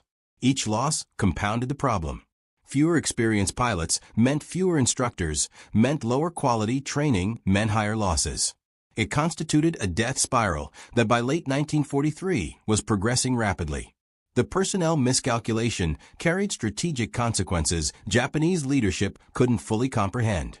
Japanese submarines operating in 1944 repeatedly reported astonishment at the volume of American logistics traffic. They would sink supply vessels, tankers, and troop transports. American convoys simply continued appearing. More ships, more supplies, more personnel. Japanese submarine commanders couldn't fathom where all the crews originated. The answer was straightforward. They had trained over 2 million. But Japan still believed they possessed only 300,000. American prisoners of war, interrogated by Japanese intelligence officers, frequently mentioned the scale of American training programs. They described bases housing 100,000 personnel, training centers processing thousands of recruits weekly, university campuses filled with uniformed naval personnel. Japanese interrogators dismissed these statements as exaggerations or propaganda. Nobody could train that many people that rapidly. It seemed impossible, except it wasn't. It was merely impossible within the framework of Japanese understanding of military organization. One documented case illustrates this disconnect perfectly. Following the Battle of Midway, Japanese forces captured several American aviators. During interrogation, these prisoners described training facilities they had attended. The scale they depicted seemed absurd to Japanese interrogators. They reported training classes with hundreds of students, facilities housing tens of thousands of personnel, training programs transforming civilian recruits into pilots or sailors within months. Japanese intelligence officers believed the prisoners were inflating numbers to deceive their captors. The notion that America could actually operate at that scale didn't conform to Japanese assumptions about military training functionality. The turning point where personnel disparity became undeniable arrived with the Marianas Campaign during June and July 1944. American forces assaulted Saipan, Tinian, and Guam with overwhelming strength. Japanese defenders on those islands reported shock at the sheer number of American troops landing. Wave after wave of landing craft, thousands of Marines, continuous naval gunfire support, air strikes that never ceased, logistics that continued flowing regardless of Japanese resistance intensity. Japanese commanders on Saipan transmitted desperate messages to Tokyo, describing the assault force as enormous beyond anything anticipated. Following the Marianas Fall, the Japanese Naval General Staff finally commissioned a comprehensive review of American military capabilities. The review, conducted in September 1944, concluded that previous estimates of American personnel strength had been significantly incorrect.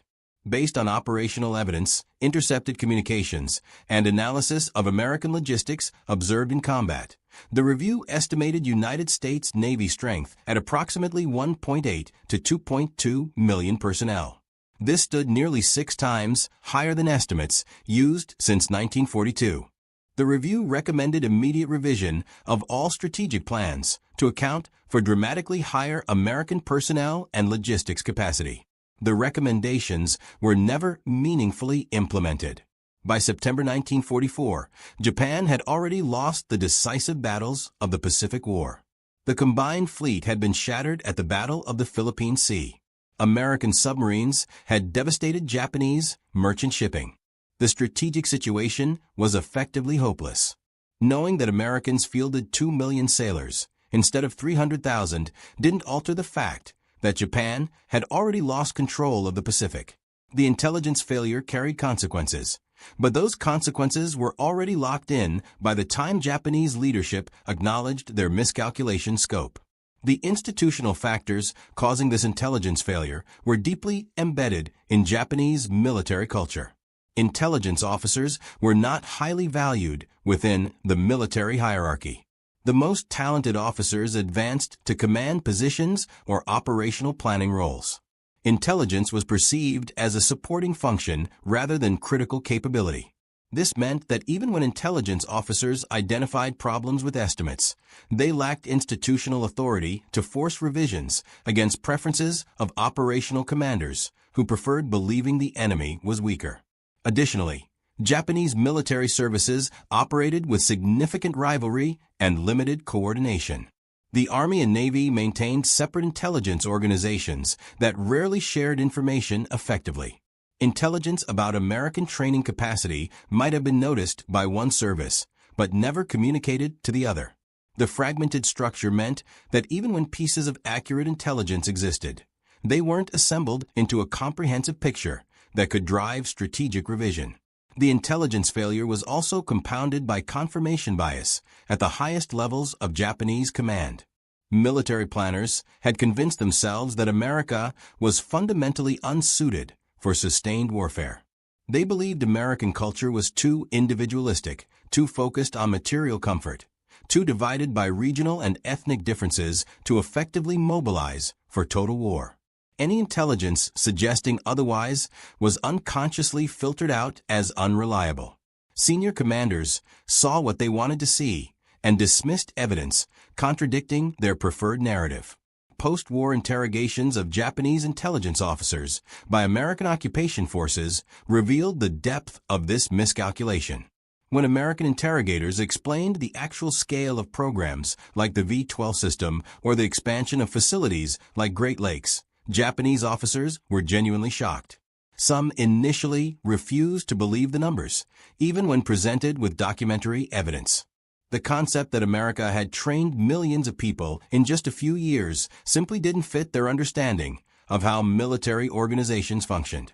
One Japanese intelligence officer stated in a 1946 interrogation that if someone had told him during the war that America would field a navy of over 2 million people, he would have considered it impossible propaganda. The industrial capacity to build ships existed, but the ability to find, train, and deploy millions of sailors seemed beyond the realm of possibility. The irony is that American intelligence made the opposite mistake in some areas. Throughout 1942 and early 1943, American analysts consistently overestimated Japanese military capabilities in certain domains. They thought Japan possessed more aircraft than it did, more experienced pilots, more robust logistics. American commanders often planned operations assuming they faced a stronger enemy than actually existed. This caution probably saved lives. It meant American forces approached battles with appropriate preparation and overwhelming resources. They didn't underestimate their opponent. In Japan's case, underestimating American strength led to strategic decisions based on fantasy. By the time reality became undeniable, it was far too late to adjust course. The personnel intelligence failure had one unexpected consequence that Japanese leadership never anticipated. Because Japan believed American forces were smaller than they actually were, Japanese commanders often committed forces to battles they should have avoided. If Japanese strategic planning had accurately understood that they faced a navy 7 times larger than estimated, they might have pursued a more defensive strategy earlier. They might have recognized that decisive fleet engagements would inevitably favor an enemy with overwhelming numerical superiority and unlimited replacement capacity. They might have focused on making the cost of advancing through the Pacific so high that America would seek a negotiated settlement rather than continuing offensive operations. Instead, Japanese forces repeatedly engaged American fleets in major battles throughout 1943 and 1944, suffering catastrophic losses of ships, aircraft, and irreplaceable trained personnel. Each engagement was planned based on the assumption that American strength was limited and that a decisive Japanese victory could shift the strategic balance. The reality was that every loss Japan suffered was permanent, while every loss America suffered was temporary. American logistics could replace destroyed ships within months. American training could replace lost crews within weeks. Japanese losses were simply gone, creating a cumulative deficit that grew worse with every engagement. The intelligence failure regarding American personnel also affected Japanese decisions about home defense and resource allocation. If Japanese planners had understood the actual scale of American naval power, they might have prioritized different defensive preparations. More resources might have gone to fortifying the home islands earlier in the war. More emphasis might have been placed on dispersing critical war production to reduce vulnerability to strategic bombing.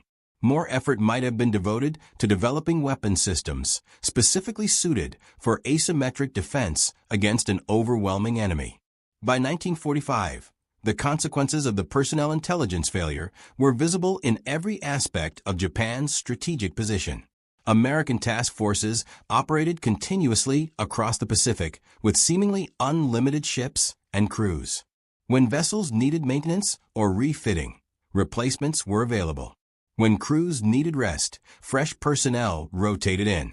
The sustained operational tempo was something Japanese forces simply couldn't match. Their fleet was limited by both the number of ships available and the number of trained crews to man them. American fleets faced neither constraint. The story of how Japan miscalculated American naval personnel strength by a factor of 7 to 1 is ultimately a story about institutional failure, cultural blind spots, and the dangers of seeing only what you want to see. Japanese intelligence organizations entered the war understaffed, undertrained, and undervalued within the military hierarchy. They focused on tactical details they understood while missing strategic realities they had no framework for comprehending. They collected data that contradicted their estimates, but lacked the institutional authority or cultural permission to force revision of comfortable assumptions. The lesson isn't that Japanese intelligence officers were incompetent. Many were highly skilled at the work they did. They tracked American ship construction with impressive accuracy. They correctly predicted American industrial output in several key areas. But they completely missed the human dimension of American mobilization. They didn't understand that America would transform its educational system into military training infrastructure. They didn't grasp that American culture, which they viewed as weak and individualistic, could mobilize millions of people for coordinated effort. They didn't anticipate that American industrial methods could be applied to producing trained personnel as effectively as they were applied to producing ships and weapons. The intelligence documents from this period that survived the war and were captured by American forces showed Japanese analysts struggling with contradictory data. They had evidence that American bases were larger than estimated. They had prisoner statements describing massive training programs. They had operational reports showing American forces deploying in greater numbers than should have been possible. All of this evidence was available. But it wasn't synthesized into a comprehensive reassessment because doing so would have required acknowledging that Japan's entire war strategy was based on fundamentally flawed premises. That kind of admission was institutionally and culturally impossible until defeat made it unavoidable. The Japanese experience with intelligence failure regarding American naval personnel offers enduring lessons about the challenges of strategic assessment. Organizations tend to reject information that contradicts preferred narratives.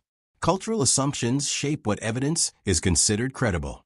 Institutional hierarchies determine whose analysis gets heard. And the consequence of getting it wrong when you're estimating enemy capabilities isn't just an academic error on a staff paper. It's ships sunk, battles lost, and ultimately a war that becomes unwinnable because you were fighting an enemy you never properly understood. The contrast between Japanese expectations and American reality couldn't have been starker. Where Japanese planners anticipated a modestly sized fleet constrained by training bottlenecks, they instead confronted an industrial leviathan that had successfully applied mass production principles to human beings. The assembly lines didn't just produce destroyers and carriers, they produced the sailors to crew them, the officers to command them, and the specialists to maintain them, all at a scale that defied Japanese comprehension.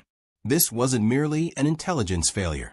It was a failure of imagination, a failure to understand that the rules of warfare were being rewritten by a nation that approached military problems the same way it approached civilian manufacturing challenges. America didn't try to perfect individual warriors. It built systems to produce adequate warriors in overwhelming numbers. And in modern industrialized warfare, it turned out that quantity had a quality all its own. If you found this account valuable, please take a moment to like this presentation. It helps us share more forgotten stories from the Second World War. Subscribe to stay connected with these untold histories.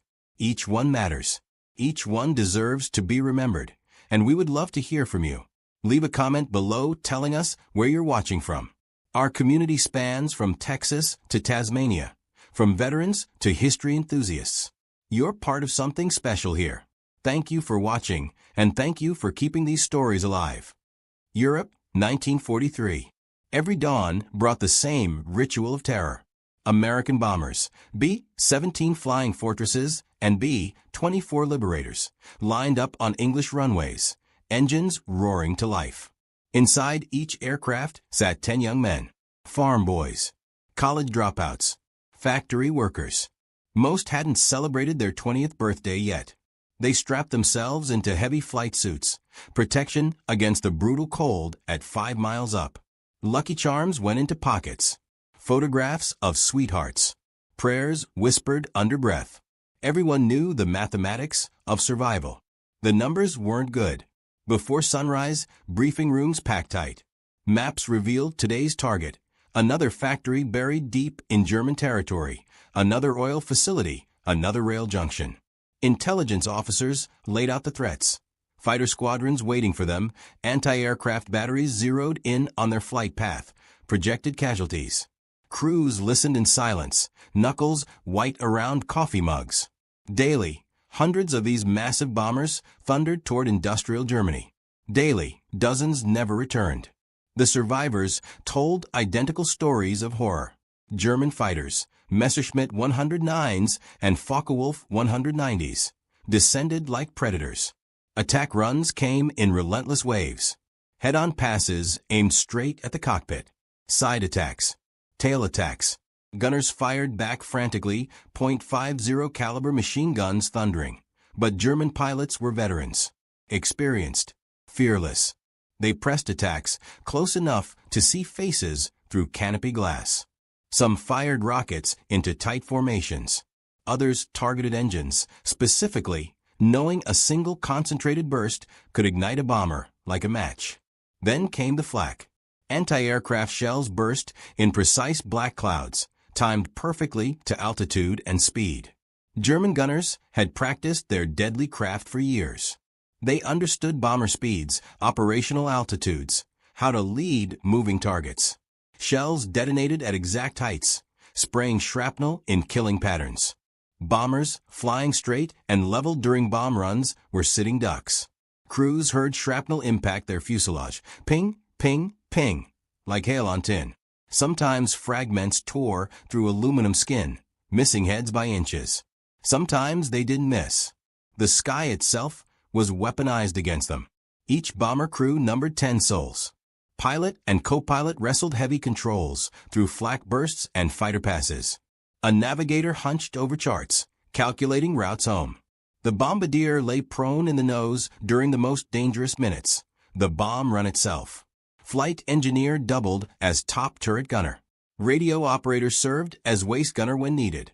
The ball turret gunner curled impossibly small beneath the fuselage, spinning to track fighters attacking from below. 2 waist gunners fired through open windows at -40 degrees. The tail gunner sat alone at the rear, most dangerous position of all, watching for attacks from behind. 10 men. They trained together, fought together, trusted each other completely, died together. When bombers went down, they usually took entire crews. Some managed to bail out before explosion or breakup. Lucky ones became POWs. Unlucky ones were shot descending or executed by enraged civilians. Most never escaped the aircraft. The losses defied comprehension. October 1943 alone, Black Week, saw the 8th Air Force lose 148 bombers in 7 days. Bremen, Anklam, Marienburg, Munster. Finally, October 14th, the second Schweinfurt raid. Black Thursday. That single day, 60 B-17 shot down. 17 more damaged beyond repair. 600 men lost. 1 mission. Schweinfurt became infamous. Bombers penetrated deep into Germany without escort. P-47s and P-38s lacked range for the full journey. The bombers flew alone. German fighters knew it. They attacked for hours in continuous waves. For the entire week, 148 bombers destroyed, nearly 13% of attacking forces. 1,500 airmen killed, wounded, missing, or captured. 1,500 telegrams. We regret to inform you. 1,500 empty chairs at dinner tables. 1,500 young men who'd never see 25. This was just 1 week. Average bomber crew life expectancy, 11 missions. Required missions for tour completion, 25. 25 missions to go home. 25 to see family again. Do the mathematics. With 11 mission life expectancy and 25 mission requirement, only 1 in 4 crews would statistically survive. Fly enough missions, you'd probably die. Some beat the odds through skill or luck. Many didn't. The barracks told the story better than statistics. Every morning, crews walked to the flight line. Every afternoon, some didn't return. Their bunks sat empty that night. By next morning, new crews had moved in. Fresh faces who didn't yet understand what the veterans knew. Most wouldn't finish 25 missions. Personal effects were packed quickly. Watches, letters, photographs. 1 pilot's lucky teddy bear. All boxed and shipped to families, still hoping, still praying, not yet knowing their son was gone. Names added constantly to the growing casualty lists. The lists lengthened weekly. Military leadership recognized the urgency. Bombers were being destroyed faster than factories could replace them. Production lines ran maximum capacity. New B-17s rolled out hourly. Still couldn't keep pace with losses. Something had to change. The solution seemed obvious: add armor. But it wasn't simple. Weight was as much an enemy as bullets. Every single pound mattered on these aircraft. They were already pushing 1940s technology to its limits. Each Wright Cyclone engine on a B-17 produced 1,200 horsepower. Impressive, but finite. Every pound of armor meant one less pound of bombs for the target, or fuel to get home, or ammunition for defensive guns. Engineers ran endless calculations. Add too much weight, bombers couldn't reach operational altitude. They'd be easy prey for fighters. Add too much weight, insufficient fuel to reach Germany and return. Crews would ditch in the Channel or crash land in occupied France. Add too much armor in wrong places. Planes might not take off with full bomb loads. Engines would strain. Wings wouldn't generate enough lift. Aircraft would consume entire runways without getting airborne. But too little armor meant the current nightmare continued. More young men dying daily. More bombers spiraling down in flames, leaving dark smoke trails across European skies. More missions failing as formations got torn apart by German defenses that were improving, not deteriorating. Balance was critical. Somewhere existed a sweet spot, optimal armor amount and placement that would save lives without crippling bomber effectiveness. Someone had to determine where to place the limited armor they could carry. It seemed straightforward. Study where planes were getting hit. Armor those areas. Protect vulnerable spots. Or so they thought.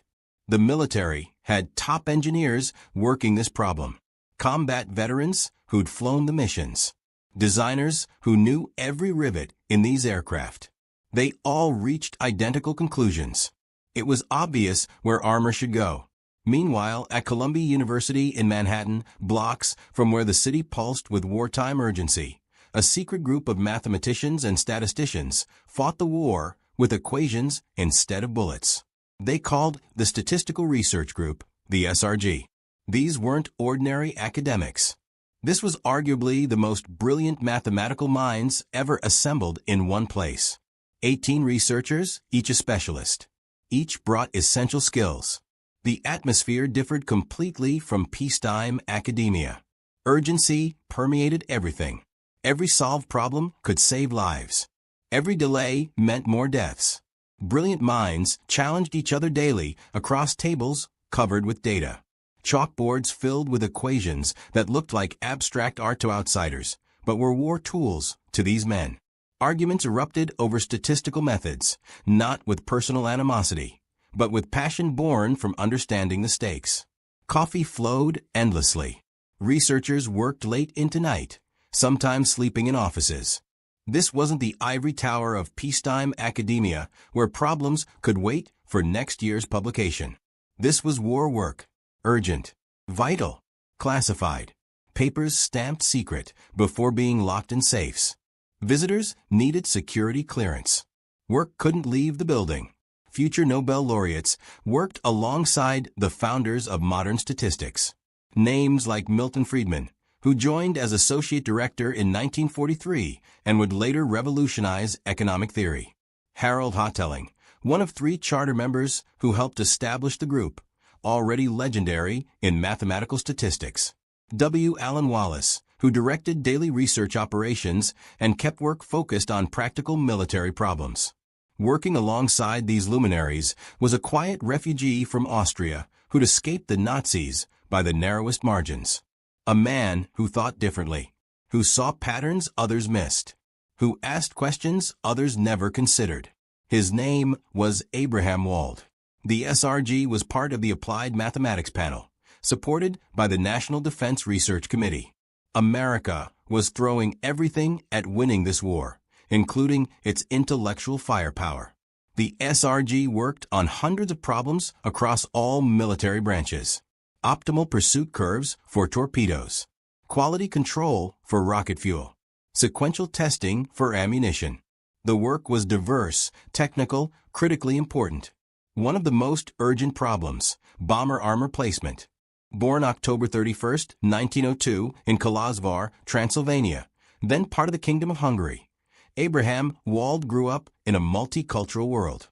The city, now Cluj in Romania, was a melting pot where Hungarians, Romanians, Germans, and Jews coexisted.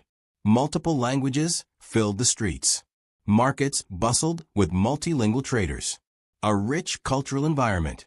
But Wald's family was defined by something deeper than language or culture.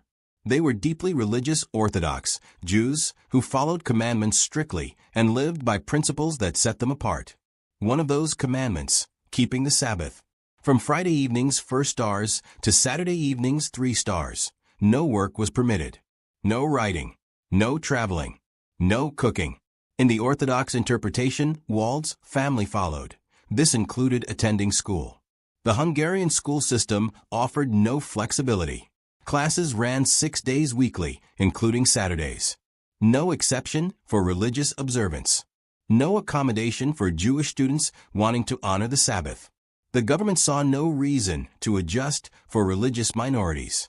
Wald's parents faced an impossible choice: violate their religious principles and send their son to school on Saturday, compromising the beliefs that defined their family, or keep him home and educate him themselves, knowing homeschooling was risky and uncertain. They chose faith over convenience. Abraham Wald was homeschooled by parents and older siblings from early childhood through university readiness. This could have been disastrous. Homeschooling in the early 1900s, without modern resources, curricula, or support networks, was a tremendous gamble. Many homeschooled children fell far behind. Some never caught up. But Wald's parents weren't ordinary people. They didn't provide an ordinary education. His father and older siblings gave him rigorous, demanding education that would have challenged students in the best schools. Mathematics, where young Abraham showed immediate talent and fascination. Sciences taught with whatever books and equipment they could obtain. Languages essential in their multilingual city.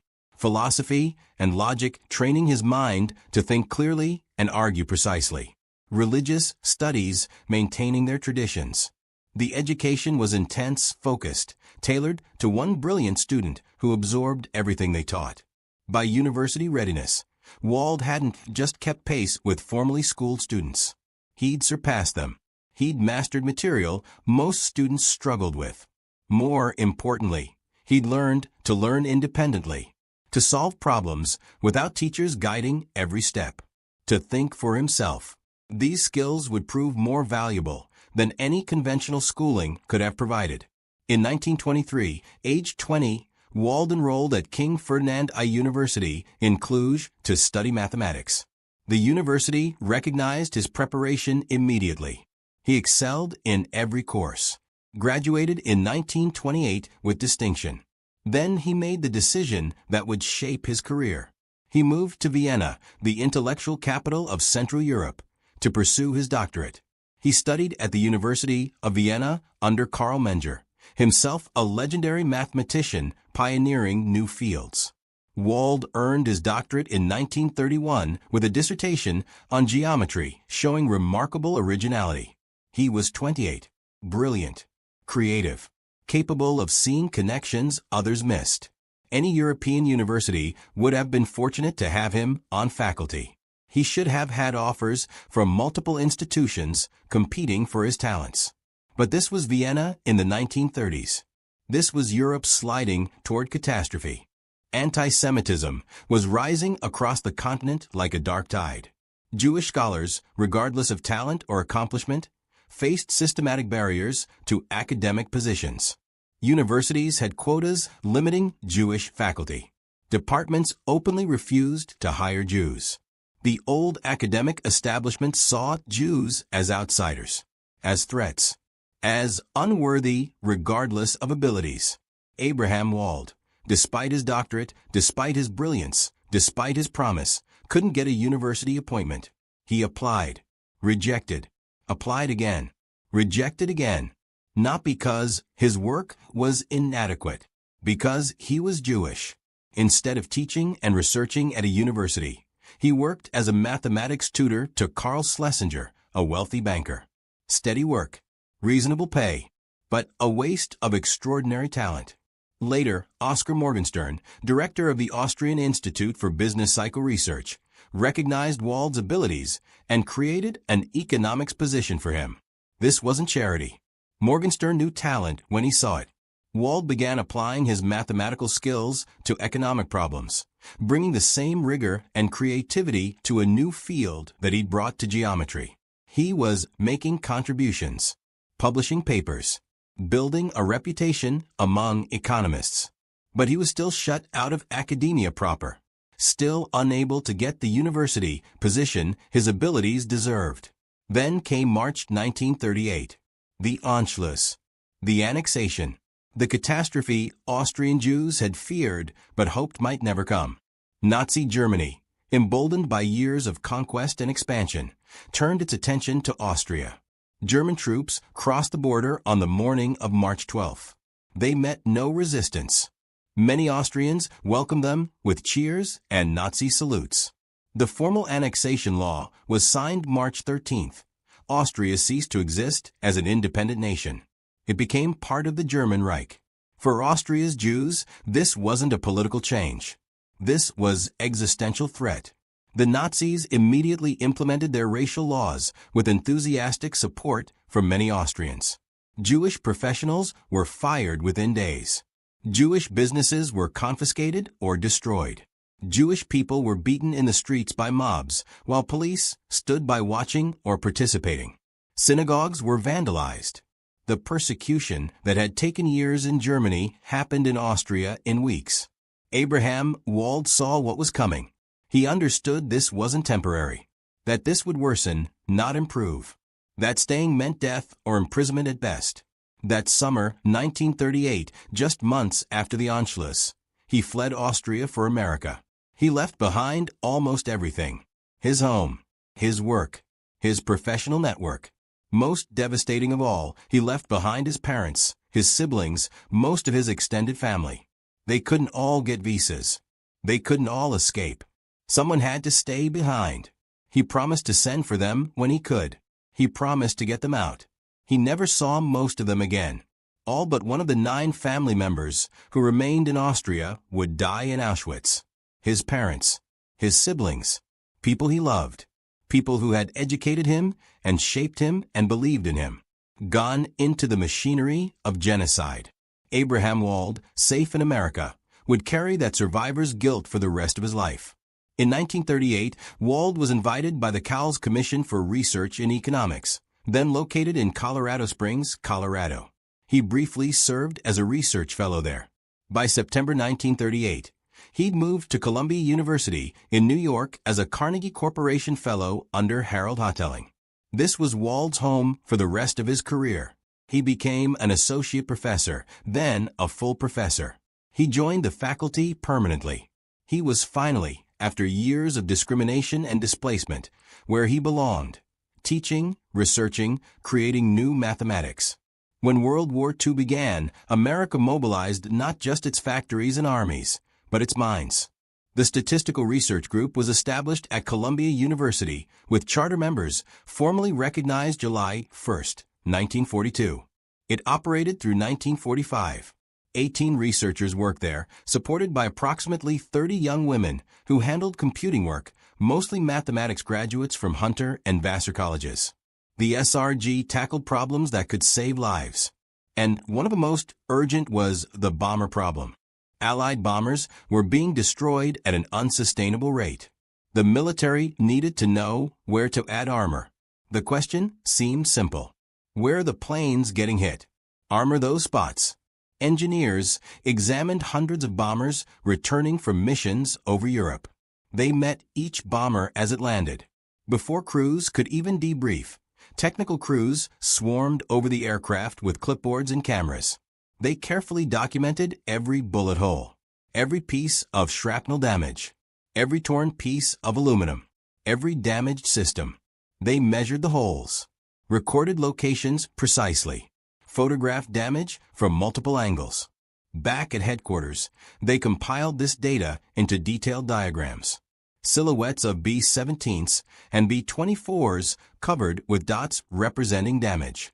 Each dot marked where a bullet or shrapnel fragment had struck. After examining hundreds of aircraft, patterns emerged clearly. The data was consistent across different bomb groups, different targets, different missions. The fuselage showed heavy damage. Holes everywhere. Some small from machine gun fire. Some large from cannon shells. The wings showed heavy damage, particularly areas near the fuselage. Control surfaces, ailerons, and elevators were often peppered with holes. Tail sections showed heavy damage. Both vertical stabilizer and horizontal stabilizers had taken beating after beating. But the engines? Relatively little damage. There were some hits, but far fewer than the fuselage or wings. The data was clear on this point. The cockpit? Not much damage either. Some hits, but nothing like what the fuselage sustained. The fuel systems? Surprisingly clean. Fuel tanks showed less damage than expected. Engineers compiled their statistics, created bar charts and diagrams, calculated the percentage of returning aircraft with damage to each area. The fuselage, wings, and tail topped the charts. The engines, cockpit, and fuel systems were at the bottom. The conclusion seemed obvious. Completely, utterly obvious. Add armor to the parts taking the most hits. Reinforce the fuselage where the majority of damage occurred. Strengthen the wings that were getting torn up by fighters. Protect the tail section that showed consistent damage. These were the vulnerable areas. The data showed it clearly. Any engineer looking at the numbers would reach the same conclusion. The proposal went to the Statistical Research Group for analysis. This was standard procedure. Let the statisticians verify the numbers, confirm the conclusion, then implement the solution. It should have been routine. A few days of number crunching, then approval, then production. But Abraham Wald looked at the data and saw something no one else saw. He sat in a room with engineers and military officers and other statisticians from the SRG. They spread the diagrams across the table. Silhouettes of bombers covered with dots marking damage. Everyone in the room was looking at the same data. Everyone was seeing the same patterns. Everyone except Wald. He looked at the diagrams for a long time, asked questions about how the data was collected, about which planes were being examined, about the methodology. And then he asked a question so simple yet so profound that it changed everything. A question that should have been obvious, but somehow had occurred to no one else. Where are the planes with engine damage? The question hung in the air. The other men in the room looked at each other. What did he mean? The data clearly showed that engines had less damage. That was right there in the numbers. Everyone could see it. But Wald pushed further. These diagrams show only the planes that came back. What about the planes that didn't come back? Where were they hit? Everyone else looked at the returning planes and saw damage patterns that showed vulnerability. Wald looked at the returning planes and saw selection bias. An enormous, glaring selection bias that everyone had missed. These were the survivors. The lucky ones. The planes that made it home despite being damaged. What about the planes that didn't make it home? Where were they hit? What killed them? The engineers were analyzing a biased sample without realizing it. They were only studying planes that survived combat and made it back to England. The planes that got shot down weren't available for study. Those planes were scattered across Europe, crashed in German fields, burning in French forests, sunk in the English Channel, blown apart at altitude. Their damage patterns couldn't be documented. Their crews couldn't report what hit them. Their data was missing, gone, lost. And that missing data was the most important data of all. Wald realized something crucial about how the data was collected. If returning planes showed heavy damage to the fuselage, wings, and tail, that meant something very specific. It meant these areas could absorb significant damage and still allow the plane to fly home. A bomber could take dozens of holes through the fuselage and keep flying. The crew might be terrified. There might be wounded men bleeding in the back. But the aircraft remained controllable. The engines kept running. The pilots could still fly it. Holes in the wings? Serious, but not always fatal. The wings on AB-17 were massive structures with multiple spars and ribs. You could punch a lot of holes through them before the wing failed structurally. The planes were survivable with hits to those areas. That was what the data was actually telling them. Not that these areas were vulnerable and needed protection, but that these areas could take damage without bringing the plane down. But the engines showed little damage on returning planes. Why? not because the engines were less likely to be hit. Wald assumed, on good evidence confirmed by combat analysis, that German fighters and flak aimed at the entire aircraft. Hits in combat were distributed fairly randomly across the bomber. There was no reason to think engines were magically protected or harder to hit. They were big, obvious targets hanging off the wings. Fighters specifically aimed for them. Flak exploded near them. So why did returning planes show so little engine damage? The answer was chilling. The engines showed little damage on returning planes because planes hit in the engines didn't return. They went down. A hit to an engine could start a fire that couldn't be extinguished. High-octane aviation, fuel fed the flames. The fire spread. The engine broke apart, pieces flying off, maybe damaging the wing or starting more fires. Or the hit destroyed the engine outright, stopping it instantly. With one engine gone, the pilot could maybe limp home if they were close. With two engines gone on the same wing, the plane became uncontrollable. It rolled over and dove into the ground. The same logic applied to the cockpit. Few returning planes showed damage to the cockpit area. Not because it was a small or protected target. The cockpit was right up front where fighters loved to make head-on attacks. The entire nose of the bomber was glazed with clear panels. Fighters could see the pilots sitting there. They aimed for them specifically, trying to kill the crew that controlled the aircraft. So why did returning planes show limited cockpit damage? Because when the cockpit took a direct hit, when bullets ripped through and killed the pilot and co-pilot or wounded them so badly they couldn't fly, the plane didn't come home. It crashed. The crew died. The fuel systems showed the same pattern. The fuel tanks held hundreds of gallons of high-octane aviation fuel. One tracer round, one incendiary shell, one piece of hot shrapnel hitting a fuel tank could turn the entire bomber into a flying torch. Crews called it cooking off. The plane would light up, flames spreading instantly through the fuel vapor. The crew had seconds to bail out if they were lucky. Most weren't lucky. So planes with severe fuel system damage didn't make it back to England. They burned over Germany or limped partway and crashed in the Channel. The absence of engine damage on surviving planes wasn't evidence that engines were safe. It was evidence that engine damage was fatal. The absence of cockpit damage on surviving planes wasn't evidence that cockpits were well protected. It was evidence that cockpit damage killed the crew and doomed the plane. The absence of fuel system damage on surviving planes wasn't evidence that fuel tanks were secure. It was evidence that damaged fuel systems led to catastrophic fires.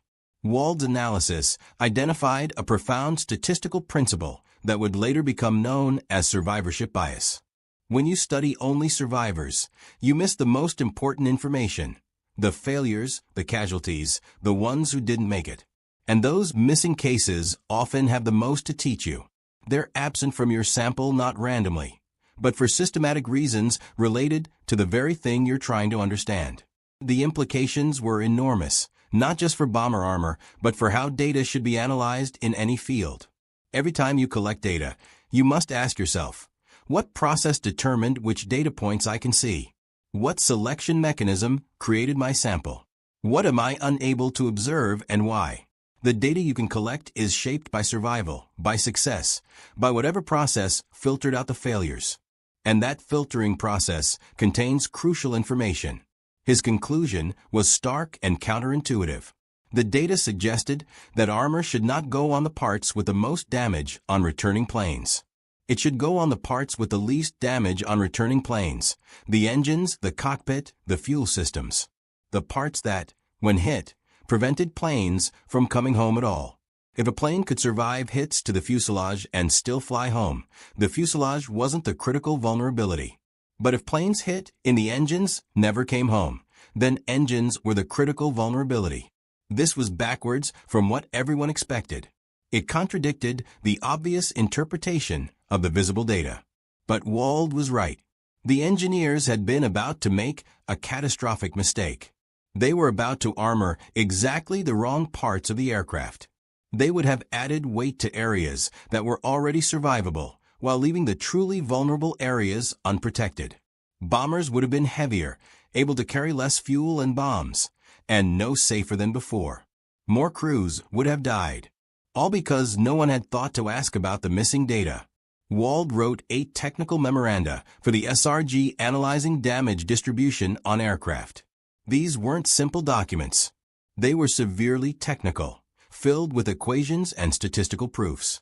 He developed mathematical methods to estimate damage distribution for all aircraft, including the ones shot down, using only data from survivors. This required sophisticated statistical inference. He had to work backwards from biased data to infer what the complete, unbiased data would look like. His papers were classified during the war for security reasons. The enemy couldn't know how American operational research was improving bomber survivability. The documents remained classified for decades after the war ended. They were finally declassified in the late 1970s. In 1980, the Center for Naval Analyses published Wald's complete wartime memoranda.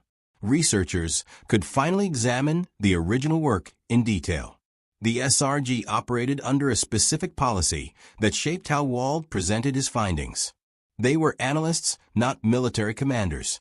Their job was to analyze data and answer the questions they were asked. They didn't make explicit military recommendations about implementation. That was for military command to decide based on the analysis. So Wald's memoranda present the statistical analysis and show what the data implies. But they stop short of saying, you must do this specific thing. The implications were clear to anyone who read them.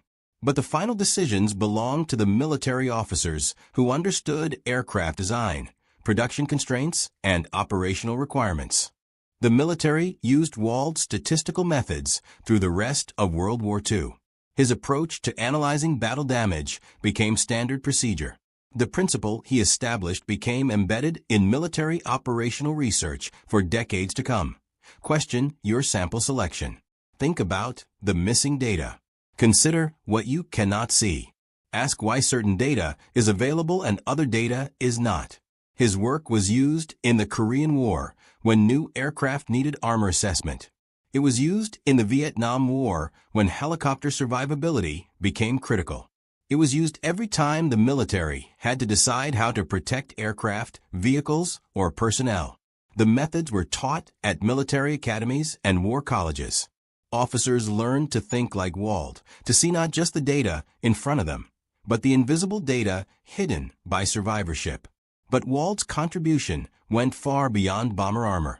He had identified one of the most important concepts in statistics and critical thinking, survivorship bias. The systematic error that occurs when you study only successes, only survivors, only winners, and forget that the failures have information too. Perhaps the most important information. This insight applies far beyond military operations. In business, we study successful companies and read case studies about winning strategies. But we rarely examine the thousands of companies that tried identical strategies and failed. They went bankrupt. They closed. They're not here to tell their stories. We see only the survivors and draw conclusions from incomplete data. In medicine, clinical studies that only examine patients who survived to reach the hospital miss the most severe cases. The patients who died before arrival aren't in the data. This leads to systematically underestimating how dangerous conditions are and reaching wrong conclusions about which treatments work best. Hospital-based studies see a biased sample, the survivors, just like Wald's engineers studying returning bombers. In finance, mutual funds that close due to poor performance disappear from historical comparisons. When you evaluate average fund returns, you only see funds that survived. The failures aren't there anymore. This inflates performance statistics by an estimated 1 to 2% per year. Compounded over decades, this makes an enormous difference to retirement savings. Every success story hides untold failures. Every survivor represents many who didn't survive. Every data point you can see exists alongside countless data points you cannot see. Wald taught us a way of thinking that goes beyond bomber armor. He taught us to question our samples, to ask whether what we observe is representative or biased, to consider selection effects, To think about what process generated the data we have access to, and what that process might be hiding. In 1943, young men climbed into bombers every morning, not knowing if they'd see another sunset. The military looked at bullet holes and saw obvious solutions. They saw damaged fuselages and wings and tails. The data seemed clear. The conclusion appeared obvious. They were about to armor exactly the wrong parts of their aircraft. But Abraham Wald looked at the same data and saw something different. He saw the planes that weren't there. He saw the missing bullet holes. He saw the invisible truth hiding in plain sight. He asked the question no one else thought to ask. Where are the planes with engine damage? Why aren't they here? What does their absence tell us? It wasn't magic. It was disciplined thinking. It was rigorous mathematics applied with creativity and insight. It was the willingness to question assumptions everyone else took for granted. And because he looked beyond the obvious, because he questioned what everyone accepted, because he asked about what was missing instead of just analyzing what was present, his insight helped protect American airmen flying into danger. Not through advanced weapons, not through better tactics, but through clear thinking, through asking the right question. That is the legacy of Abraham Wald. Not just his mathematical brilliance, though that was extraordinary. Not just his contributions to statistics and operational research, though those were groundbreaking. His true legacy is teaching us to see what isn't there. Teaching us that the most important data is often the data we cannot collect. Teaching us that the most important lessons come from the failures that didn't survive to teach us. In a room full of brilliant minds, Abraham Wald was the one who asked the different question. He was the one who saw past the obvious. He was the mathematician who saw what everyone else missed. And in seeing it in that one crucial insight about missing data and survivorship bias, he changed how we think about evidence.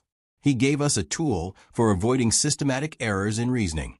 He taught us that sometimes the most important thing in the room is the thing that isn't there.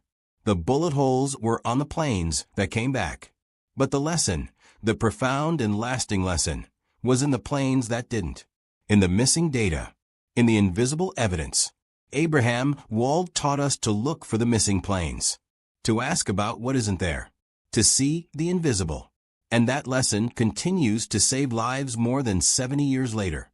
Clinical studies that only examine patients who survived to reach the hospital miss the most severe cases. The patients who died before arrival aren't in the data. This leads to systematically underestimating how dangerous conditions are and reaching wrong conclusions about which treatments work best. Hospital-based studies see a bias sample, the survivors, just like Wald's engineers studying returning bombers.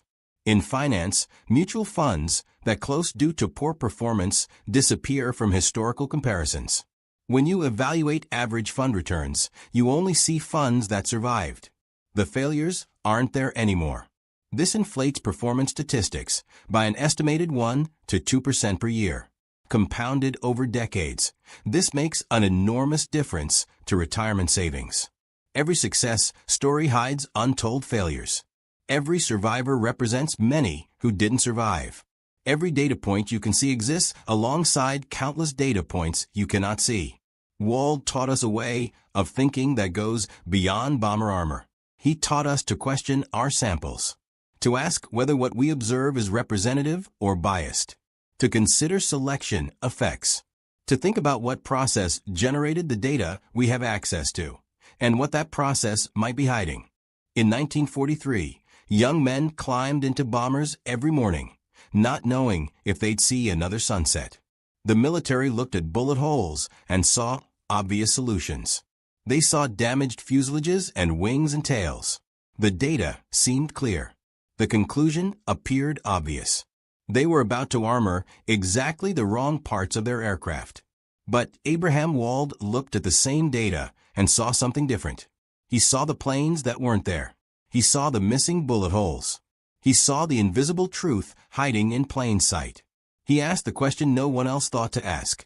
Where are the planes with engine damage? Why aren't they here?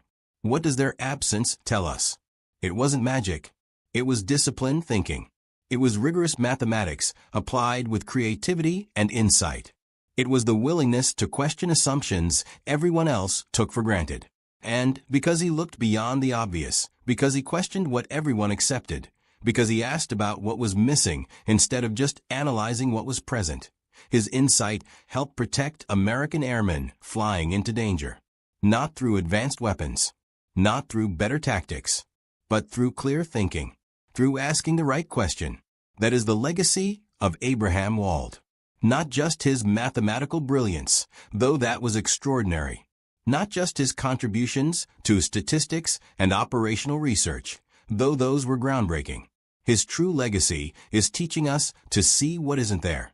Teaching us that the most important data is often the data we cannot collect. Teaching us that the most important lessons come from the failures that didn't survive to teach us. In a room full of brilliant minds, Abraham Wald was the one who asked the different question. He was the one who saw past the obvious. He was the mathematician who saw what everyone else missed. And in seeing it in that one crucial insight about missing data and survivorship bias, he changed how we think about evidence. He gave us a tool for avoiding systematic errors in reasoning. He taught us that sometimes the most important thing in the room is the thing that isn't there. The bullet holes were on the planes that came back. But the lesson, the profound and lasting lesson, was in the planes that didn't. In the missing data. In the invisible evidence. Abraham Wald taught us to look for the missing planes. To ask about what isn't there. To see the invisible. And that lesson continues to save lives more than 70 years later. Clinical studies can suffer from survivorship bias. If you only study patients who survive to reach the hospital, you miss the most severe cases, the ones who died before arrival. This leads to underestimating the deadliness of conditions and drawing wrong conclusions about which treatments work best. In finance, mutual funds that close due to poor performance disappear from historical comparisons. When you evaluate average mutual fund returns, you only see the funds that survived. The failures aren't in the data. This inflates performance statistics and misleads investors. Abraham Wald taught us to ask the uncomfortable question. What am I not seeing? What data is missing? What failures am I ignoring because they're not here to be counted? These questions require us to imagine what isn't there, to think about the invisible, to remember that absence of evidence is not evidence of absence. This requires double vision. You have to look at what's in front of you and simultaneously imagine what isn't there. You have to analyze the data you have while also analyzing the data you don't have. Most people can't do this naturally. Wald could. After the war, Wald continued his groundbreaking work at Columbia. He was now recognized as one of the leading statisticians in America. His wartime work had proven the power of mathematical thinking applied to real problems. In 1947, he published a book that would transform statistics, Sequential Analysis. This work grew directly from his wartime research. The methodology was initially classified because of its military applications. But after the war ended, Wald refined and expanded his ideas into a complete theoretical framework. The book, published by John Wiley & Sons in New York and Chapman & Hall in London, revolutionized how scientists and engineers design experiments and make decisions. Traditional statistical methods required you to decide your sample size in advance. You would test exactly 100 subjects or measure exactly 1,000 parts, then analyze all the results at once. This approach wasted resources. Sometimes you could reach a confident conclusion with far less data. But the traditional methods forced you to collect the entire predetermined sample anyway. Wald showed how you could make reliable decisions with less data by analyzing results as they came in. You could stop collecting data when you had enough evidence to make a decision with confidence. This saved time. It saved money. It saved materials. And in medical trials, it saved lives by allowing effective treatments to be identified faster and harmful treatments to be stopped sooner. The methodology he developed became standard across countless fields. Medical trials, testing new drugs, quality control in manufacturing, industrial testing of materials. anywhere decisions must be made with uncertain information, and the cost of data collection matters. Wald's sequential analysis changed how the work was done. By 1950, Abraham Wald had become one of the most respected statisticians in the world. He had transformed multiple fields.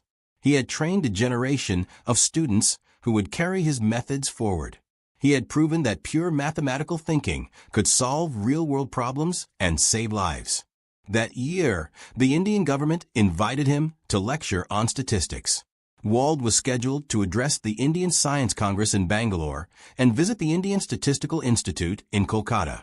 He arrived in India in November 1950 with his wife, Lucille. Their 2 children, Betty and Robert, remained home in the United States. The trip was scheduled for a few months. Wald expected to return to Colombia in mid-February. December 13, 1950. Wald and his wife boarded an Air India flight, a Douglas C-47, registration VTCFK. The plane was flying from Bombay to Trivandrum with a stop in Madras. A scheduled commercial flight. Routine and safe. But something went wrong over southern India near the town of Kotagiri in the Nilgiri Mountains. The plane flew into the side of a mountain. Navigation error. The pilots didn't see the terrain until too late. The aircraft crashed in a rocky valley below Rangaswamy Peak, approximately 8 miles from Kotagiri at 6,000 feet elevation. All 21 people aboard died instantly. 17 passengers for crew. The wreckage wasn't found for a week. The terrain was so difficult that bodies couldn't be removed. They were laid to rest at the crash site. Abraham Wald was 48 years old. The loss was devastating to the mathematical community. Obituaries appeared in leading journals worldwide. His colleague Oscar Morgenstern wrote a tribute in Econometrica. The Indian Statistical Institute held a memorial service. Columbia University mourned one of its brightest minds. His legacy, though, would prove immortal. His papers from World War II continued to influence military strategy for decades. Every time the military had to make decisions about armoring vehicles or aircraft, they consulted Wald's work. His methods were taught at military academies and war colleges. His concept of survivorship bias became one of the most important ideas in statistics, decision theory, and critical thinking. It's now a standard topic in statistics education, business schools, medical training, and social sciences. Everywhere people need to understand how bias samples can lead them astray. Today, more than 70 years after Wald did his analysis, survivorship bias affects how we understand success and failure across countless domains. When we study winners, we must remember the losers who aren't there to study. When we analyze survivors, we must think about those who didn't survive. When we see data, we must ask what data is missing. In business, survivorship bias creates a completely false picture of what strategies work. We study successful companies and read case studies about their brilliant decisions. We learn from CEOs who took bold risks and won big.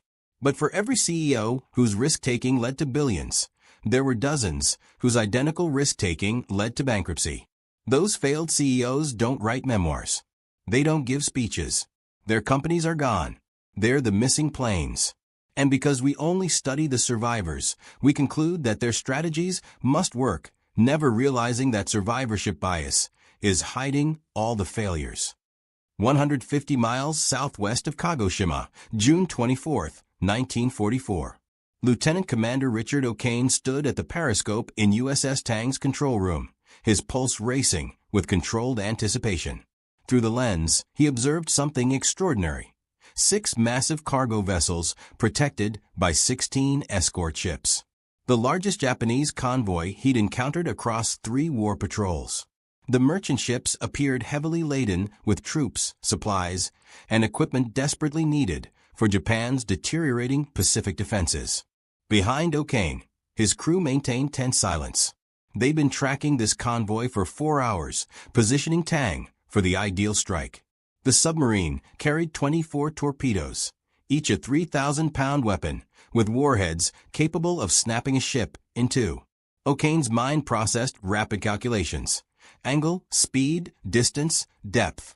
He'd studied submarine warfare under Commander Dudley "Mush" Morton aboard USS Wahoo, where boldness and precision created the Pacific's most feared submarine commander.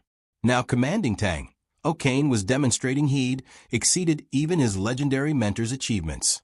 What Japanese naval intelligence failed to comprehend, despite mounting evidence, was how American submarine warfare had evolved into something their doctrine couldn't counter. The vessels were superior. The torpedoes finally functioned after years of catastrophic malfunctions. Commanders like O'Kane had developed tactics transforming submarines from solitary hunters into convoy annihilators. Japan's defeat was being written not in surface engagements, but in dark depths where silent hunters stalked prey.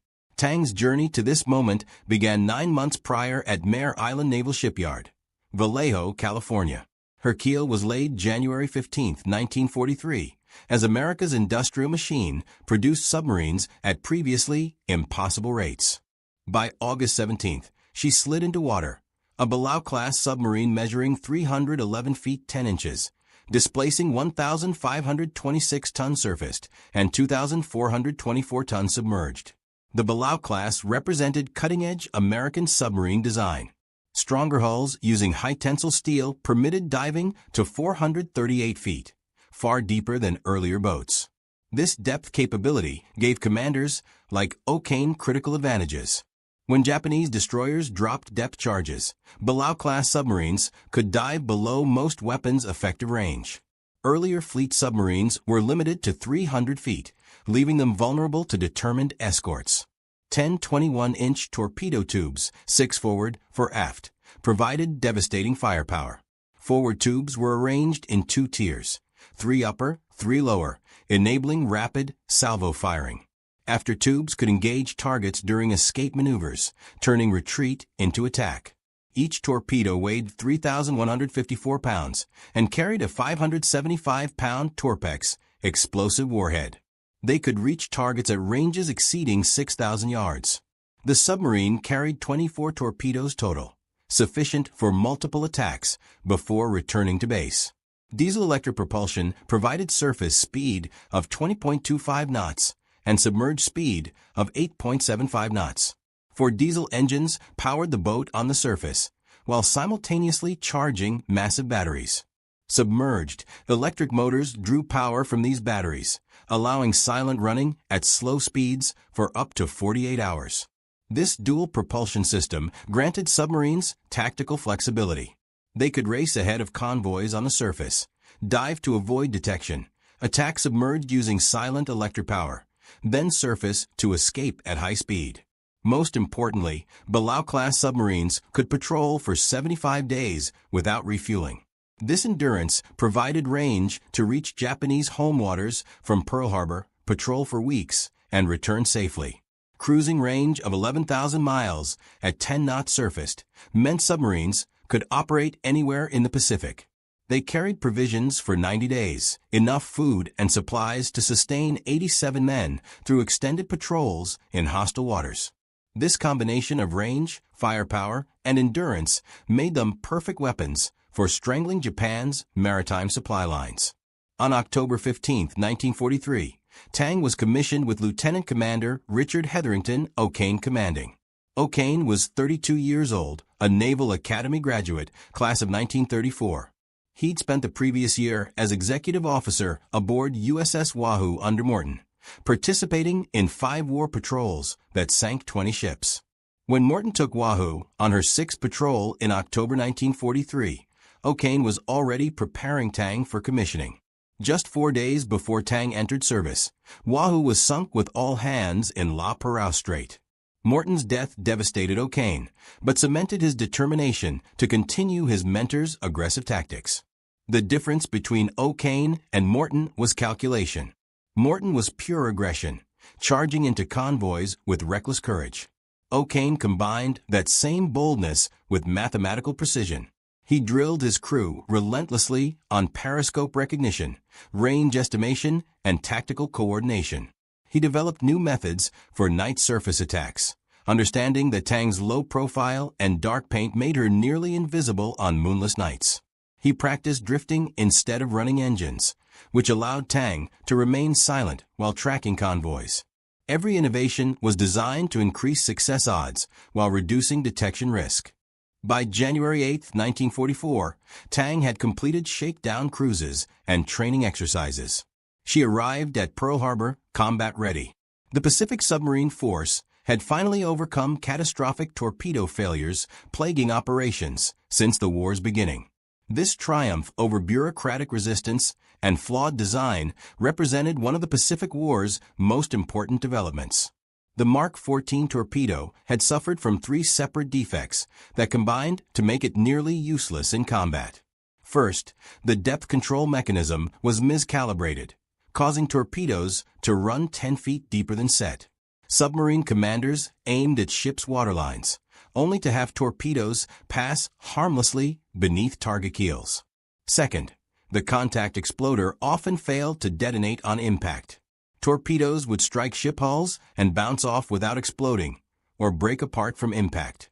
Third, the magnetic influence exploder was supposed to detonate beneath the ship's keel, breaking its back, but instead exploded prematurely or not at all due to variations in Earth's magnetic field. These problems plagued American submarines from December 1941 through September 1943.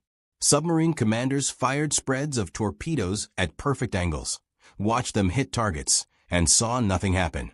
Ships steamed away unharmed while submarines dove to avoid counterattacks. Patrol after patrol returned with reports of torpedo failures. The Bureau of Ordnance, responsible for torpedo development, insisted the weapons were perfect and blamed submarine crews for poor shooting. This denial persisted despite overwhelming evidence from combat reports. Admiral Charles Lockwood, Commander Submarines Pacific, finally forced the issue by conducting systematic tests. Submarines fired torpedoes at nets suspended at measured depths, proving the depth control problem. They fired at cliffs to test contact exploders, demonstrating failure rates exceeding 70%. These tests, conducted in mid-1943, forced the Bureau of Ordnance to acknowledge defects and implement fixes. By late 1943, depth control was corrected, contact exploders were redesigned, and magnetic exploders were deactivated. For the first time since war began, American submarines possessed reliable weapons. This transformation revolutionized submarine warfare. In 1942, submarines achieved minimal success despite conducting hundreds of attacks. In 1943, with partially fixed torpedoes, sinking rates improved but remained inconsistent. In 1944, with fully functional weapons, American submarines became the most lethal anti-shipping force in history. Tang entered service at exactly the right moment, equipped with working torpedoes and commanded by an aggressive officer trained in new tactics. The combination would prove devastating.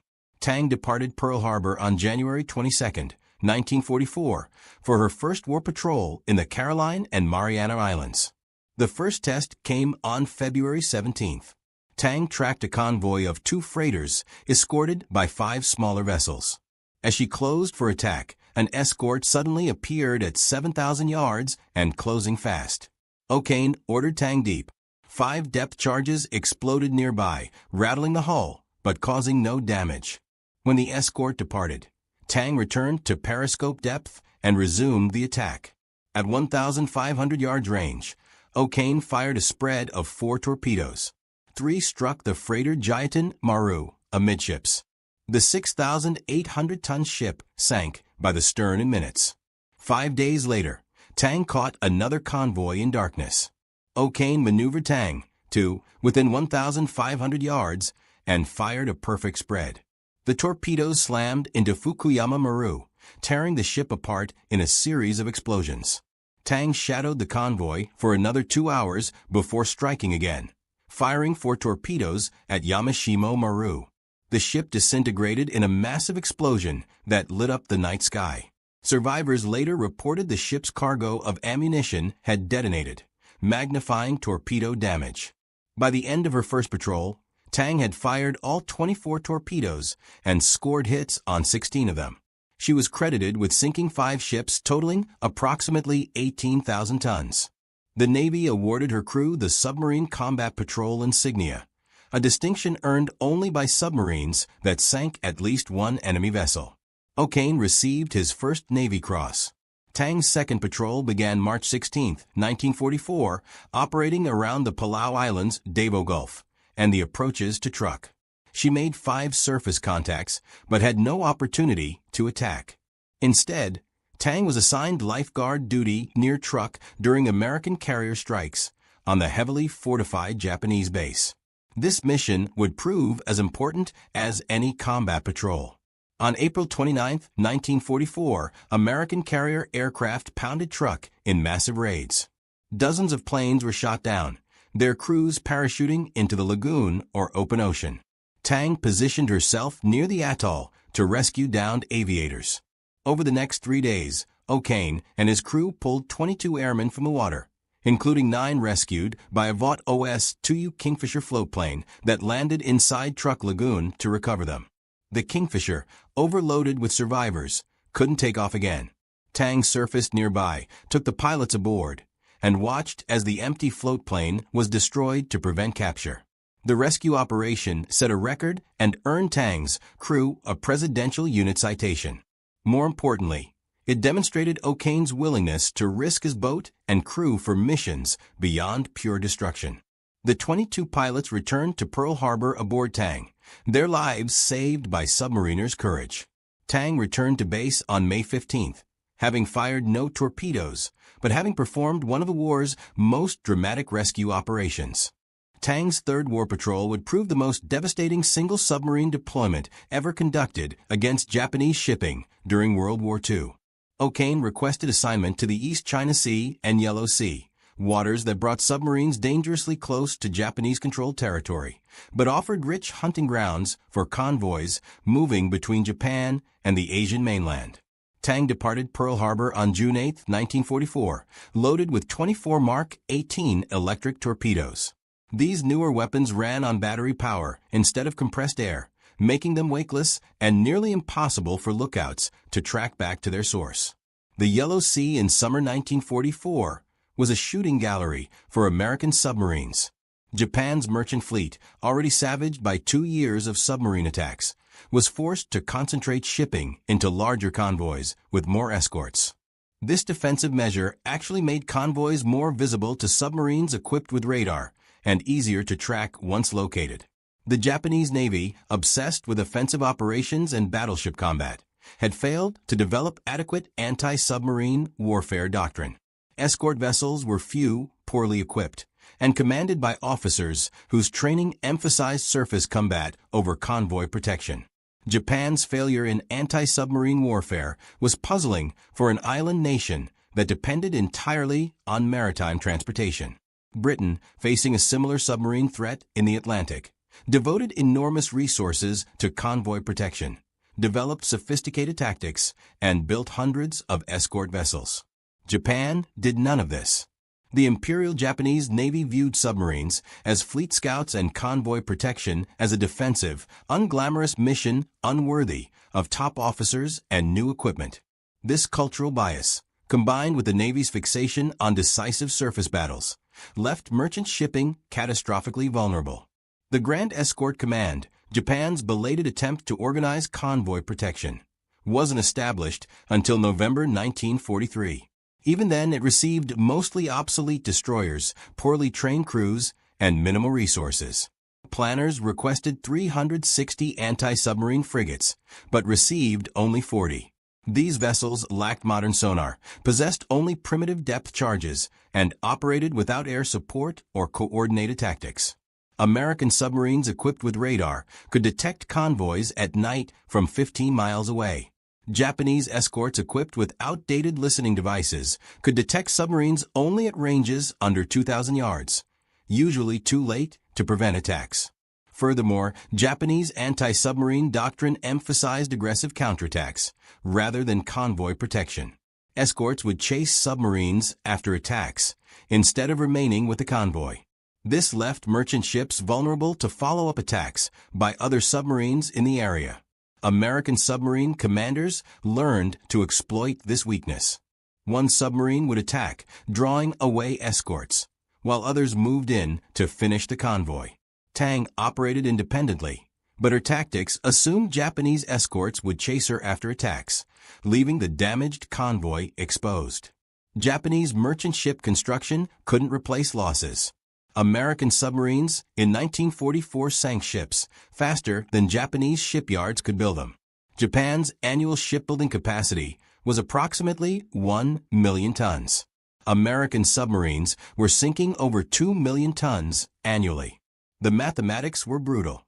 Every month, Japan's merchant fleet shrank. By mid-1944, critical raw materials, oil, and food couldn't reach Japanese factories and cities in sufficient quantities. The submarine blockade was strangling Japan more effectively than any surface campaign could achieve. On June 24th, southwest of Kagoshima, Tang's radar detected a massive convoy, 6 large ships shielded by 16 escorts. O'Kane spent 4 hours maneuvering Tang into position, using the submarine's superior surface speed to race ahead of the convoy, then submerging to wait in ambush. As darkness fell, he brought Tang to periscope depth and aligned for a surface attack. The convoy steamed directly toward him in 2 columns. At 2,300 hours, O'Kane gave the order to fire. Tang launched 3 torpedoes at the nearest ship in the lead column, then swung her bow and fired 3 more at a second target in the far column. The torpedoes ran hot, straight, and normal. 6 explosions erupted across the convoy. Tang went deep to avoid escorts, which dropped depth charges in wild patterns nowhere near the submarine's actual location. When Tang returned to periscope depth 30 minutes later, O'Kane expected to see 2 ships sinking. Instead, he witnessed chaos, for ships were either burning, sinking, or dead in the water. Post-war examination of Japanese records revealed what had happened. The 3 torpedoes aimed at the far ship had struck 3 different vessels. The convoy's tight formation meant that torpedoes running at 6 feet depth had found multiple targets. Tamahoko Maru, Tainan Maru, Nasusa Maru, and Kenichi Maru, totaling over 16,000 tons, all went to the bottom that night. It was the most successful single attack by an American submarine in the entire war. For ships sunk with 1 torpedo spread, Tang had fired 6 torpedoes and destroyed 4 ships. The mathematics were devastating for Japan.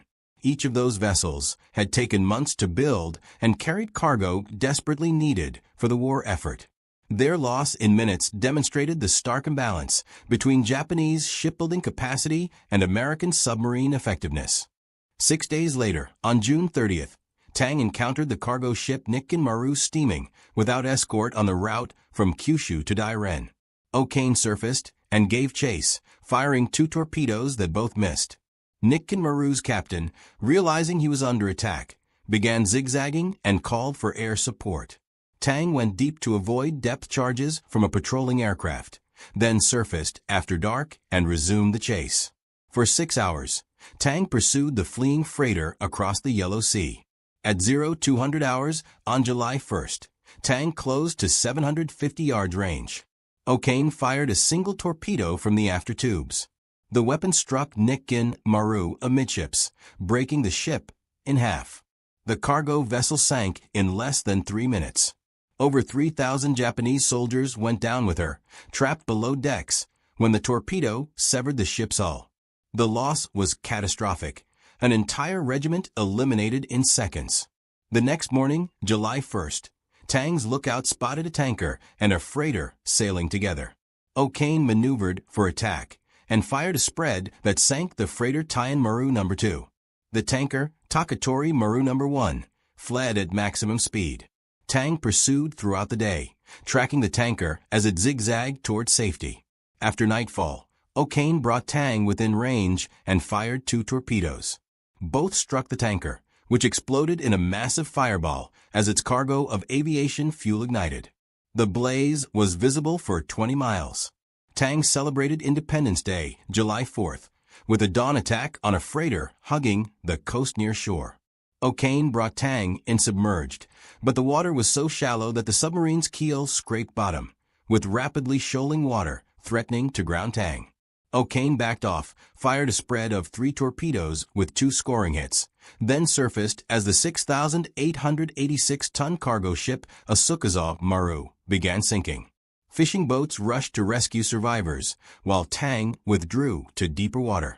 Over the next 2 days, Tang sank 2 more cargo ships off Dairen, bringing her third patrol total to 10 confirmed sinkings. Japanese records later verified every claim. 10 attacks, 10 ships sunk, 39,161 tons of enemy shipping destroyed. It was the most successful single patrol by any American submarine during World War II. Tang returned to Pearl Harbor on July 14th, having expended all her torpedoes and rewritten the record books. The Navy credited O'Kane and his crew with demonstrating what aggressive, skillful submarine warfare could achieve. Tang had operated in heavily patrolled waters, penetrated convoy escorts, and sunk ships at a rate that terrified the Japanese merchant marine. Convoy captains who survived Tang's attacks reported a ghost submarine that appeared from nowhere, destroyed multiple ships, and vanished before escorts could respond. Japanese naval intelligence, analyzing shipping losses, identified the Yellow Sea as a death trap but lacked resources to adequately protect convoys transiting those waters. Tang's Fourth War Patrol, conducted from July 31st to September 3, 1944, took her to the most dangerous waters in the Pacific, the coast of Honshu near Tokyo. O'Kane requested this assignment despite knowing Japanese home waters were heavily patrolled by aircraft, surface vessels, and shore-based radar. The risk was enormous, but so was the opportunity. Shipping routes converged near Tokyo Bay, bringing targets directly to Tang's patrol area. On August 10th, Tang attacked a tanker near Omizaki, but missed with all torpedoes due to last-minute maneuvering by the target. The next day, Tang encountered 2 freighters with 2 escorts. O'Kane fired 3 torpedoes at the larger freighter and 2 at the smaller. The larger ship disintegrated, apparently struck in her boilers by a torpedo that caused a catastrophic explosion.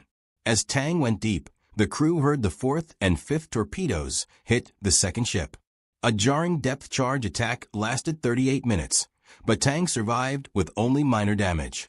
On August 14th, Tang engaged a patrol yacht with her 4-inch/50 caliber deck gun, reducing the vessel's superstructure to wreckage with 8 direct hits.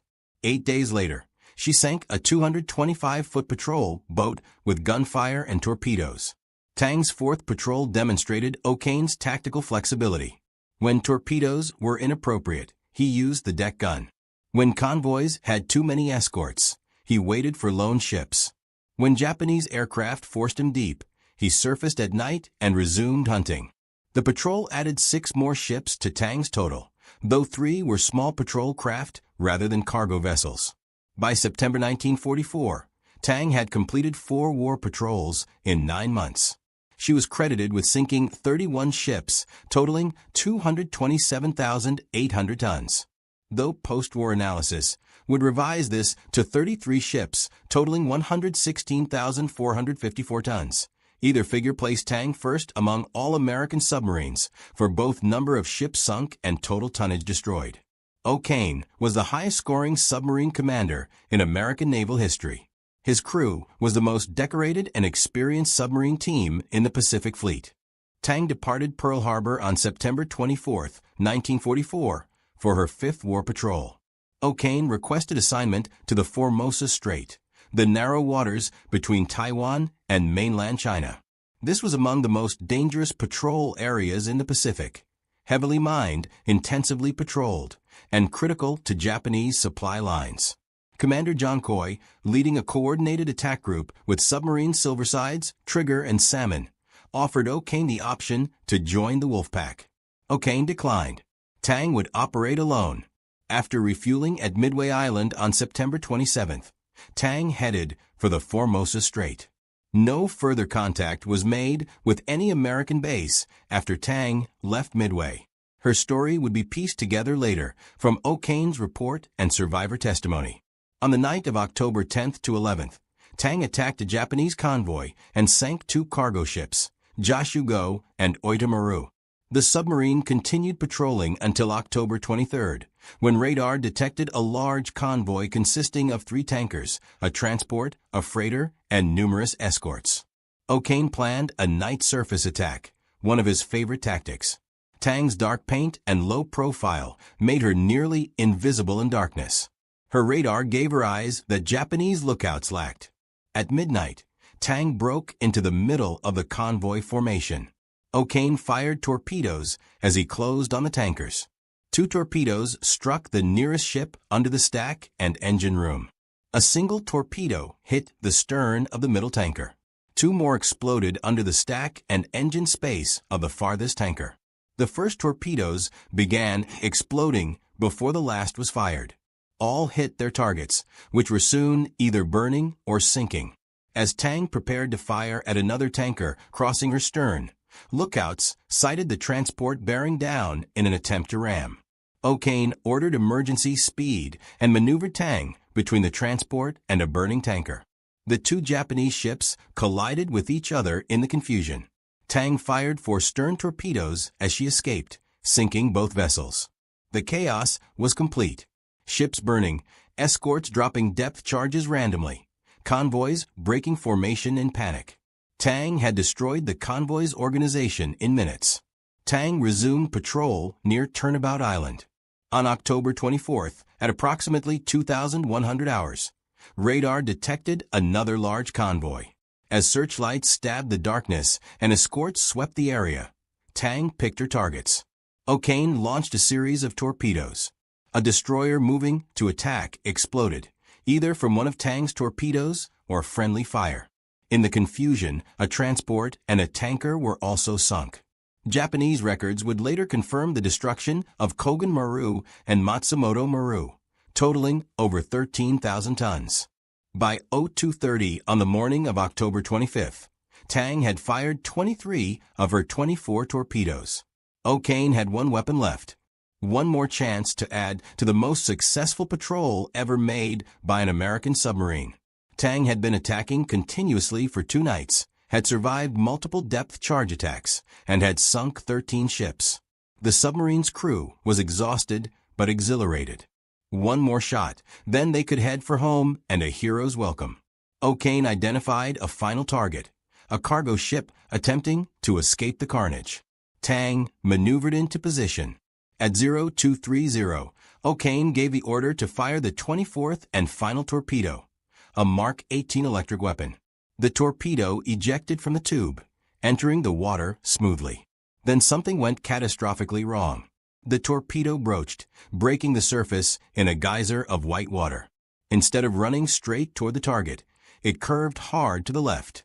The crew watched in horror as the torpedo began a circular run, turning back toward Tang. O'Kane ordered emergency speed, attempting to maneuver Tang out of the torpedo's turning circle. For 20 seconds, the submarine raced ahead, propellers thrashing the water. The torpedo continued its arc, homing on the noise of Tang's engines. 20 seconds after launch, the torpedo struck Tang abreast the after torpedo room, approximately 20 feet from where it had been fired. The explosion was devastating. The warhead contained 575 pounds of Torpex explosive, far more powerful than TNT. The blast severed Tang's stern, flooding 3 compartments instantly. Men as far forward as the control room received broken limbs from the concussion. The submarine's stern sank immediately, dragging the rest of the hull down. 9 officers and men were on the bridge when the torpedo struck. O'Kane, thrown clear by the explosion, found himself in the water. Bosun's mate First Class William Leibold and radioman First Class Floyd Caverly also reached the surface. 1 officer escaped from the flooded conning tower without using the escape trunk, a feat considered nearly impossible. Lieutenant Commander Lawrence Savadkin, the engineering officer, somehow swam clear and survived. Tang hit bottom at 180 feet depth. Inside the forward torpedo room, 30 survivors crowded into the space, intending to use the forward escape trunk. They'd been trained in escape procedures using the Momsen lung, a breathing device designed for submarine escapes. In all of submarine warfare history, the Momsen-Lung had never been successfully used to escape from a sunken submarine in combat conditions. Tang's crew was about to attempt what everyone believed was impossible. The escape trunk could accommodate 8 men at a time. Water pressure at 180 feet created crushing force. Survivors had to flood the trunk, equalize pressure, open the outer hatch, and ascend slowly while breathing from the Momsen-Lung. Ascending too fast would cause the bends, nitrogen bubbles forming in blood and tissue, causing paralysis or death. Panic would be fatal. Discipline was everything. 13 men attempted escape. 8 drowned in the trunk or during ascent. 5 reached the surface alive. Torpedo Man 3rd Class Pete Narawanski, Torpedo Man 2nd Class Hayes Truck, Motor Machinist's Mate 2nd Class Jesse De Silva, Motor Machinist's Mate 3rd Class Clay Decker, and Lieutenant Junior Grade Henry Flanagan fought their way to the surface and survived 8 hours in the water before rescue. At dawn, a Japanese destroyer escort picked up the 9 survivors. The same ship carried burned and wounded survivors from ship's Tang had sunk hours earlier. When these survivors saw the American submariners, they inflicted brutal beatings and torture. O'Kane would later write with remarkable humanity that when his crew realized their clubbings and kickings were being administered by the burned, mutilated survivors of their own attacks, they found they could take it with less prejudice. The 9 survivors, O'Kane, Leibold, Caverly, Savadkin, Narawanski, Truck, De Silva, Decker, and Flanagan, were transported to Japan and imprisoned. They were first held at the Ofuna Navy Detention Center, then moved to the Amori prisoner of war camp. Their treatment was harsh, but they survived. 78 members of Tang's crew died when the submarine went down. They remain aboard Tang, which still lies on the bottom of the Formosa Strait in Chinese territorial waters.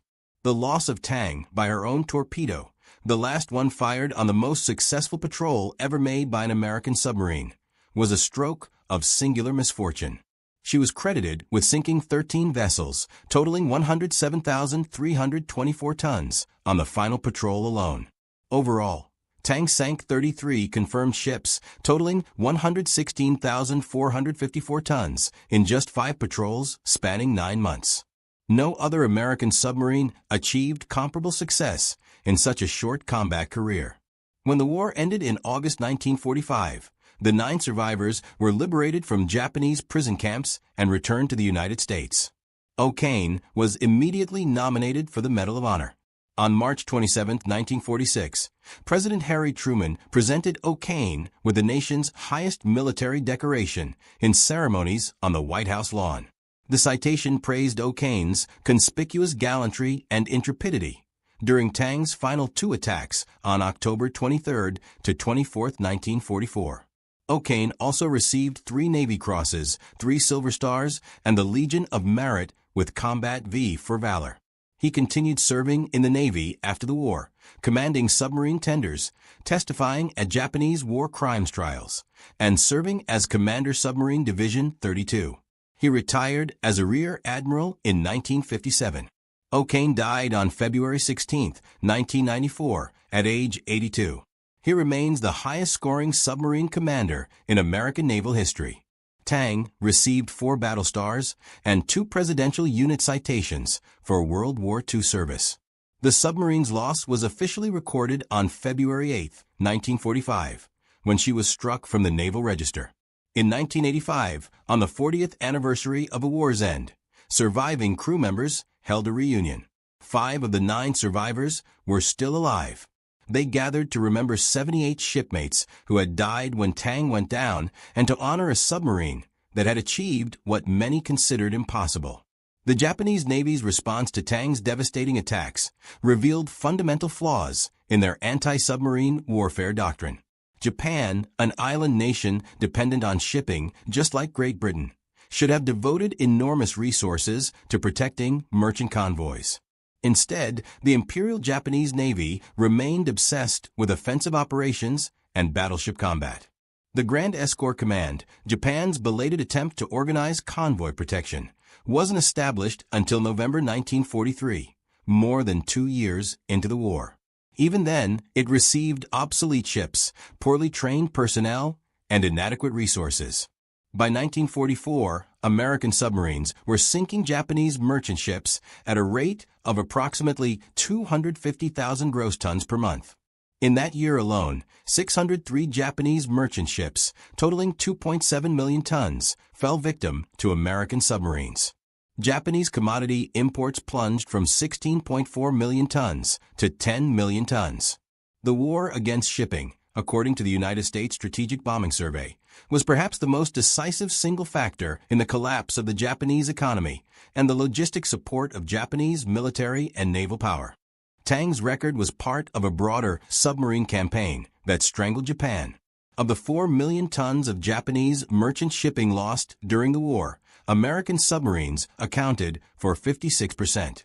They also sank 201 Japanese warships, including 1 battleship, 8 aircraft carriers, and 11 cruisers.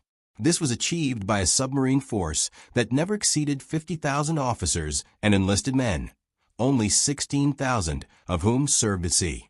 The submarine service represented just 1.6% of the United States Navy, but inflicted disproportionate damage on Japan's ability to wage war. The parallels between Tang's story and the broader American submarine campaign are striking. Both demonstrated that technological superiority, aggressive tactics, and skilled personnel could achieve devastating results. The Mark 18 electric torpedo that sank Tang was the same weapon that made her attacks so effective. American submarines by 1944 possessed working torpedoes, reliable radar, effective sonar, and commanders trained in aggressive tactics. Japanese anti-submarine forces lacked equivalent technology and doctrine. The result was a massacre. Tang's third patrol, sinking 10 ships in 36 days, demonstrated what American submarines could achieve when everything worked correctly. The fifth patrol, sinking 13 ships before being destroyed by a malfunctioning torpedo, revealed both the heights of success and the cruel randomness of combat. O'Kane and his crew had pushed submarine warfare to its limits, achieving results that seemed impossible when the war began. Post-war analysis revealed that Tang's confirmed total of 33 ships sunk placed her first on the list of most successful American submarines for both number of ships and total tonnage. USS Taudog was credited with 26 ships but lower tonnage. USS Flasher achieved higher tonnage but fewer ships. Tang held both records. O'Kane's total of 33 ships across 5 patrols gave him the highest count of any submarine commander. His average of 1 ship sunk for every 10 days on patrol was unmatched. The story of Tang is ultimately a story of exceptional men doing exceptional things under extraordinary pressure. O'Kane's tactical innovations, his crew's training and discipline, their aggressive execution of attacks, and their courage under depth charging all combined to create the most successful submarine in American naval history. The tragic ending, destroyed by their own weapon at the moment of greatest triumph, adds a dimension of cruel irony to their achievement. Tang's crew knew they were the best. They trained harder, fought more aggressively, and took greater risks than almost any other submarine crew. They paid the ultimate price when 78 men died in the sinking. But in 9 months of combat, they achieved what would take other submarines years to accomplish. They demonstrated that submarine warfare, when conducted with skill and audacity, could inflict strategic damage far beyond the submarine size or cost. The Japanese merchant marine never recovered from the devastation inflicted by submarines like Tang. By 1945, Japan's shipping lanes were graveyards. Merchant captains refused to sail without massive escorts. Convoy routes were abandoned as too dangerous. Critical raw materials remained in conquered territories because there were no ships to transport them. Japan's war economy collapsed, not from bombing raids, but from strangulation. The slow choking of supply lines by submarines operating thousands of miles from American bases. Tang's legacy extends beyond her combat record. She proved that American submarine design was superior, that American torpedo technology had finally worked, and that American submarine commanders could execute complex attacks with devastating effectiveness. The Balao-class submarines, of which Tang was one, became the template for post-war American submarine development. The tactics O'Kane pioneered, night surface attacks and aggressive convoy penetration, became doctrine taught at submarine school. His emphasis on crew training and periscope drill became standard practice. In 1963, the Navy commissioned a new submarine, USS Tang SS-563, named in honor of the World War II boat. This Tang served until 1980, carrying the name and legacy of O'Kane's command. Today, guided missile destroyer USS O'Kane DDG-77 continues the tradition, named for the Medal of Honor recipient who demonstrated what courage, skill, and determination could achieve. The submarine warfare campaign in the Pacific remains one of the least publicized, but most decisive operations of World War II. Unlike dramatic carrier battles or amphibious invasions, submarine operations occurred in silence and secrecy. Boats departed on patrol and either returned or didn't. Successes were classified, losses were mourned quietly, and the strategic impact was understood only after the war ended. Yet, the numbers tell the story. American submarines destroyed over half of Japan's merchant fleet and a significant portion of her navy, achieving this with a tiny fraction of overall naval personnel. Tang's story within this larger campaign stands out for the concentration of success in such a brief period. 9 months, 5 patrols, 33 ships destroyed, 78 men lost, 9 survivors, 1 Medal of Honor. The mathematics are brutal and extraordinary in equal measure. Tang compressed into 9 months what most submarines took years to achieve, and paid for that success with the highest casualty rate among successful American submarines. The circular run that destroyed Tang was not unique. USS Tullabee was sunk by her own torpedo on March 26, 1944, becoming the first American submarine lost to this cause. Other submarines experienced circular runs, but escaped destruction. The Mark 18 electric torpedo, despite being superior to earlier weapons, still suffered occasional guidance failures. The gyroscope that controlled direction could malfunction. The propeller could be damaged during launch. External factors, like currents, could affect trajectory. At the moment Tang launched her 24th torpedo, all the skill and courage in the world could not overcome a mechanical failure that sent the weapon back toward its source. That 9 men survived it all was miraculous. 5 men escaped from inside the sunken submarine using mumps and lungs, accomplishing what submarine training manuals considered nearly impossible.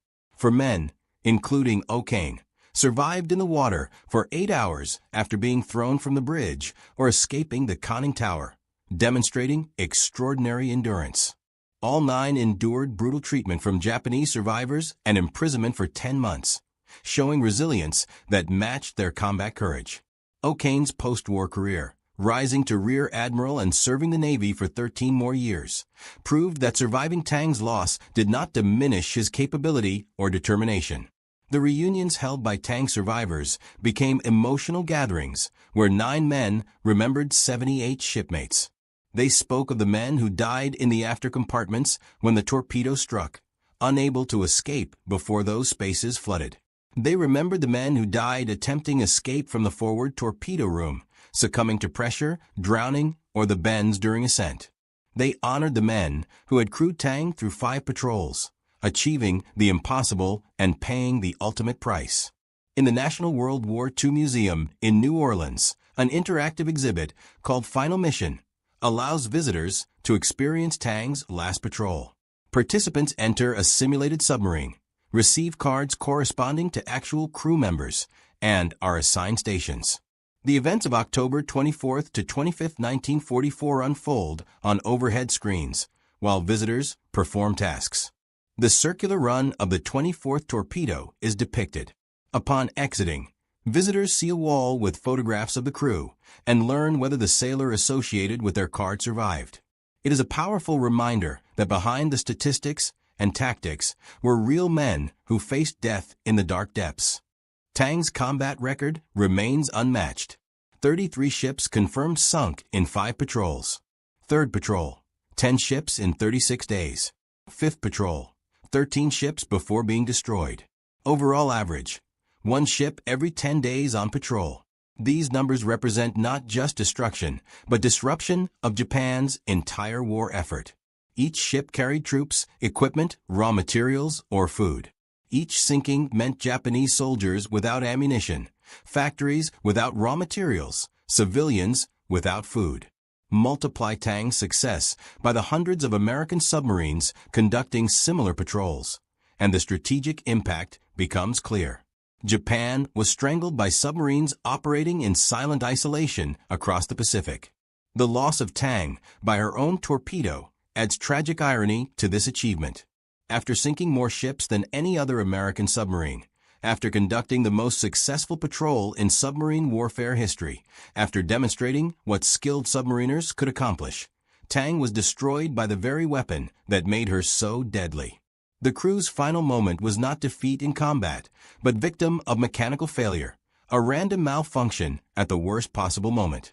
O'Kane's Medal of Honor citation emphasizes his actions during the final 2 attacks, but the award really honors 5 patrols of sustained aggressive combat. It recognizes tactical innovations that changed submarine warfare. It acknowledges crew training that produced the most effective submarine team in the Pacific. It memorializes 78 men who died when Tang went down.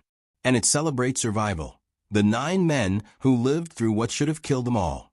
The Japanese convoy survivors who beat Tang's crew after rescue demonstrated how effective the submarine had been. Their fury came from watching ships destroyed, comrades killed, and the seeming invincibility of an enemy who appeared from nowhere, struck with devastating effect, and vanished. That American submariners could inflict such damage and then survive their own submarines sinking must have seemed incomprehensible to survivors who had watched Tang operate with apparent immunity throughout the attacks. Tang's final resting place in the Formosa Strait remains undisturbed. Chinese territorial waters prevent exploration.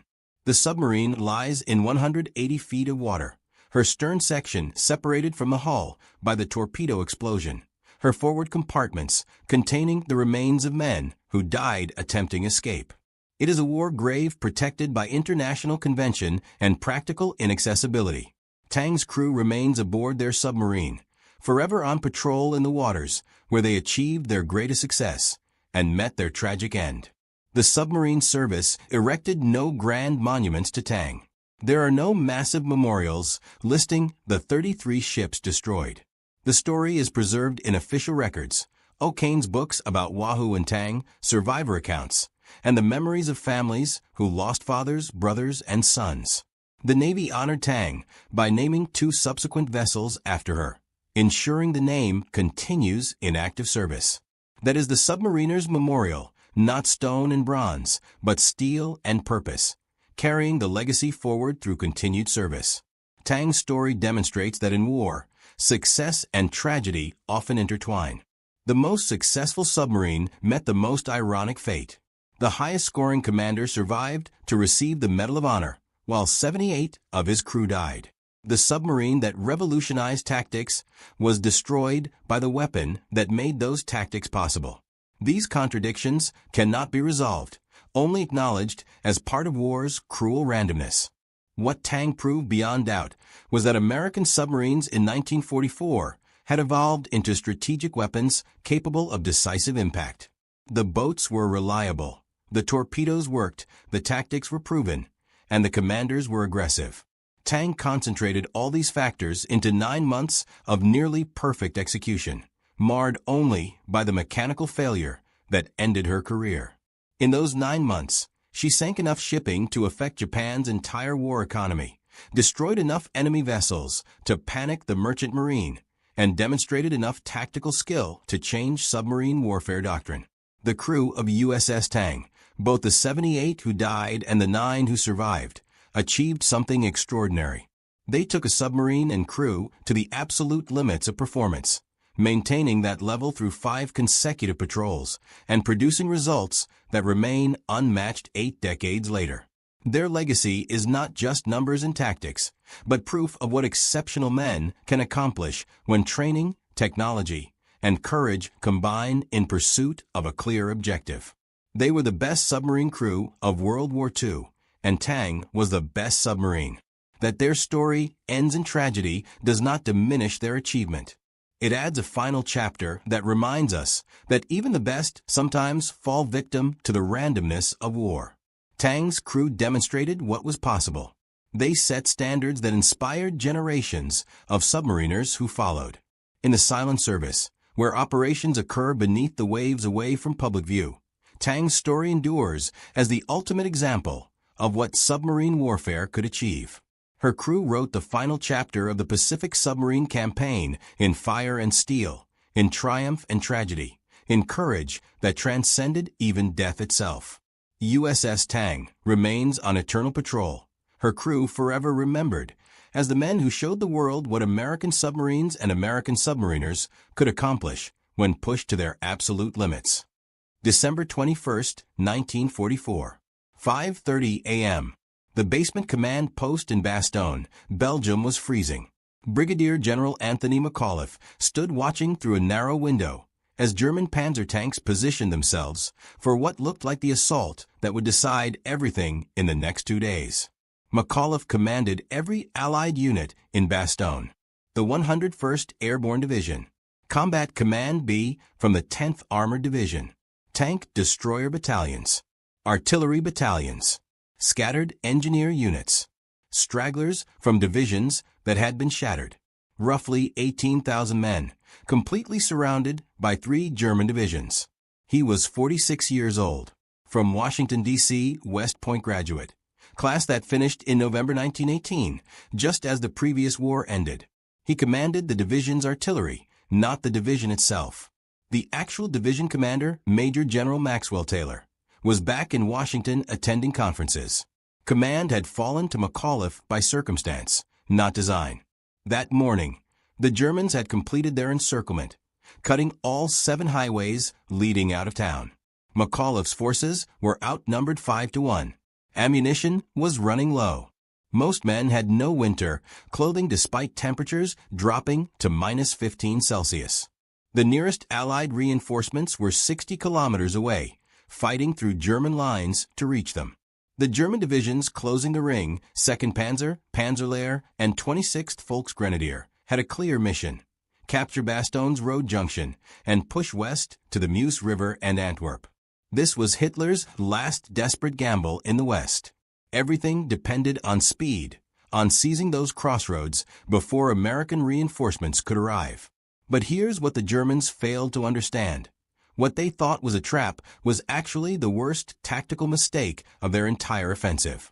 By surrounding Bastogne, instead of bypassing it, they were about to concentrate their armor into a killing zone that would cost them the equivalent of 5 divisions and destroy any chance of reaching their objective. McAuliffe knew this. 2 days earlier, on December 19th, he'd explained to his regimental commanders exactly why getting surrounded at Bastogne would destroy the German offensive. What happened over the next 8 days would prove him right, would annihilate Germany's last armored reserve in the West, and would transform an apparent catastrophe into one of the most decisive American victories of World War II. The disaster had already begun for other American units. The first to fall was the 106th Infantry Division on December 17th. McAuliffe had received reports about their collapse while still moving north from France. The 106th had been holding the Schnee Eifel, a ridge along the German border. Green troops, newly arrived, positioned in what was supposed to be a quiet sector for training. On December 16th at 5:30 a.m., the Germans had hit them with 90 minutes of artillery barrage from 1,600 guns. Then came the tanks. 3 German armies, 24 divisions, over 400,000 men smashing through an 80-kilometer front held by 4 exhausted American divisions. The 106th got surrounded, cut off, overrun. Roughly 8,000 Americans surrendered, the largest mass surrender of United States forces in Europe during the entire war. McAuliffe had served with some of those officers at previous assignments. He knew they were capable of armor. The second disaster came at Clairvaux on December 17th. The 28th Infantry Division holding the town was hit by the 2nd Panzer Division, 120 tanks, 16,000 men. The 28th fought building to building for 2 days, lost 700 men. The town fell on December 18th. The road to Bastogne opened wide. By December 19th, McAuliffe had watched 2 American divisions get destroyed. He'd seen intelligence reports showing the German breakthrough rolling west, seemingly unstoppable. Every tactical principle said you don't let yourself get surrounded. You maintain freedom of movement. You keep supply lines open. You avoid getting fixed in place where the enemy can mass forces against you. Getting encircled meant getting destroyed. Everyone in the Army knew that. And yet, on December 18th at 3 a.m., the 101st Airborne Division loaded onto trucks at Camp Mormelon and drove north toward Bastogne with orders to hold the crossroads at all costs. No winter gear, insufficient ammunition, no clear intelligence on enemy strength. Most of the division's senior leadership was absent. McAuliffe arrived in Bastogne on December 19th at 9 a.m. He met with Major General Troy Middleton,